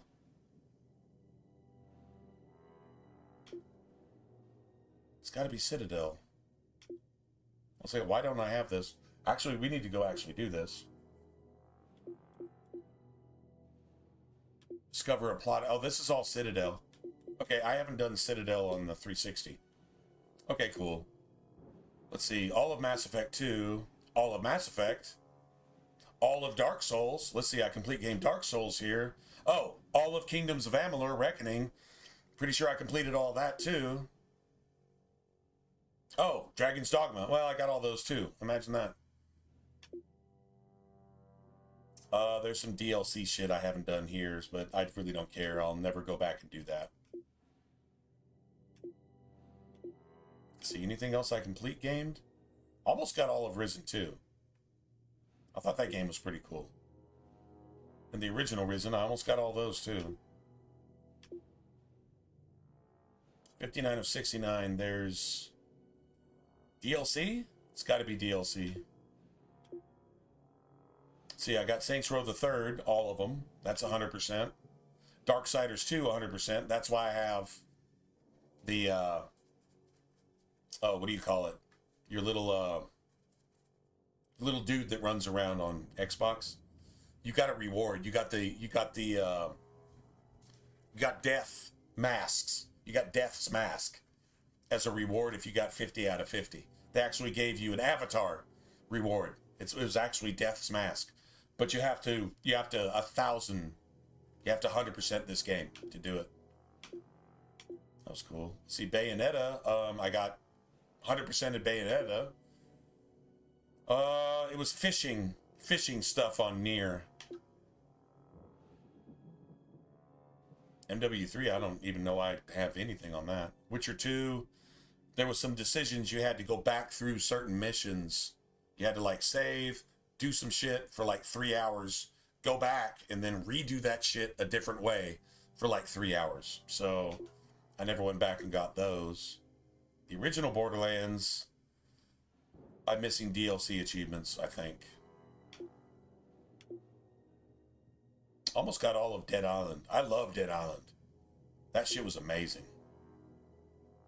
Sacred 2 was basically an MMO. Sacred 2 was like the precursor to Kingdoms of Amalur. Like, seriously. Dude, the game was so big. Fable 3, never got all of them. Saints Row 2. God, man, there's a lot of stuff here. Brink was a Bethesda failure that they won't even talk about now. Interesting. Dead Space 2, I didn't like it. But Dead Space, Saints Row, it was hard to go back and try to play Saints Row 1. Because now, talk about graphics, it was pretty fucking bad. Original Darksiders, I did not have a guide for that. It's a lot of puzzles, and this was the last Assassin's Creed I ever played until I found out that Ubisoft supported child molesters. Almost got everything in 10QZ.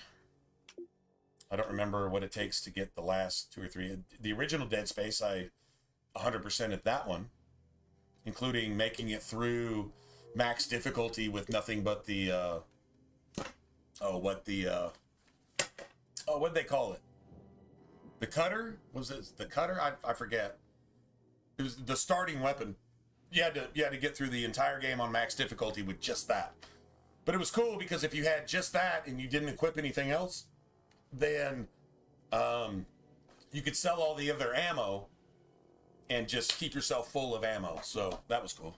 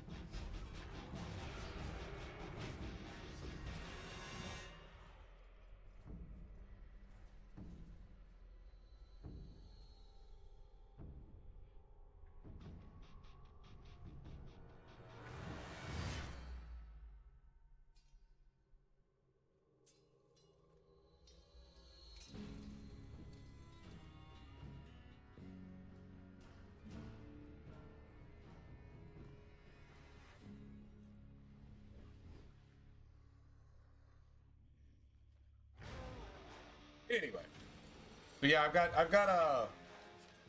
got all the achievements for Kingdoms of Amalur Re-Reckoning as well. I'd have to go to a Series X to actually show you, except I'm missing one of the DLCs, and I bought the DLC and we went into it, but then I don't know, we just got sidetracked, or I got sidetracked and went and did something else. But anyway, yeah. No, I'm definitely familiar with Kingdoms of Amalur. Love that game. The Re-Reckoning was amazing because it gave a gameplay update that the game seriously needed. It really needed the gameplay update. The, what do you call it? Very hard, did they call it Nightmare? I don't remember what they called it. I guess it was just very hard. Because originally it was just easy, normal, hard, I think. So they came out with a next difficulty, which the game seriously needed. Because you could literally roll through the game, the original game, with like a pair of daggers you crafted at like level 5, and just finish the game with it. It was just that fucking stupid. There was only one fight that was really almost impossible. It didn't matter what you had. Yeah. You basically needed like 5 fate potions for it. And you still need 5 fate potions for it. Other than that, you're good. But, yeah, anyway. Okay. So now, just gonna do this real quick. It's real fast. Hopefully these assholes are here now. Should be.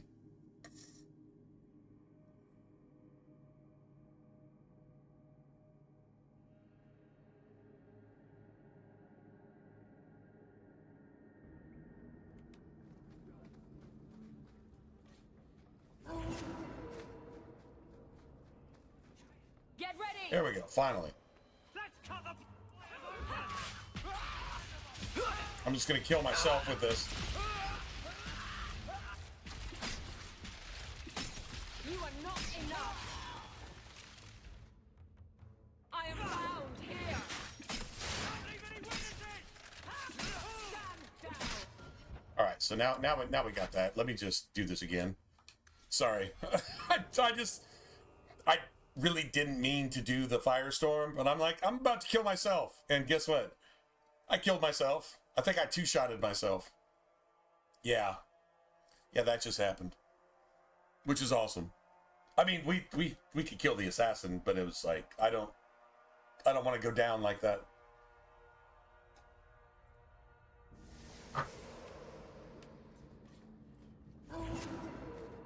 Yeah, I pulled the trigger on that one. I shouldn't have. Well, at least it's not boring.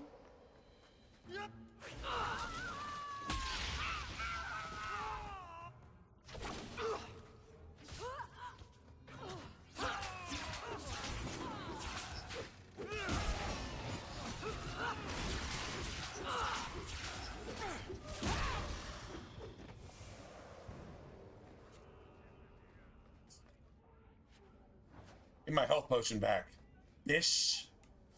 Give my health potion back, bish. All right.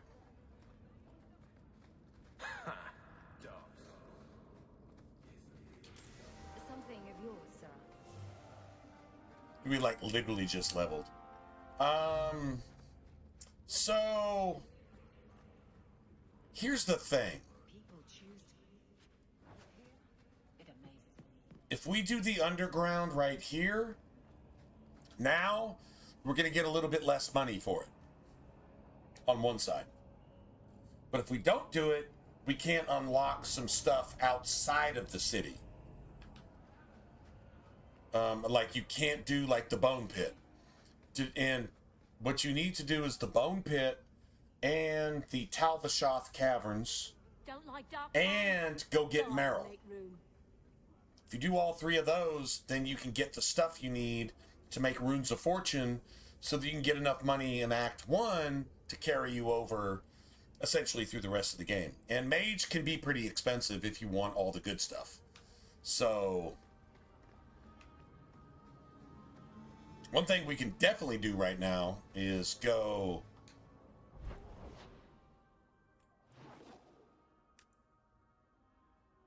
See, now we don't want to get a whole shit ton of stuff active, because then you come here and it starts blocking off some of your spawns. And the enemy spawning here is where you get a bunch of your XP. You want every single group of thugs at nighttime in Hightown, the docks, and Lowtown that you can possibly get. They're worth 300 apiece. If you miss one, you're literally losing 300 XP or so. So you don't want to miss any of those.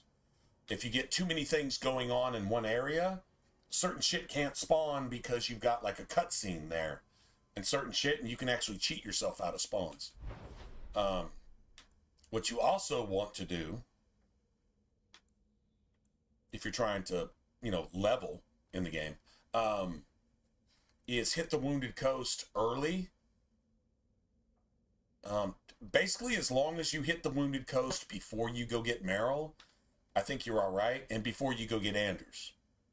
If you get somebody first, then you hit a cutscene going to the Wounded Coast, and it kills some of your ambushes. Like there's a Sarah boss that disappears, and so it probably cheats you out of close to 1,000 XP. If you, yeah, so it's good to go here early too. Honestly, you don't have haste here, but as long as you've got some frost abilities, it's doable. It's not that big of a deal.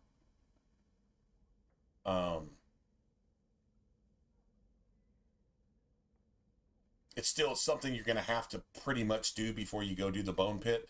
Unlocking the Bone Pit requires you to do the Birthright quest, which is where you go in the mansion and do your shit. So you can get some more money from that, but you're going to lose the ability to make money with a lot more quests if you don't just go get the shit that you actually need to make runes. And the cool thing is we have this. We have rune slots in a bunch of our shit, right? Pretty much everything here has at least one or two, if not more, rune slots, right? Like almost everything. So, like even just me wearing one and then putting one in Aveline's shield right here, it's an extra slot. And then Anders won't get a rune slot in Act 1, so that doesn't really matter. But Varric's already got one, but if you can get one in your armor, that's the biggest return. And then Aveline's shield, that's a decent return. You can probably put one, if you want to, in your headpiece and gloves, but it's only if you get it early. Because you want to be able to do a bunch of ambushes and a bunch of quests and keep picking up that extra silver or two. Because each rune of fortune, I think, well, they're pretty cheap. They're only like 30-something silver. But you got to get an extra 30 silver from all of your loot drops just to pay for it. Or else you actually just wasted money. So you've got to get that early and then do a bunch of shit and get as much money back as possible. There's, let's see, there's at least one drop, if not two, after you get your runes of fortune that are like set drops. Like, for example, in Sundermount, like there's an arcane horror that you have to fight. It's going to drop money, and that money will be increased based on how much extra loot drop stuff you have in your gear. Amulet of Influence, String of Pearls, whatever. Runes of Fortune, whatever. Problem is, you can't really even unlock Bone Pit until you go get Meryl. And Meryl is where you actually fight that arcane horror. So, like, there's some major loot drops that you can't increase them with extra runes of fortune because you can't make runes of fortune until after you actually do those quests. But there is one or two loot drops that are actually affected by your stuff, and that can make up like a couple sovereigns, which will pretty much pay for your runes. And then anything after that is profit. That's what you're really looking for. You're looking for extra money gain every time something drops money, whether it's a barrel, a box, an enemy, an elite, etc., right? So anyway, that's a lot of talk about pretty much nothing, but anyway, there you go. Okay, I can wear these now. And I don't need a rune slot now, so that's okay. This will have a rune slot in it, so that is just fine.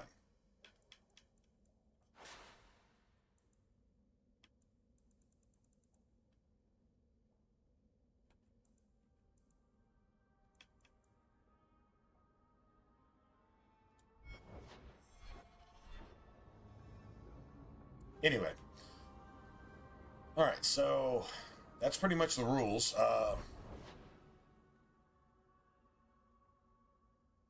One time, I played this so efficiently that I had to actually go fuck some money off just to not have enough to where I could go deal with Dougal.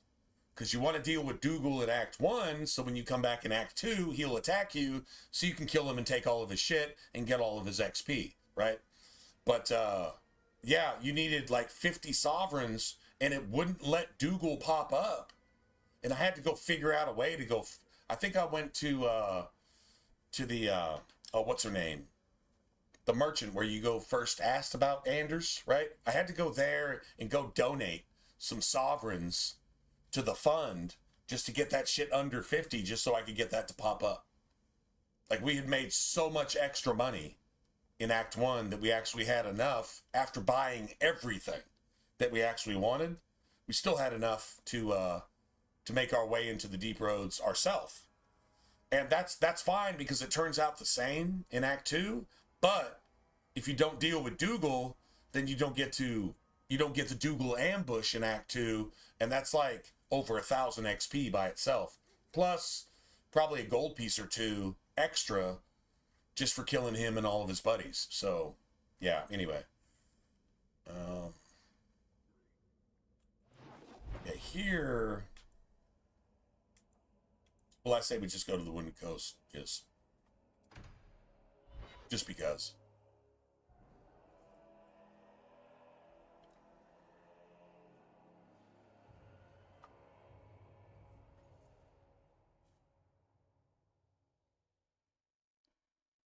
I think we go get Meryl with Anders. That would be...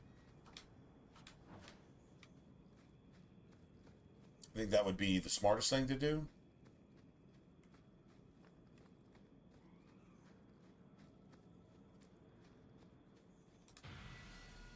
There we go.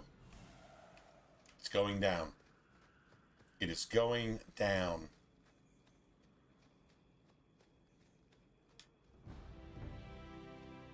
And here we go again.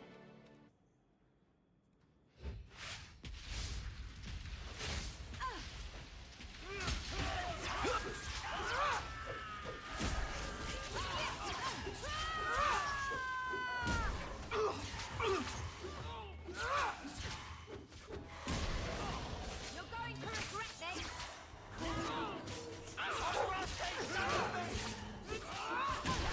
I'll deal with this. That's right, you heard me.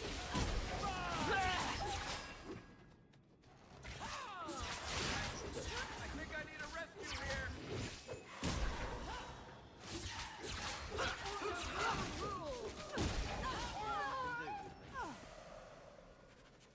I'm not sure how Varric even possibly died right there, but alright.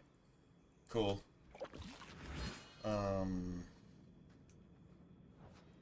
Let's just do this then. Let's turn this off real quick. You gotta reapply it.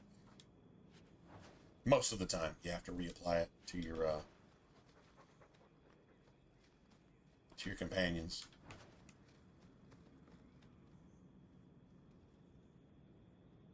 Okay, let me see something real quick. Inventory. Sorry.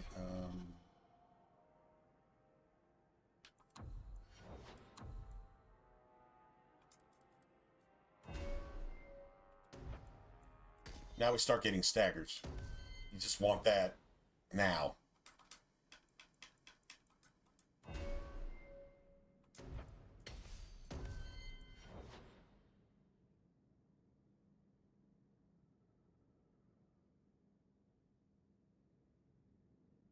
Okay, so here's the thing. This is all like artificial.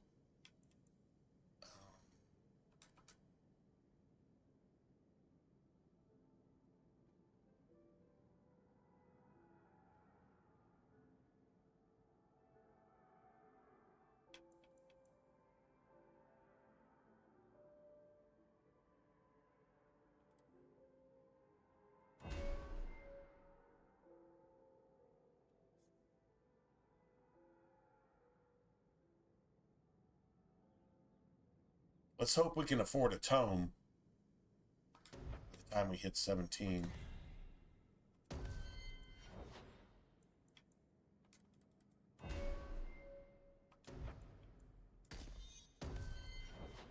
Cool.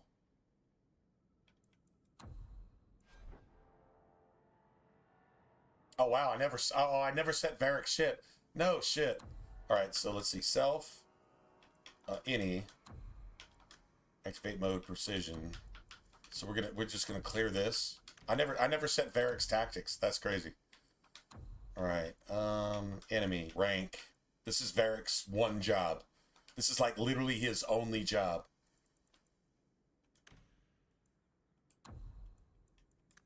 It's okay. It didn't really matter up to this point, but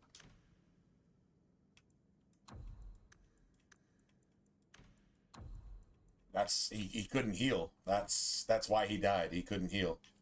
All right, so now he's a ranged party member, right? So we need this for him.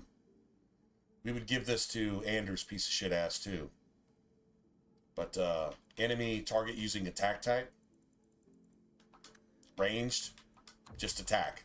So your ranged allies will get rid of archers just naturally. Varric literally has no. This is going to be for Bianca. Bianca is a one of his like specialist tree abilities, and it just gives him like extra attack, critical chance, damage, attack speed. It's like good for everything. So, yeah, this is pretty much it. We can do this. Self mana, because he's only gonna have just those two things active, and they don't cost a whole lot. But that's just in case he needs it. All right, so just make sure he's set at ranged too. Ranged enemies are set at range. Everybody else is set at default. Even your tank. Everybody's set at default. My character's, of course, ranged, but so we can do self, any, mode, summon Bari. So if your character gets knocked out and you switch to somebody else, when your character reses, your character will automatically just start reactivating shit. Let's see. Oh, activate mode. Self, any. Rock armor. Now, since I'm not playing a blood mage, this makes it a lot easier.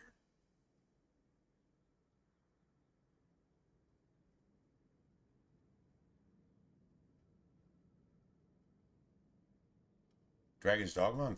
Really? No shit. Really? Oh, that's cool.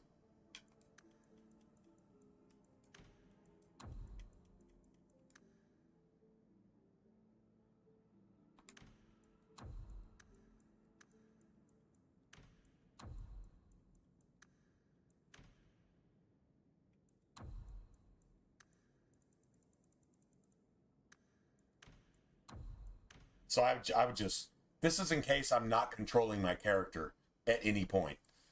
99% of the time I will be, so it's not a big deal, but I mean, those are basic tactics for anybody. Doesn't really matter.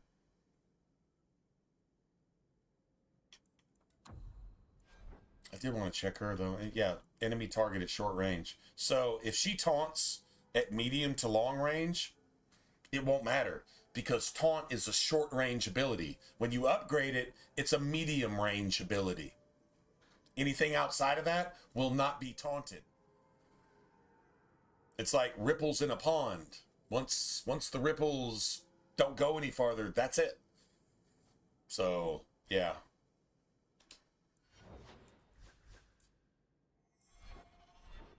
Well, now I know why we just got knocked out anyway, so that's cool.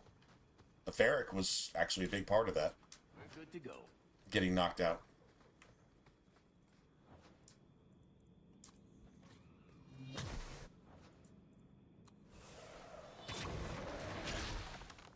Alright, so those basic sustained abilities only took like 20%. Yeah, like 20% of my mana bar. Dude, I've invested nothing into anything but magic. I think I put a point or two into health. I'll need some health. You just don't want to get one-shotted, like, which I basically just was. You don't want that to happen, but outside of that, seriously? Everything should go to magic. Like, that makes this almost a little bit more potent than a blood mage. Blood mage don't get like some huge magic buff. All they do is just, they don't use their mana. Okay, whatever. Regular mages really don't use their mana that much, so... alright. Just whatever. Sorry, blood mage is nerfed too much in this game. It's done almost perfect in Origins. Dragon Age Origins, blood mage is like 100% legit. Not exactly welcoming, but like, it's the high risk, high reward. It's exactly what it's supposed to be.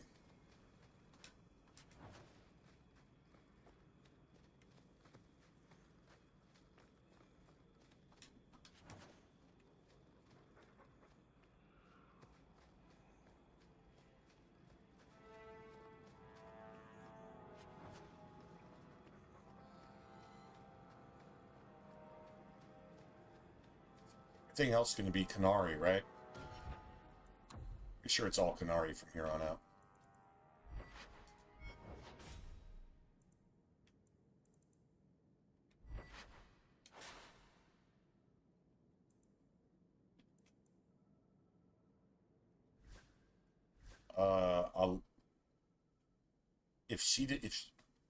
I would give this to that fire resistance is and that willpower is really, really good for Aveline. But nobody else actually needs it. And everybody else actually gets amulets, so yeah, this just gets wasted. Nobody gets to use it. That kind of sucks. Physical damage. Shit. Okay. Physical damage. Whatever.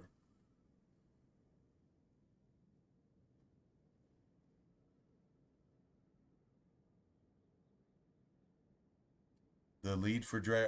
Oh, no shit. Ha! Really? Dude, if... So, is it an action RPG? I mean, if you say the gameplay is like Dragon's Dogma, then you're not talking about some turn-based shit. So, Really? Is this something I might like, then? Maybe? I have to go look at that, then.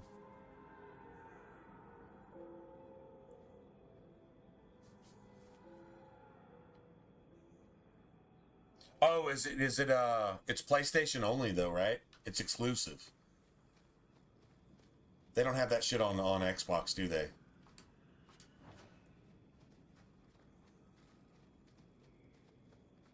Oh, that would suck.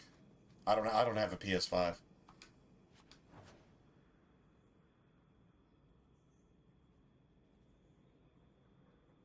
Well, if you say it's like Dragon's Dogma, you got me on that. Like, if it gives you that kind of vibes, it doesn't have to be that. If it's just, like, close to that. Like, I like Final Fantasy XIV. And that was about as action turn-based as you could possibly get. It was about as action turn-based as Dragon Age Origins.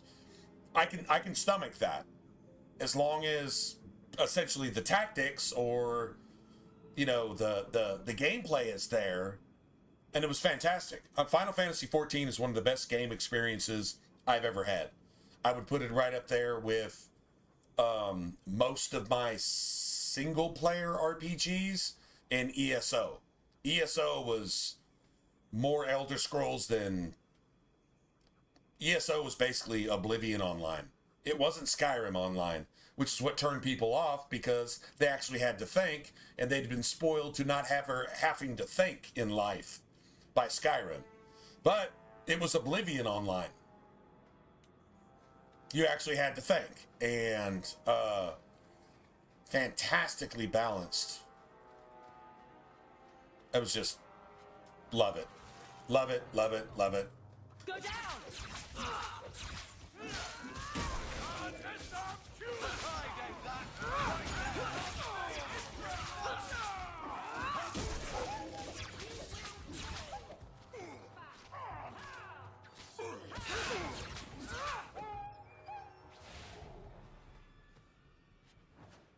Anyway, and I wouldn't call Final Fantasy XIV an action RPG per se, but it might as well have been.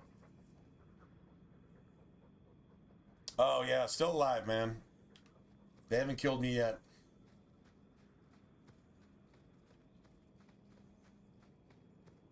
Appreciate it, man.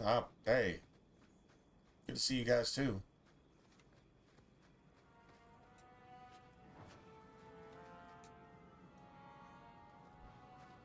Still kicking. I don't know. I think maybe flailing is a better term. Instead of kicking it, I'm kind of flailing it. But hey, as long as you're flailing, dude, I love that word. As long as you're flailing, you're still alive. So there you go. It may be your last gasp breath, but damn it, you're still alive. Else you wouldn't be, or else you couldn't flail.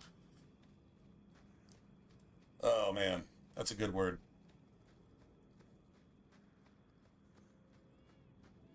Yeah, kicking it, I don't know, man.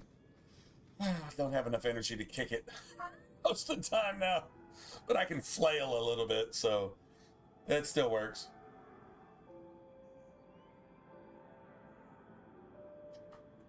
Hey, if you put a dagger in both hands and you do some flailing, you can still do some work, right? True story. True story. Just saying. Oh yeah, that was pretty gangster. He just melted.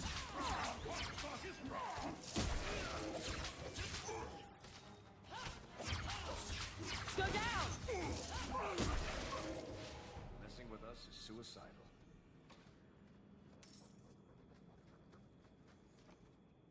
I like how they round that up. 2% XP on 100 is 2. 2% XP on 200 is 4. But they just give you a solid 205 because, well, hey, why not?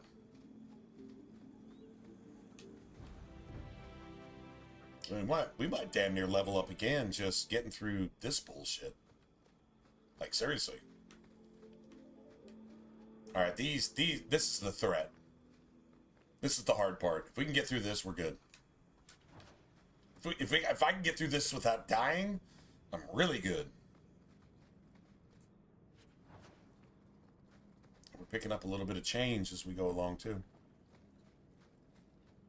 That, like, 1 silver 79 was basically, like, 1 silver and 5 copper. And the other, like, 70-something copper was just bonus from Amulet of Influence, Rune of Fortune, right. Just bonus.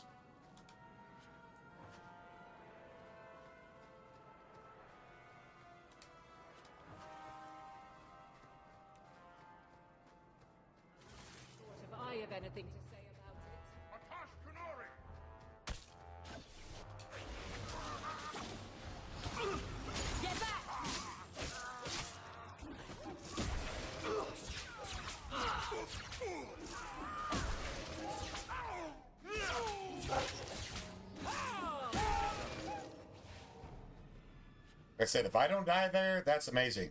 Because that lightning that bitch pulls off, like right out the chute, that might be actually a lightning staff. If we just got a lightning staff, then this playthrough is probably going to go pretty well.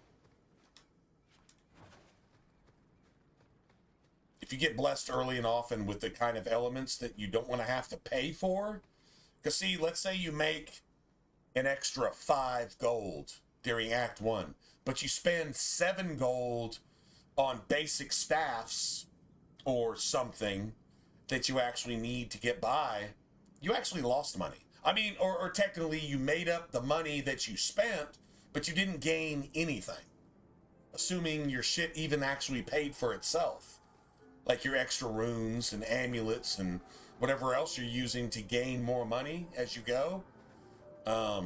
If you just spend that in one lump sum, you haven't gotten shit. You haven't made anything.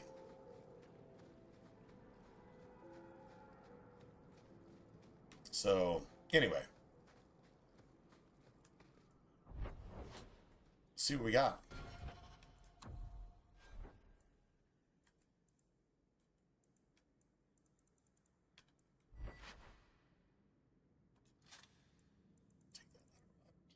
I don't know. I actually might want that later, but whatever. That's physical. That's garbage. That's electric.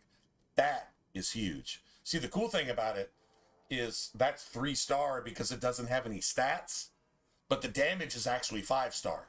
That's 5-star damage, it just doesn't have any stats, which is fine. I really don't care. An electric staff, now we can go get Meryl.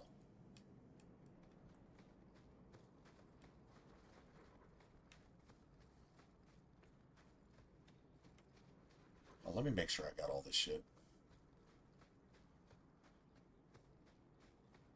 Cool thing about this is you can just go like this.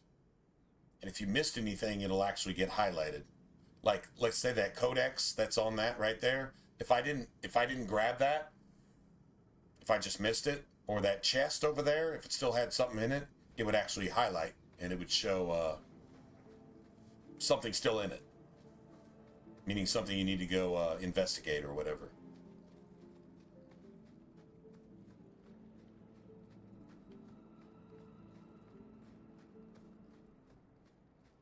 I think this is actually going pretty good so far. It's been smooth. I mean, I don't know, what was it, yesterday or whatever? Did we run into any, like, real problems? I don't think we did. Can't we talk I think it's about been pretty this? legit. No?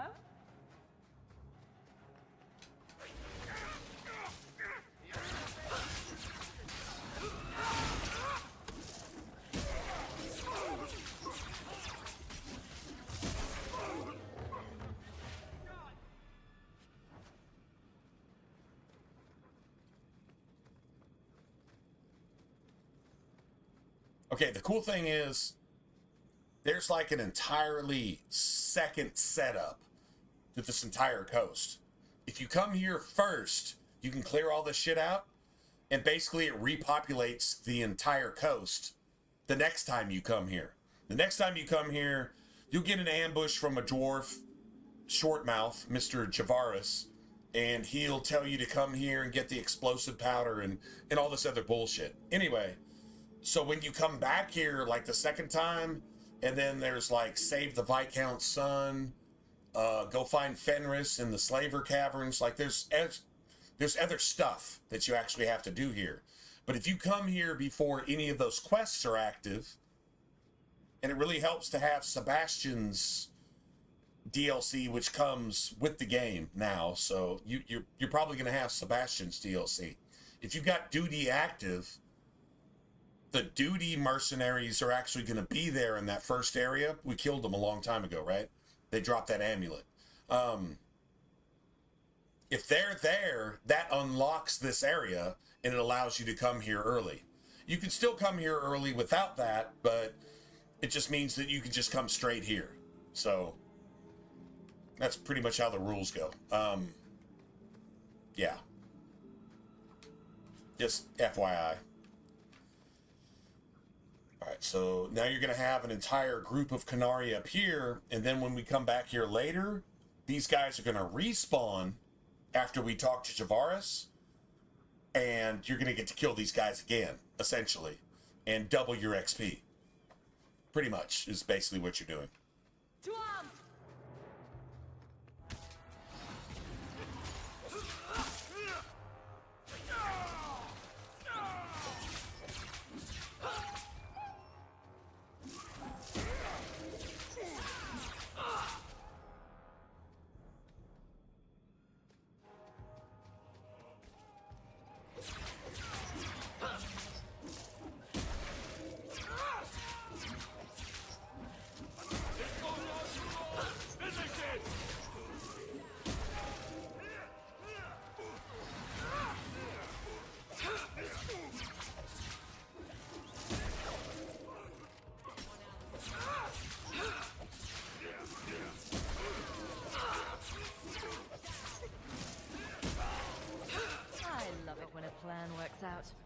Yeah, that's 300 free XP.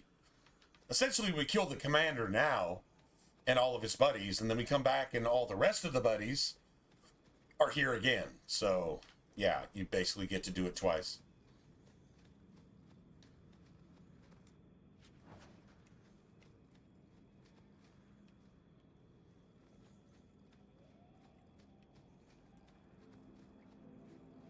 Dude, this game is beautiful. It's just...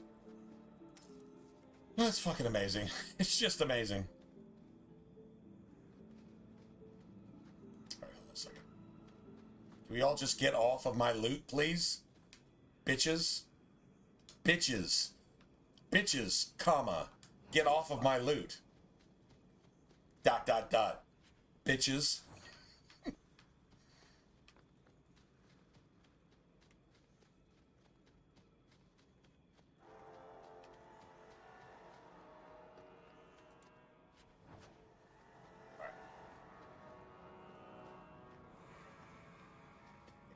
Grip here.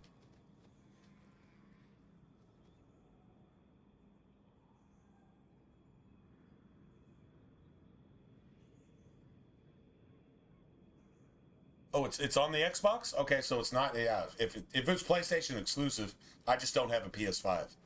I never got one. I wanted one, and now I'm thinking that even if I could just go out and buy one right now, guess what? I'm pretty sure in the next year or two, the PS6, or whatever they're going to call it, is around the corner, right? And the Xbox Series Y or Z or whatever, you know, like, I don't know. Then again, it might actually be a good time to pick up a PS5, especially one of those special ones that has, like, all the extra bells and whistles, like, you know, a solid state fucking 5 terabyte drive and, you know, fucking high-end PC graphics card, you know, some shit like that, and get it for about the same thing I would have paid for a PS5 a couple years ago. If I can find some shit like that, I actually saw something like that. It was a PS5, but it had, like, extra terabytes, and it had, some extra shit. It was a graphics card, I believe. It was like a solid state drive, which I think everything's pretty much exclusively solid state now. But it was a solid state drive that had like an extra 1.8 terabytes of storage. But then it had like a better graphics card too. So it was like a hyper PS5 Pro Deluxe type shit or something. And it came with like, I don't know, like 2 controllers and some other stuff. And it was like $100 more than a PS5 Pro or whatever. It was like $100 more than that. And I'm like, if I'm going to get one, why wouldn't I get that? Because that's probably literally next gen before next gen. So, yeah, I don't know. Anyway, okay, so let's, we can get Aveline shit out of the way, too.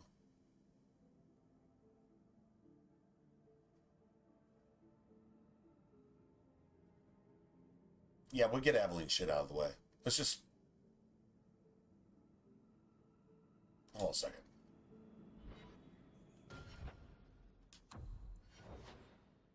We're halfway to... Oh, okay, that's probably a good idea. Okay, let's just go do that. Do this, and then go get Anders, and we'll be level 7. By the time we go to Sundermount, I just want to be level 7 so we have haste. That's honestly really just all I'm doing. Frost is actually good here. Supposedly these guys are weak to Spirit, but it seems like they're really weak to Frost. So, just saying. Just throwing that out there.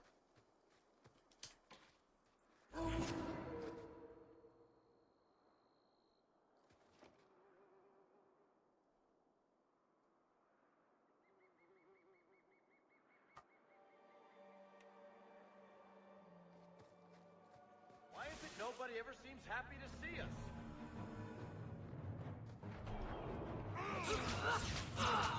That's enough.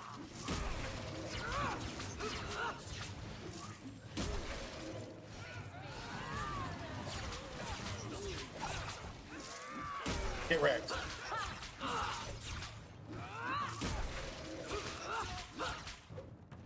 I win.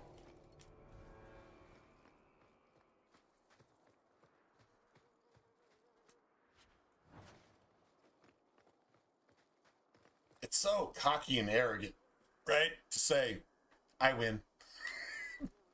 F you. I win.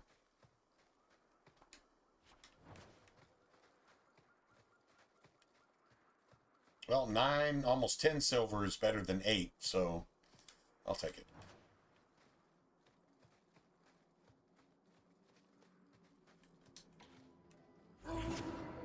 I should probably save here, right? That would be the smart thing to do. Save early, save often.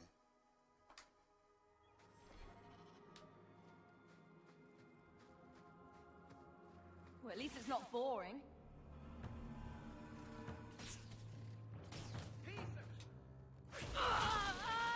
You want this? Face me. I stand for all of us. Of course.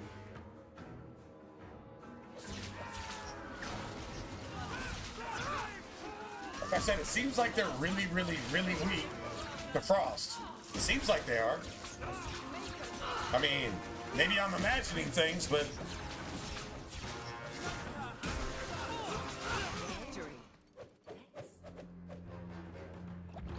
More coming. Y'all gotta stop.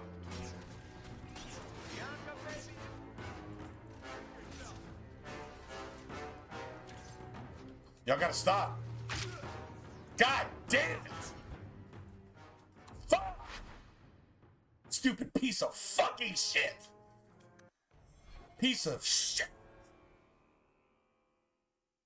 Those traps are worth as much as this fucking ambush. You're gonna go just jump on that because you're Carver, and if you're dead, the world is a better place. Carver, piece of fucking shit! God damn it! Well, at least it's not boring. Why aren't you running up there now? Bitch! Seriously? Punk ass fuck. You want this? There.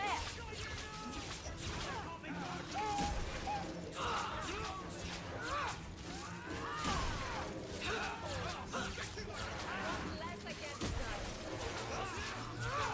You go through me before anyone else.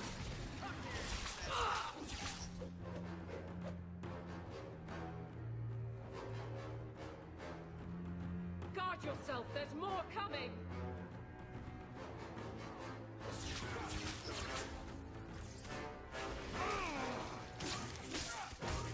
Do this by myself. Like, seriously, by myself. How about you? Go sabotage my XP again, you punk ass, loose booty fuck.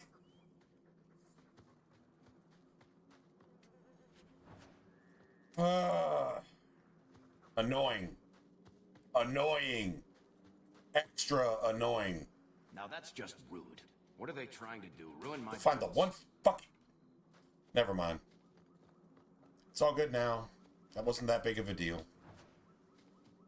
Someone's left a surprise here for us.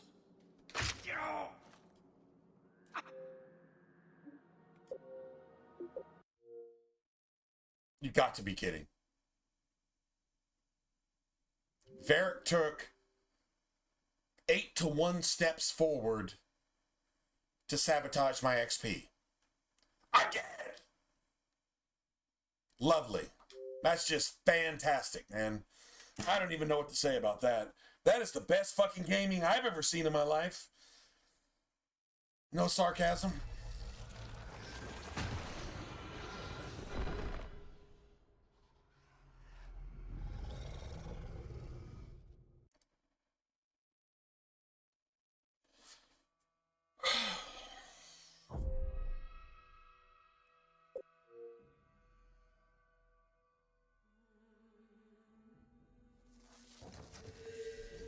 Well, I'm going to have to do this nightmare boss ambush 3 times in a row so that the AI and the fucking controls in the game itself don't just cheat me out of my fucking XP.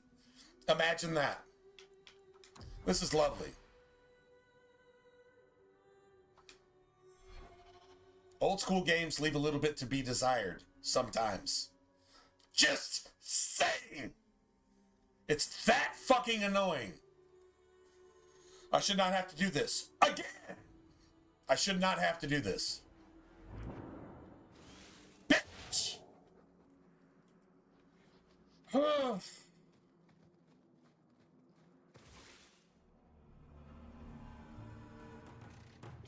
That's enough out of you!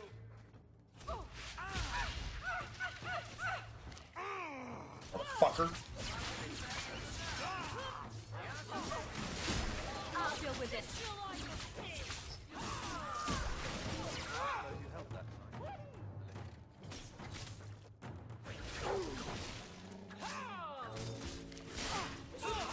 How about you?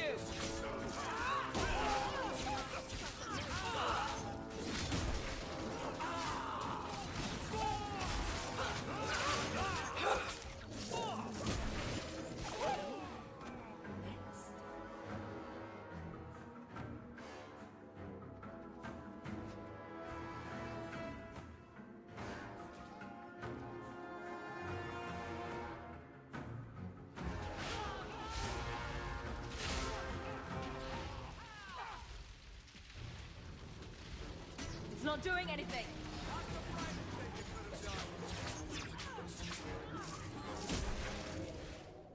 Do I need to save again? Like, seriously? Need to fucking save again? This is so bad. This is so bad. Now that's just rude. What are they trying to do? Ruin my boots?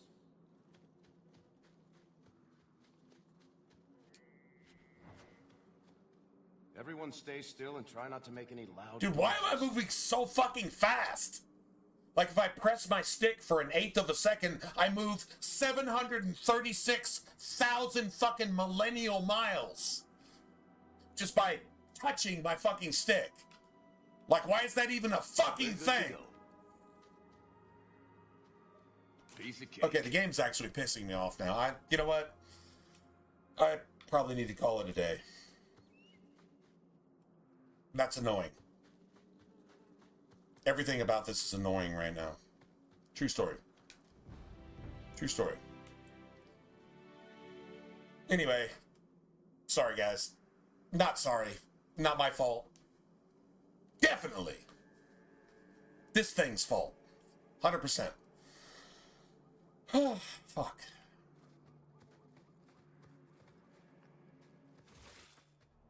Lovely.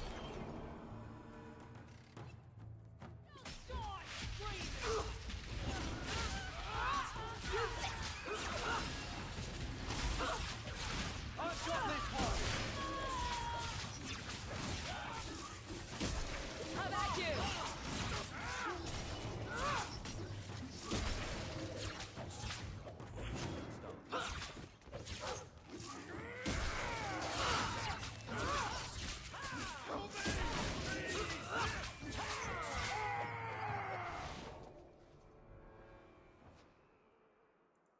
And you're going to kill Varric.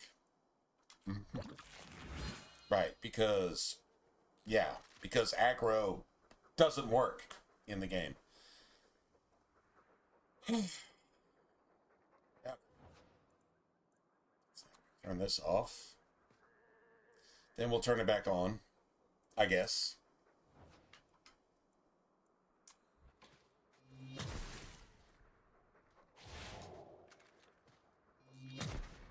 Yep. Lovely. That is fantastic. Yeah, I am in no mood to game right now. I am knocked out of my gaming mood. I think it's probably best for everybody involved that I call it a day. Let's just get through with this, and then we'll just be done with this, and that's that, and cool, and whatever, and I really give... Well, if I was given 50 fucks, I still wouldn't have 3,000 fucks to give. You would owe me like 6,000 fucks, so I would have 1 fuck to give. Yeah, that was just that annoying. Maybe I shouldn't be that annoyed by it, but, well, I was, so there you have it. There's our targets for the Kirkwall Guard.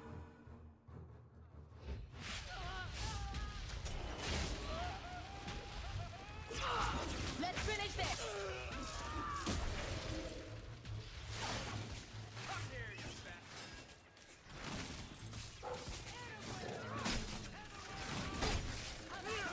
Oh, please. Bianca can handle this herself. Something has me. Make up!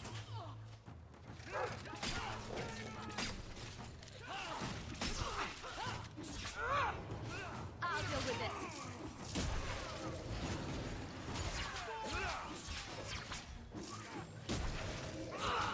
That's enough!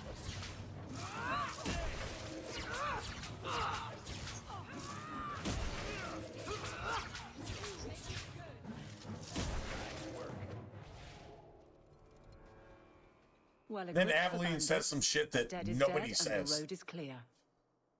Captain Jevon needs to know of this. Back to the barracks for your just reward. Just reward. Who says that? Like, does anybody ever say that anywhere, ever? About anything? Your just reward. Whose movie are you playing in? Because there's no cameras around. Like, she almost sounded like Anders right then. Playing in your own movie going on in your head that has nothing to do with reality in any way, shape, or form. No. Go back for your just reward. Did you actually make a pose when you said that? Like, dude,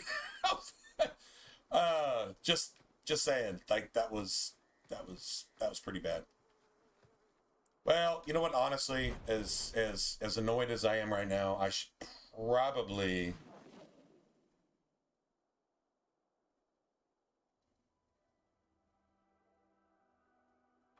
go do this. I should probably go get Anders real quick. Because we got a good fire staff. We got a good cold staff. Our shit just gets weaker as we go along, so we might as well go do it now, right? Does that sound like a good idea? Sounds like a good idea. Maybe I'll get out of my bad mood in the next 5 minutes, and that would be amazing, and then we could just, you know, do our thing. I don't mind it if I fuck up, but when the game just doesn't work, that really, really pisses me off. And you know what? That will always piss me off, and I'll always be getting pissed off probably for the rest of my life, because no game is going to work all the time. But goddammit, when it's so egregious that it makes me want to, like, pull my eyeballs out of my face and just eat them until I'm dead, yeah, so that's just a little bit extra. That's a little bit much. Alright, hold on. I need a fire staff. Let's see. So we got a really good electric staff. For real. I'm just going to kill that. Take the fire. And...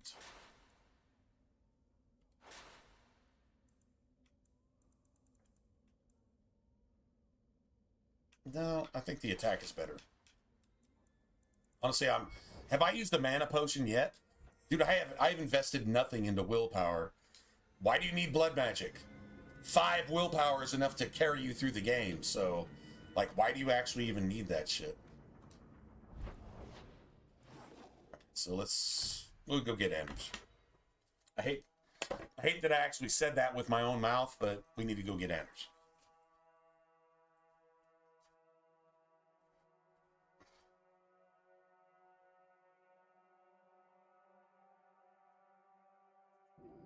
I don't make my guards fight gangs in dark corners, but if you'd like to help...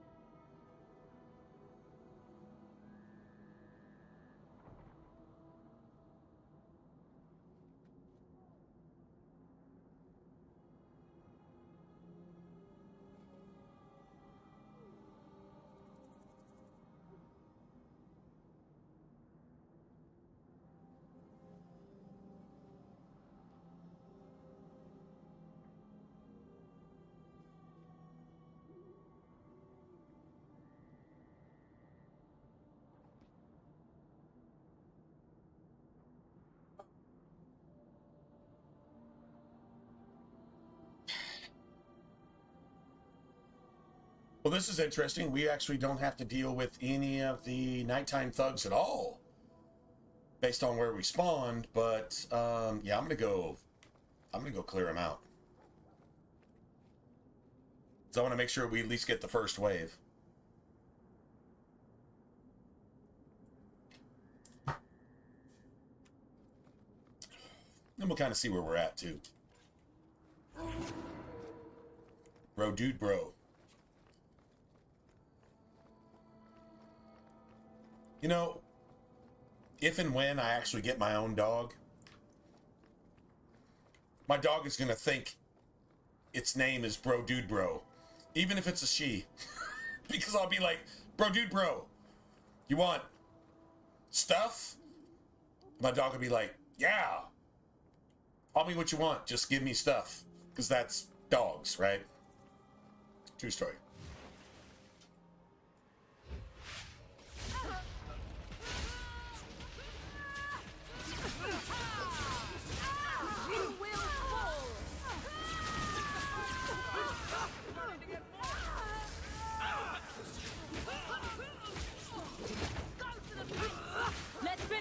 Alright, let me know if you see anybody taking like half a health bar of damage.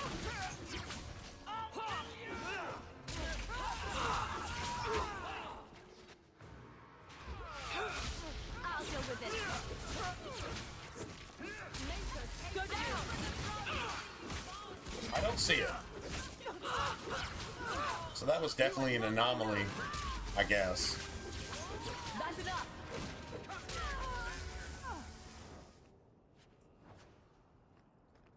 Yeah, see, we're going to be getting 300 apiece. We're probably going to level...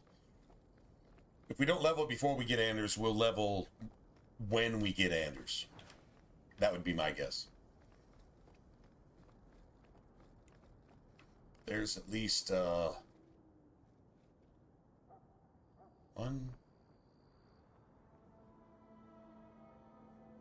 3 more ambushes.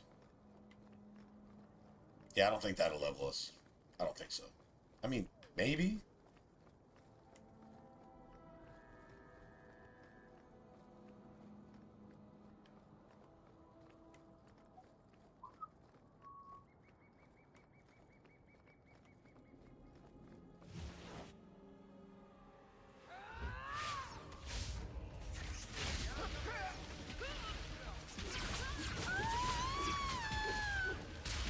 Go down.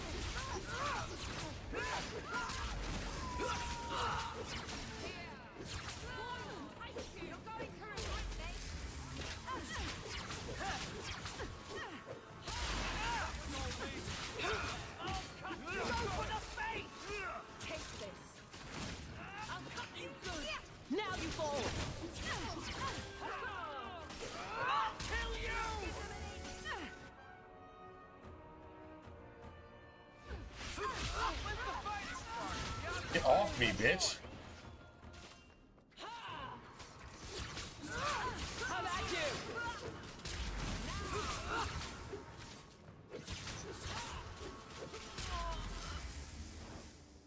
Nice.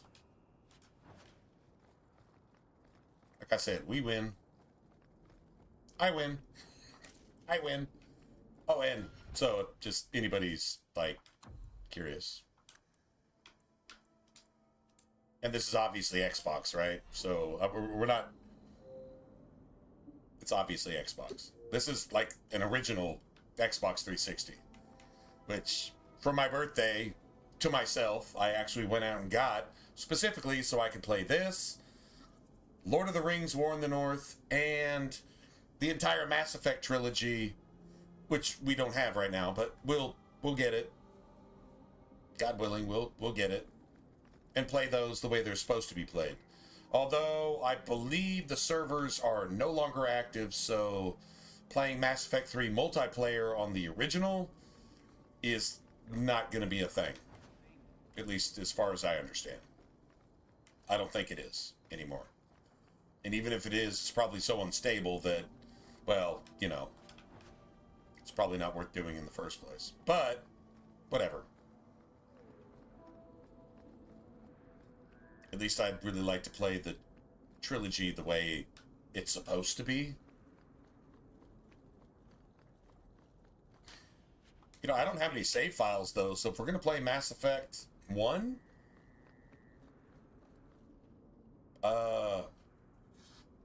we'd have to start on normal. Maybe hardcore? Maybe. No, I think you have to start on normal. I think you have to. 'Cause I don't have it unlocked. I don't know how you'd actually... Yeah. No shit, right? Well, that kind of sucks. I don't know, maybe we'll just skip straight to Mass Effect 3 and just call it a day.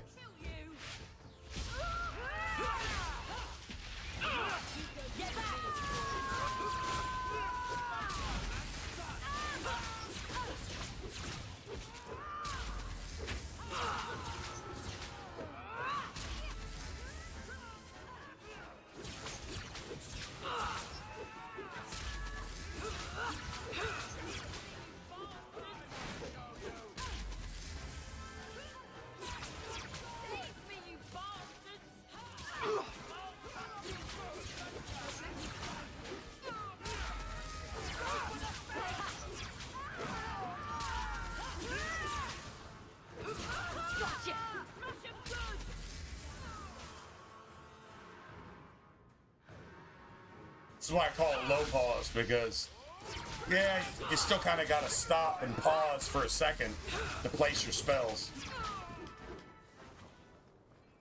That's why I call it low pause. If I'm playing a rogue or if I'm playing any other class, really, I'll call it no pause, because you don't really have to stop. I mean, you might stop to do this and drink a health potion or something, but outside of that, you shouldn't have to stop at all. Tactics should pretty much take care of everything.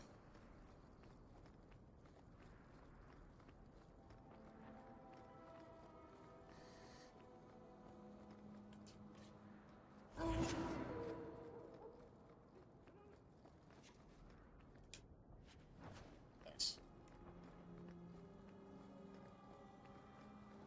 Okay, fire's no good here. Probably electric? Probably.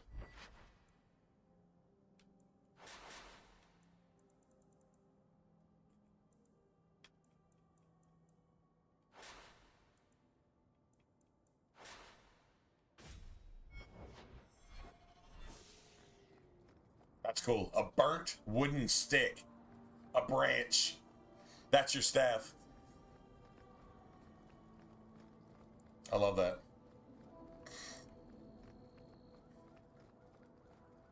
Well, here we go. The elf who has a axe to grind. Remember me? Your uncle still owes us. But I figure, why bleed a stone? You've done so well, after all. I've done so well because I've carved my way through half of Kirkwall. You really want to cross me? You spurned my offer and lost us some serious coin. I intend to take what you owe with interest. Oh, let's see how that works for you.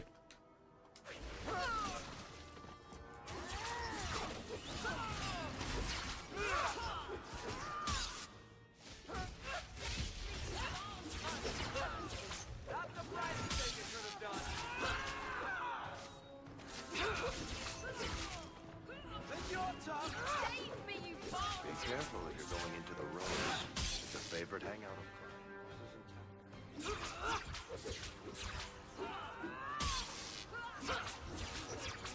Let's finish this.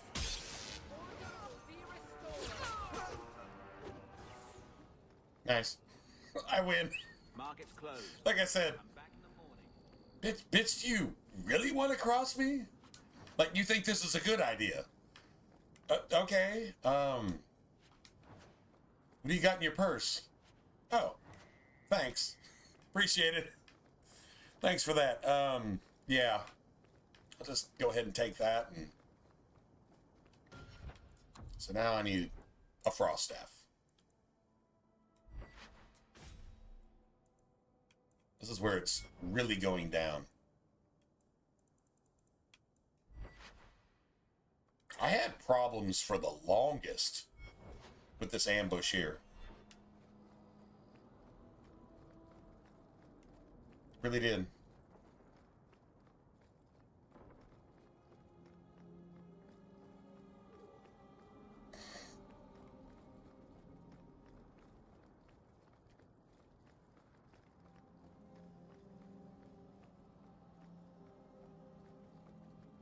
Shitty part is pedo filth here forces you into working through all the nighttime thugs.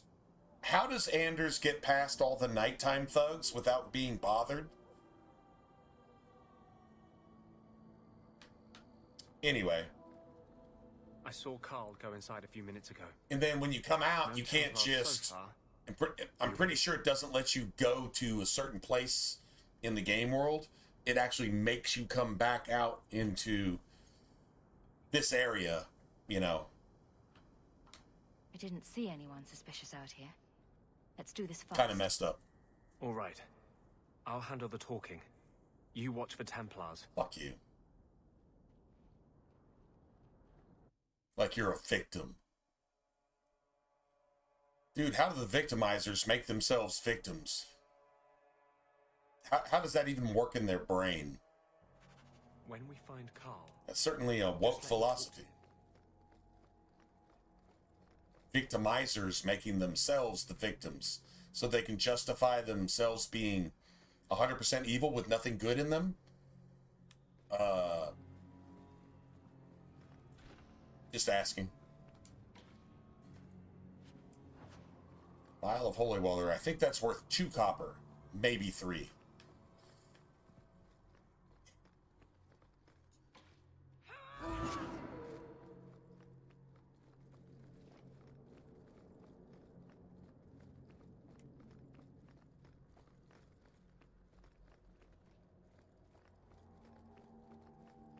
Now this is the one that Anders has to murder because now it's a Tranquil and is subject to the actual Templars who never do their job anyway. So why does Anders actually have to murder this individual?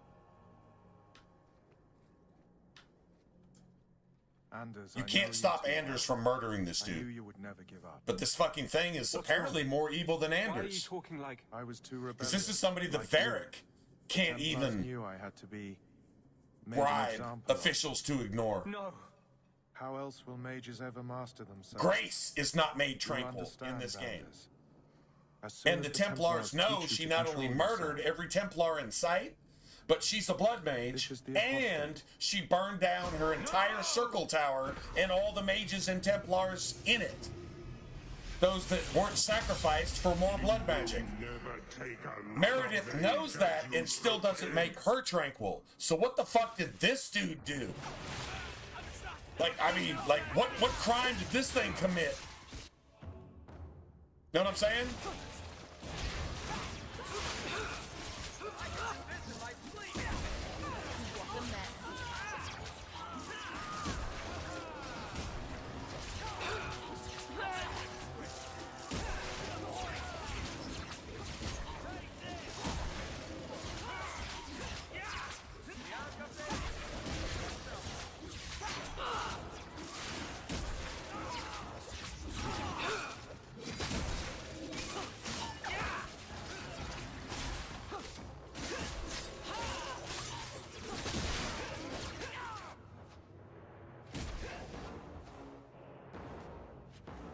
Give me that. And give me this. Oh, man, that worked out perfect. Okay, I literally got both loot drops. Candace, what did you do? Yeah, that was efficient. You brought a piece of the Fade. Everybody was doing their job. I had already forgotten what that feels like. What did you do? Not the Fade part. You know, the whole abomination thing. What was the abomination thing about? A gateway to the Fade inside you, glowing like a beacon. It's called the demon. I have some unique circumstances, yes. You can't call it for what it is? How did they get you?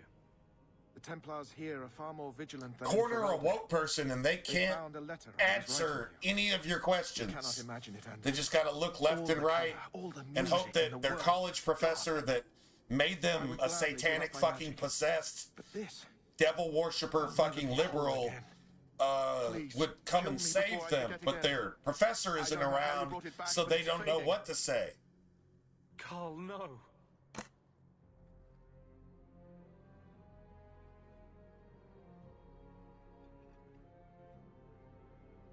Anyway, don't kill the obvious more blood mage than you are blood mage abomination. The Tranquil I've met seem content with their lot. Maybe it's not that bad.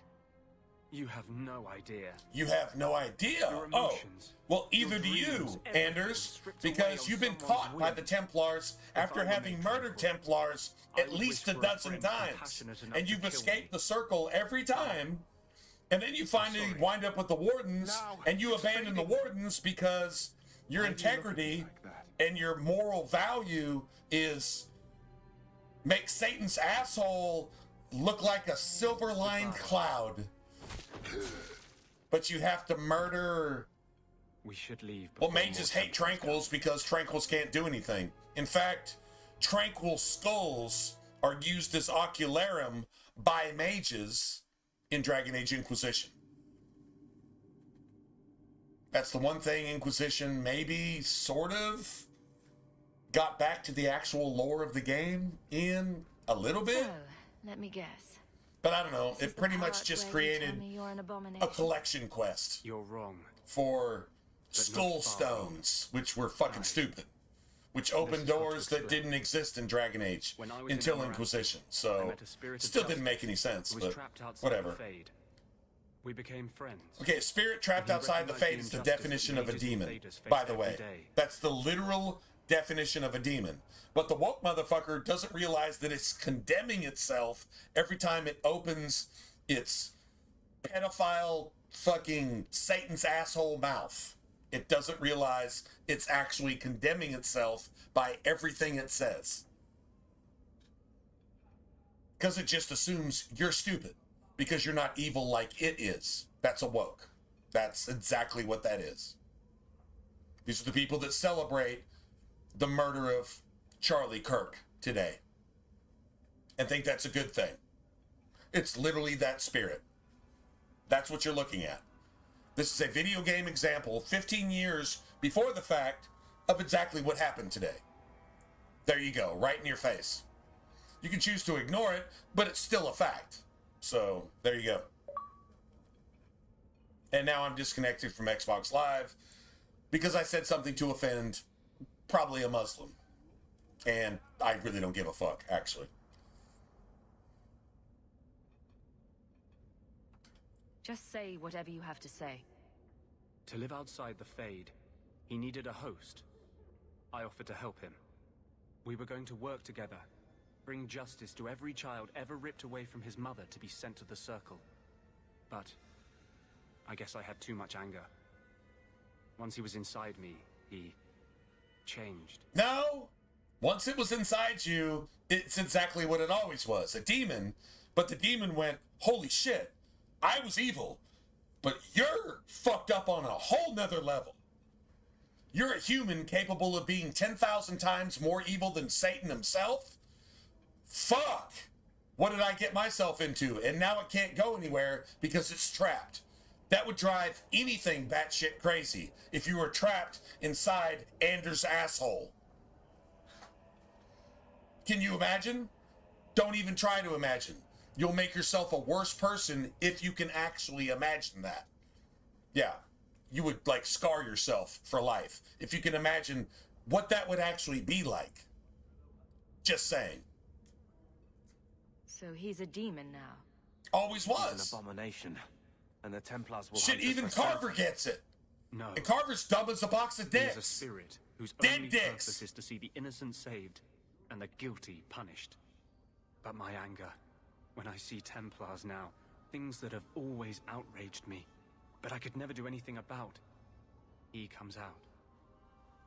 And he is no longer my friend Justice. He is a force of vengeance, and he has no grasp of mercy. Justice and mercy are actually the same thing. So you are actually separating... You're trying to separate Jesus and the cross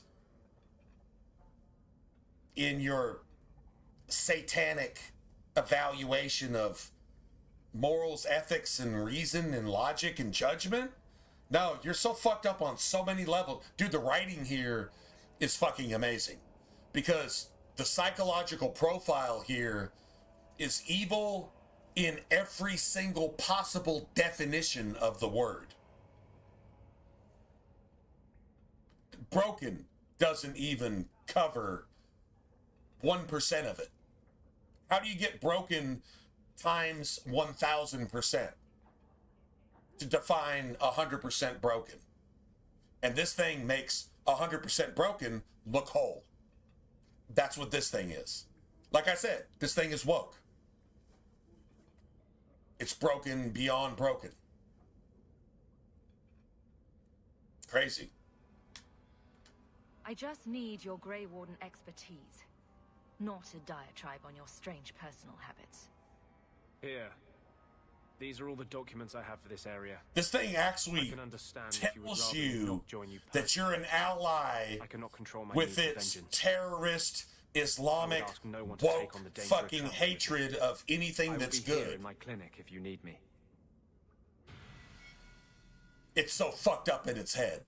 And you have to use this thing because it's your only haste and it's your only healer.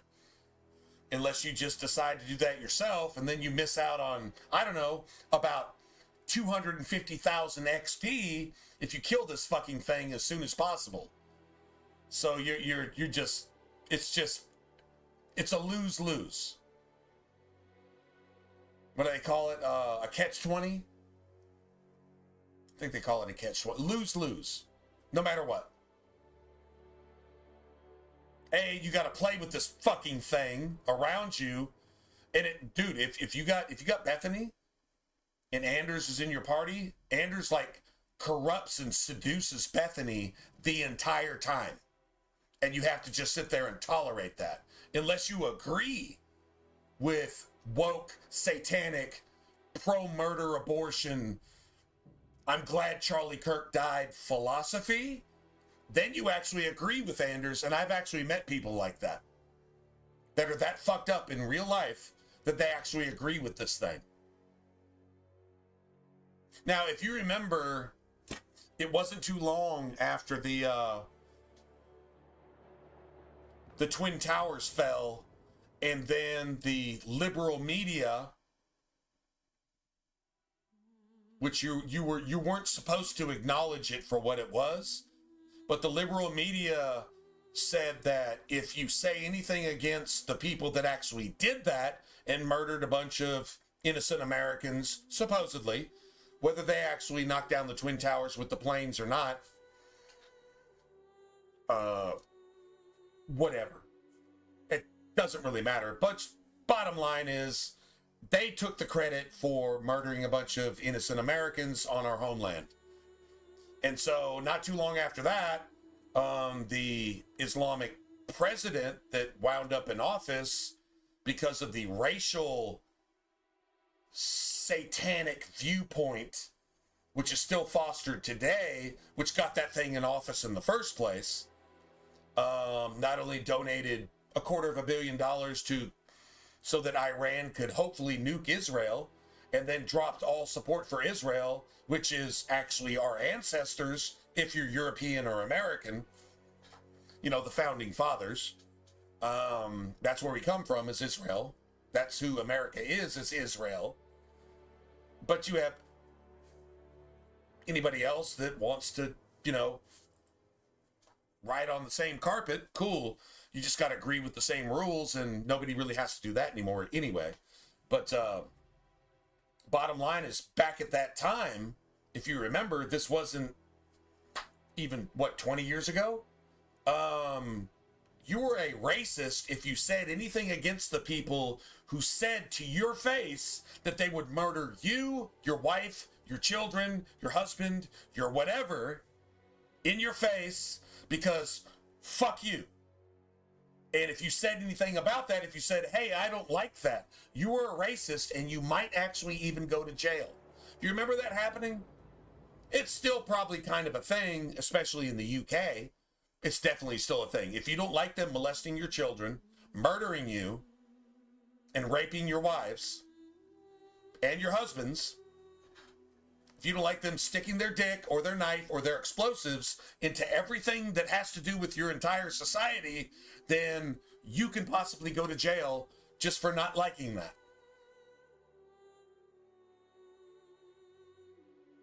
Kind of crazy, right? But that's the reality of it. That's actually happening, and it happened. Kind of insane, isn't it? I'm not fostering hate for anything. I'm just making an observation. That's the actual narrative in the world we actually live in. They're called locusts in the Bible for a reason. Just saying. Children of Cain. And here they are. And there's more now than there ever was ever before. Funny, is there more now in the last days as many as there was in the first days?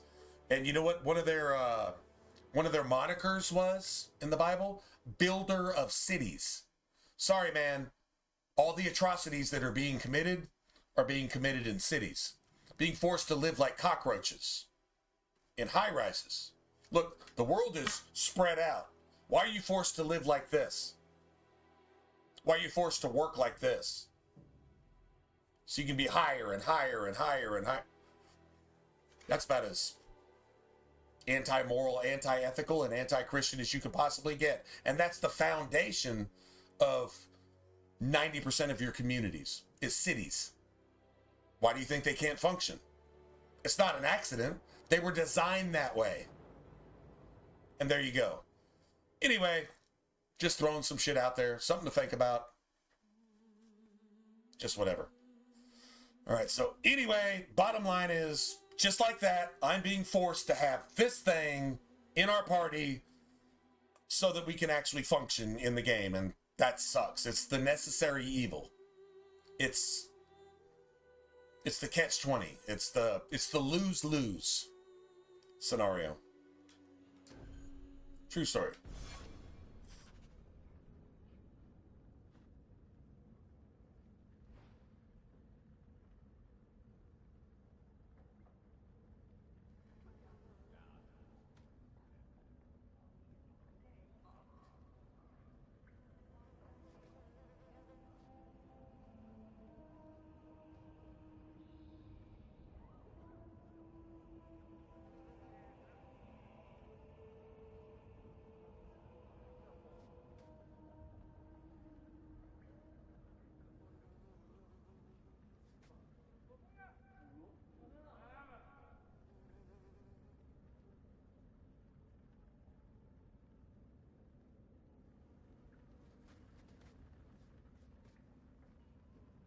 All right. Okay, well, we got a level here.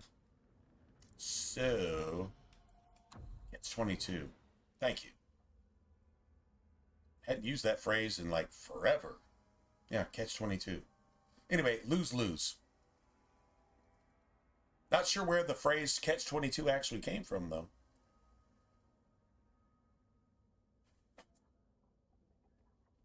I should probably go look that up. That's actually kind of curious. I mean, it's obvious, but anyway, doesn't matter. All right.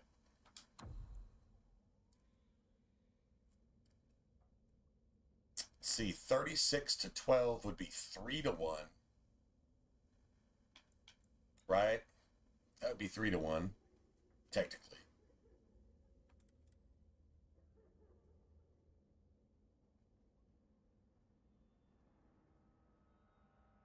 That's, yeah. Well, yeah, there you go.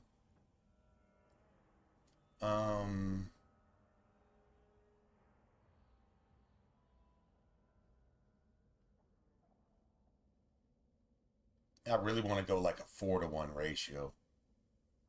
I really do. I mean, it would be pretty glass cannon early on, but later, shit, I don't know. 130, I don't know. I guess that doesn't make that much of a difference, does it?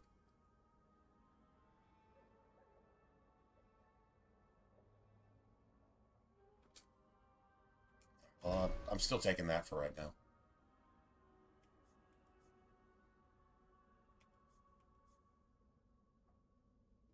Okay, so we talk about doing Force Mage stuff. Now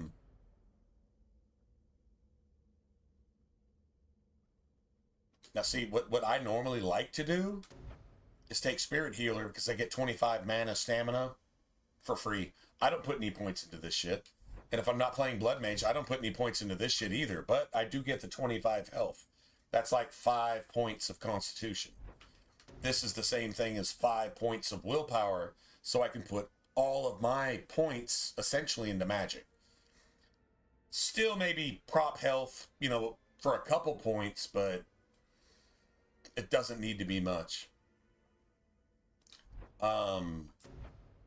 Force is only good if you're actually going to invest in force. Like Fortitude is awesome. But I'm not doing that early. I'm not doing that now. So yeah, I'm really not doing that now.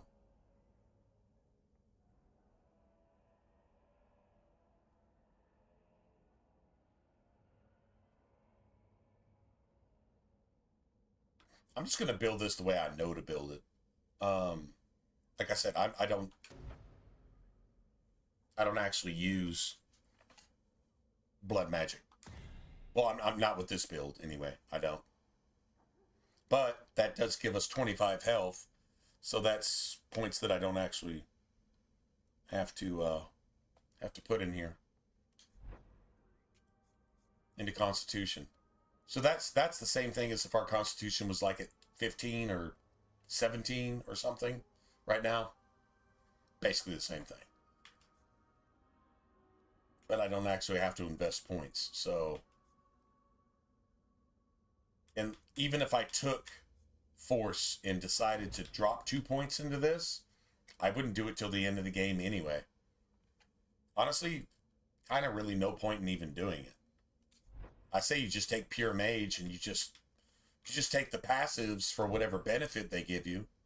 Like mana and stamina seems cool. But I don't know. I mean, a little extra force behind your spells, that's cool too. So even if I don't put a point in here, and if mana is not a problem, because we haven't used a mana potion yet, and I haven't sunk shit into willpower. So honestly, the only reason for willpower is just to be able to equip certain gear. That's really the only reason you need it. Yeah, seriously. Okay, I said I was going to get Chain Lightning, so... Yep.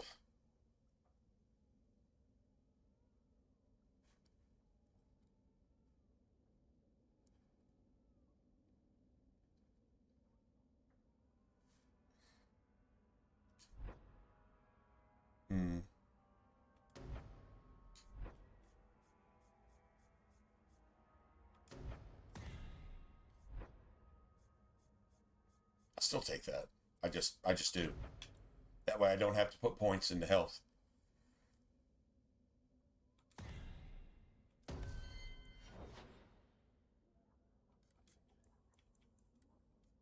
So that's 2 to 1. That's level 8, right? So at level 7, we can go over here, and I don't let her use this, because this makes it to where, okay, so if you take your tank and you make your tank do less damage, no matter how much damage they can take, if you make them do less damage, guess what they're going to do? Draw less threat. So if you're moving fast and you're not drawing any threat with your attacks, then threat is going somewhere else. Mainly killing your mages and killing your rogues. So you let your tank actually do damage, because that A, kills the enemy faster, and B, draws threat, which allows your tanks to maintain threat, right? But that passive, that sustained ability, I don't use it at all.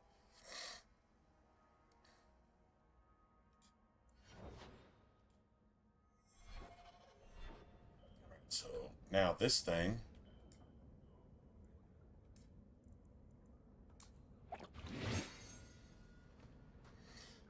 Now we have to do this. And I really hate Anderson. Really do. For all the right reasons. Okay.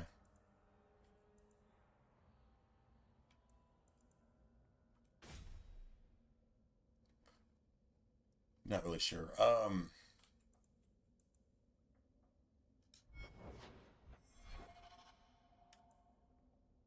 Wait. What staff was that? Oh, that's +2 to everything. All right, hold on a second. Let me just do this.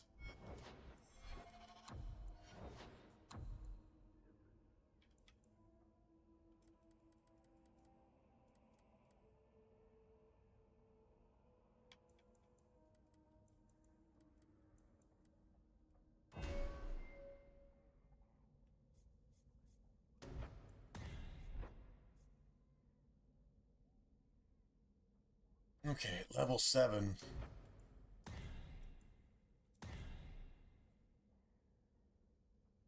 See, we have to have 3 points invested here. Or we could wait till level 8 for haste. But I guess we'll just get the heals, man.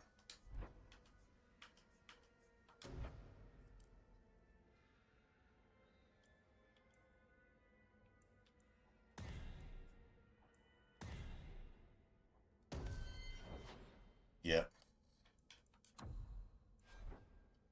Well, this sucks. All right, so self, any...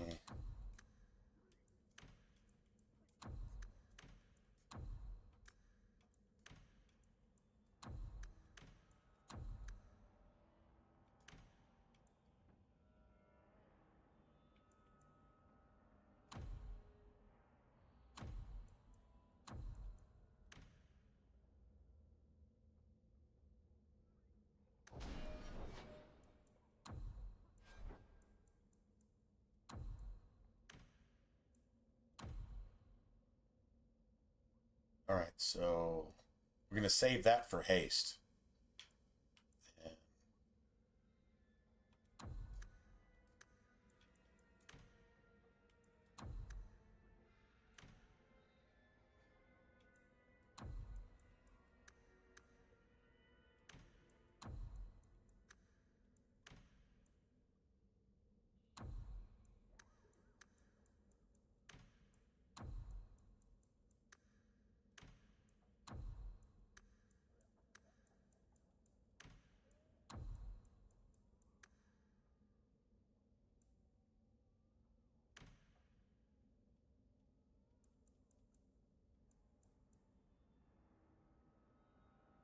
We'll get at least 1 or 2 more tactic slots once this thing levels.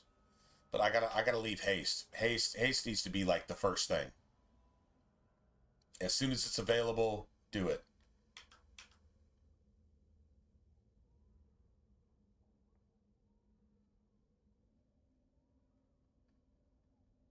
I wonder if I shouldn't put Lyrium Potion here and just move everything down. Because if it gets stuck trying to cast haste and can't, then it just gets frozen. Oh, man. I mean, it shouldn't work like that. It should just haste, but if you can't, it should go on to other things. But I think this might be too low.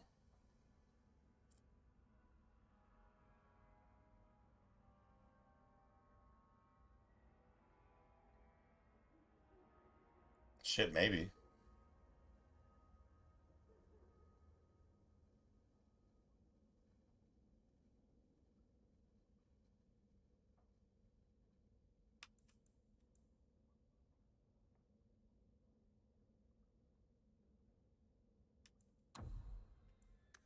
You know what?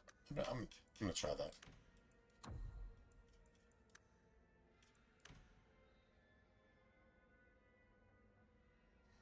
So that'll always be available.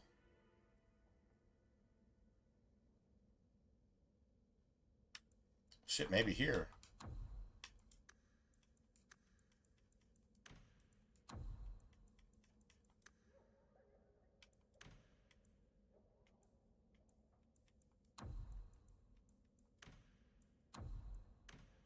Need this for haste.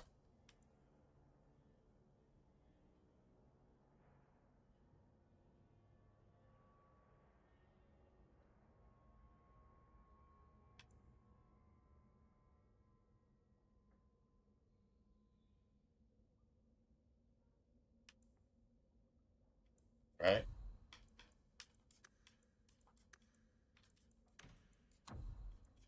Let's try that.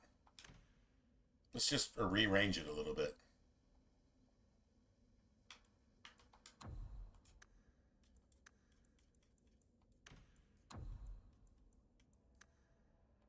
Let's try that. Logically,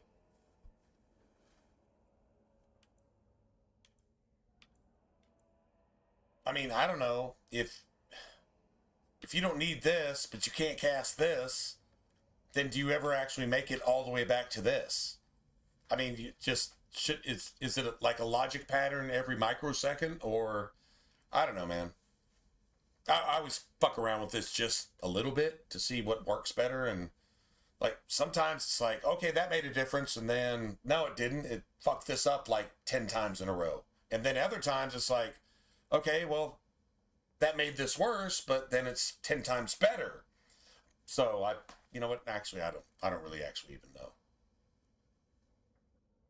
I would like to set this thing up to do enemy using ranged attack. That would be a great tactic, but we can't have that right now because we've used up all our slots. But it's almost level 7, so. All right.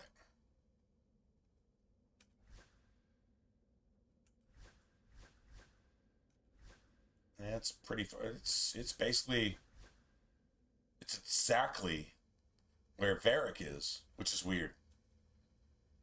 Like exactly where Varric is. That's weird.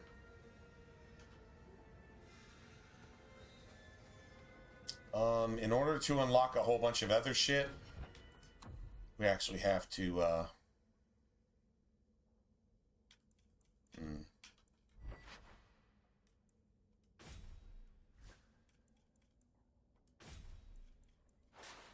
you get rid of that.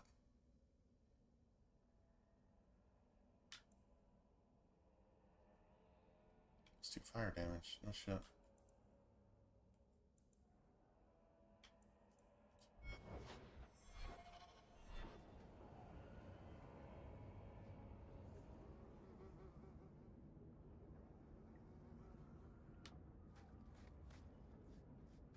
I know the later you do this, but the thing is you can't unlock the bone pit until you finish this.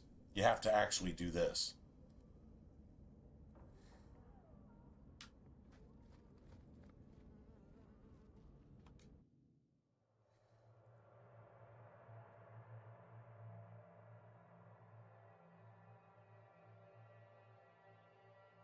All right, well, this shouldn't take too long. We'll just go ahead and do this real quick.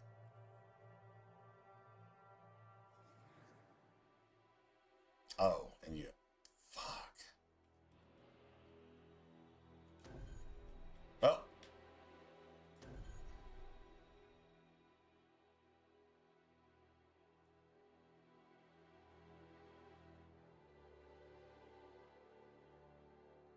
No taunt.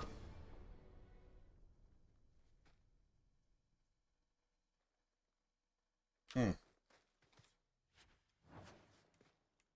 guess let's go ahead and try it. I'm not sure why I'm not getting any background audio.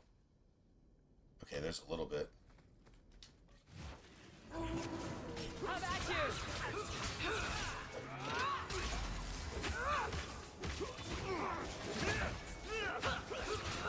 That's enough.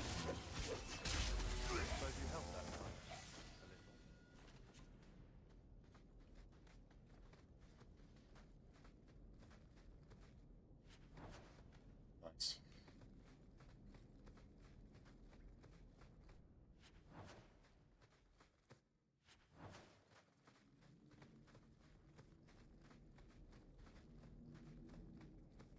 Not getting anything off anybody, am I?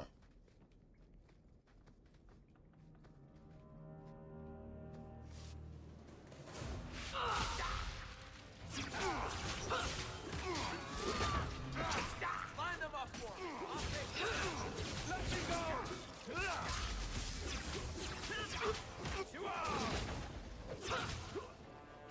How about you?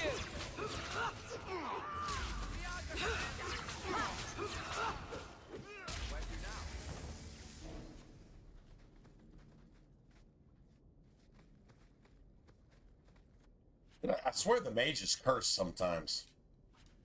Really, it seems like it. This looks like the place. Maybe we were informed.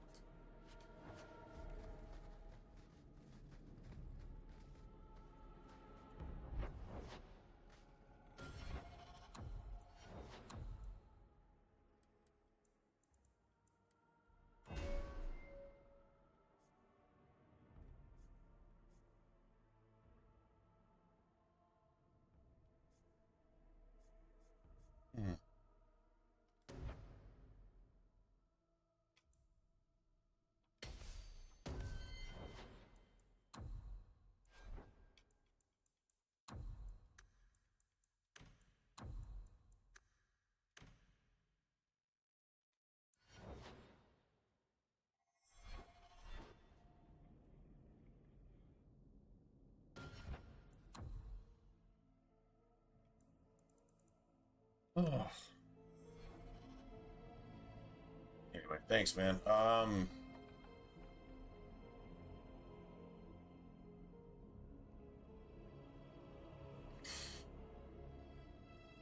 right, yeah, let's just get done with this.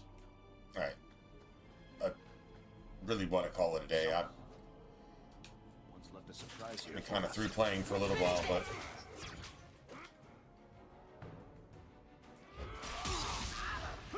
Get back! There!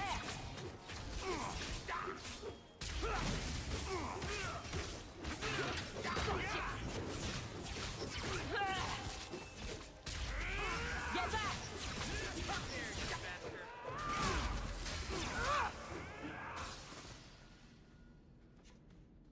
dude, none of these elites are actually dropping anything, which is weird. Like, this dude has to at least drop, like, a health potion. Definitely some money. Definitely money.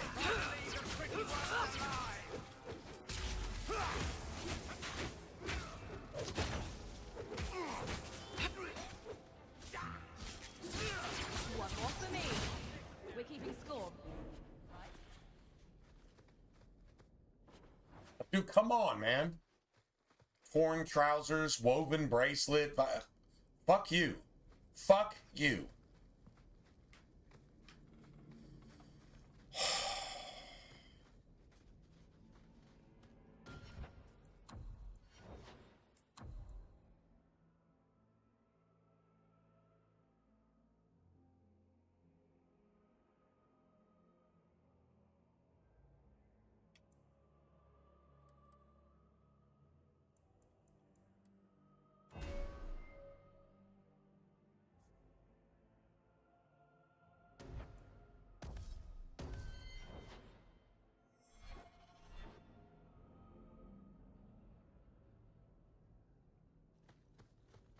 Everyone stay still and try not to make any loud noises. I knew I should have slit his throat.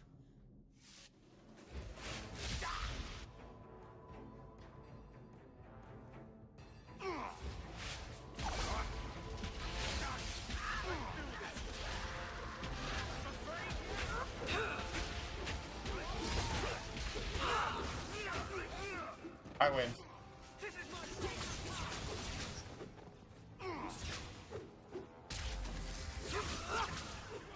That's enough!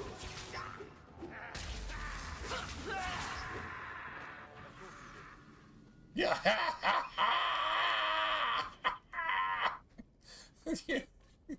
You hear that, dude? All right.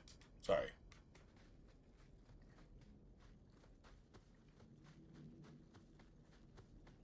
Piece of cake. Dude, I didn't get money on any of that. I should get at least 10 sovereigns, though, for finishing this shit up, so I guess there's that.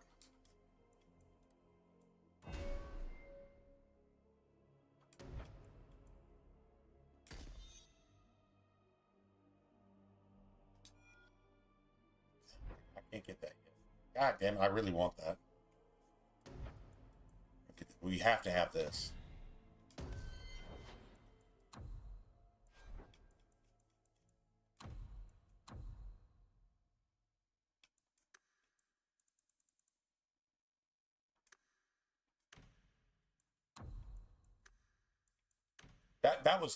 That's been my best tactic.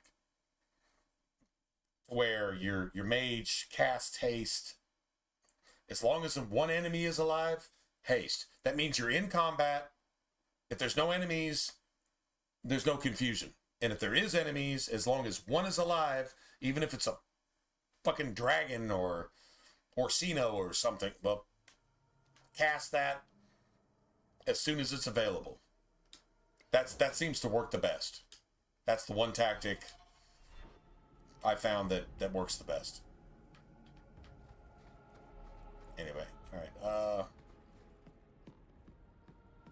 That's the cellar door. If there's anything to learn about the family, that's where it is.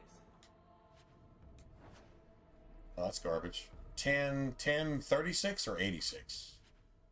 1019. Really? Oh, Aveline isn't here, and she's wearing the Amulet of Influence. That should have been like 1036. So I just got even less money. Grandfather's will. Oh well, whatever. Let's just take it back to Mother and be done with it. I don't think there's any point in delaying the news.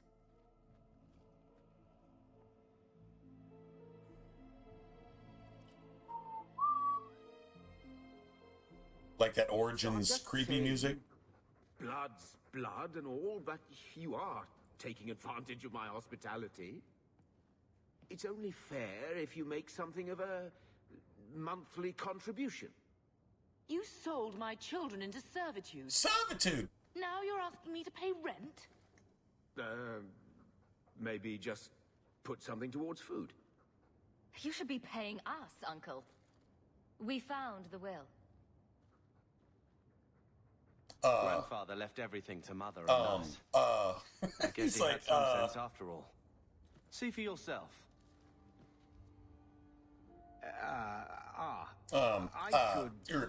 Maybe.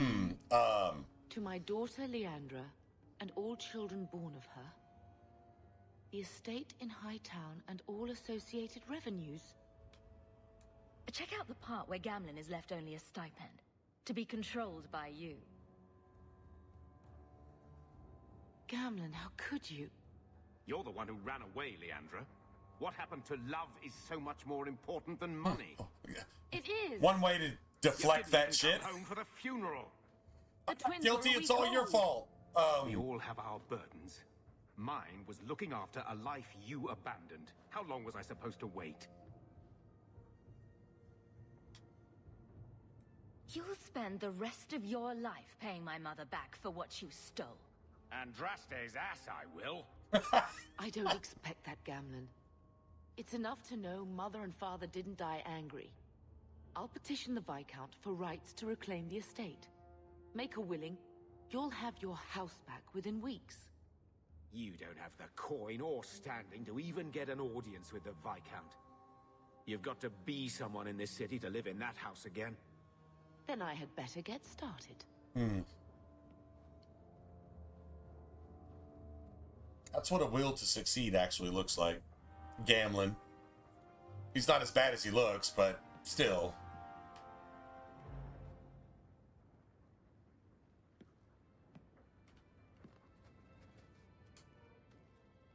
Hello, Lord Carver. We're still a long way from cowing Templars with our titles, sister. We took a big step with this. You should respect that. Right, right, the glorious Amels. A noble lineage dating to the Third Blight. You know what that means. 700 years of people sitting around saying, wow, look how great we used to be. Mother didn't even want that life back until we got dumped here. And you only care because we're under Templar scrutiny. The Second Child Act is getting pretty stale, brother. Try it from this side. Always running after you, or taking care of Mother while you mark your territory. That's enough, Carver. Even back home, what could I be? The lone blade in a house he's in the middle mages. of his rant. If I excelled, his rant will not be interrupted. That was a waste, eh? Could have found my fortune if Bethany was going to die on your watch anyway. Oh yeah, you crossed the line there, bitch. You will not use her against me like that. She deserves better. Then you should have given better. I gave everything. Question me, Mother, yourself, but not that.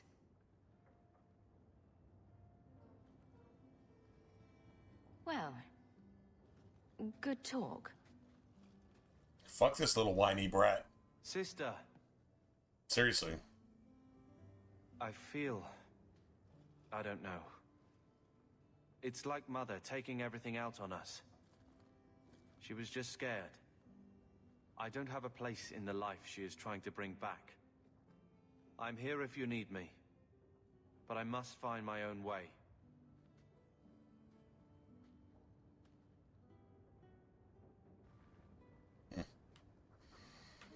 Okay, well, good starting point for tomorrow. Hopefully tomorrow. This afternoon, this evening, whatever. Yeah, I was ready to get off a little while ago. I'm not gonna lie.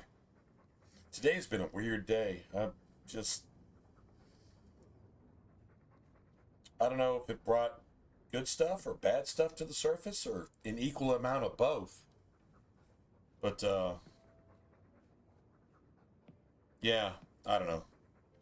A high-profile murder in front of everybody just to expose just how evil one particular political group actually is. Wonder if it was a setup.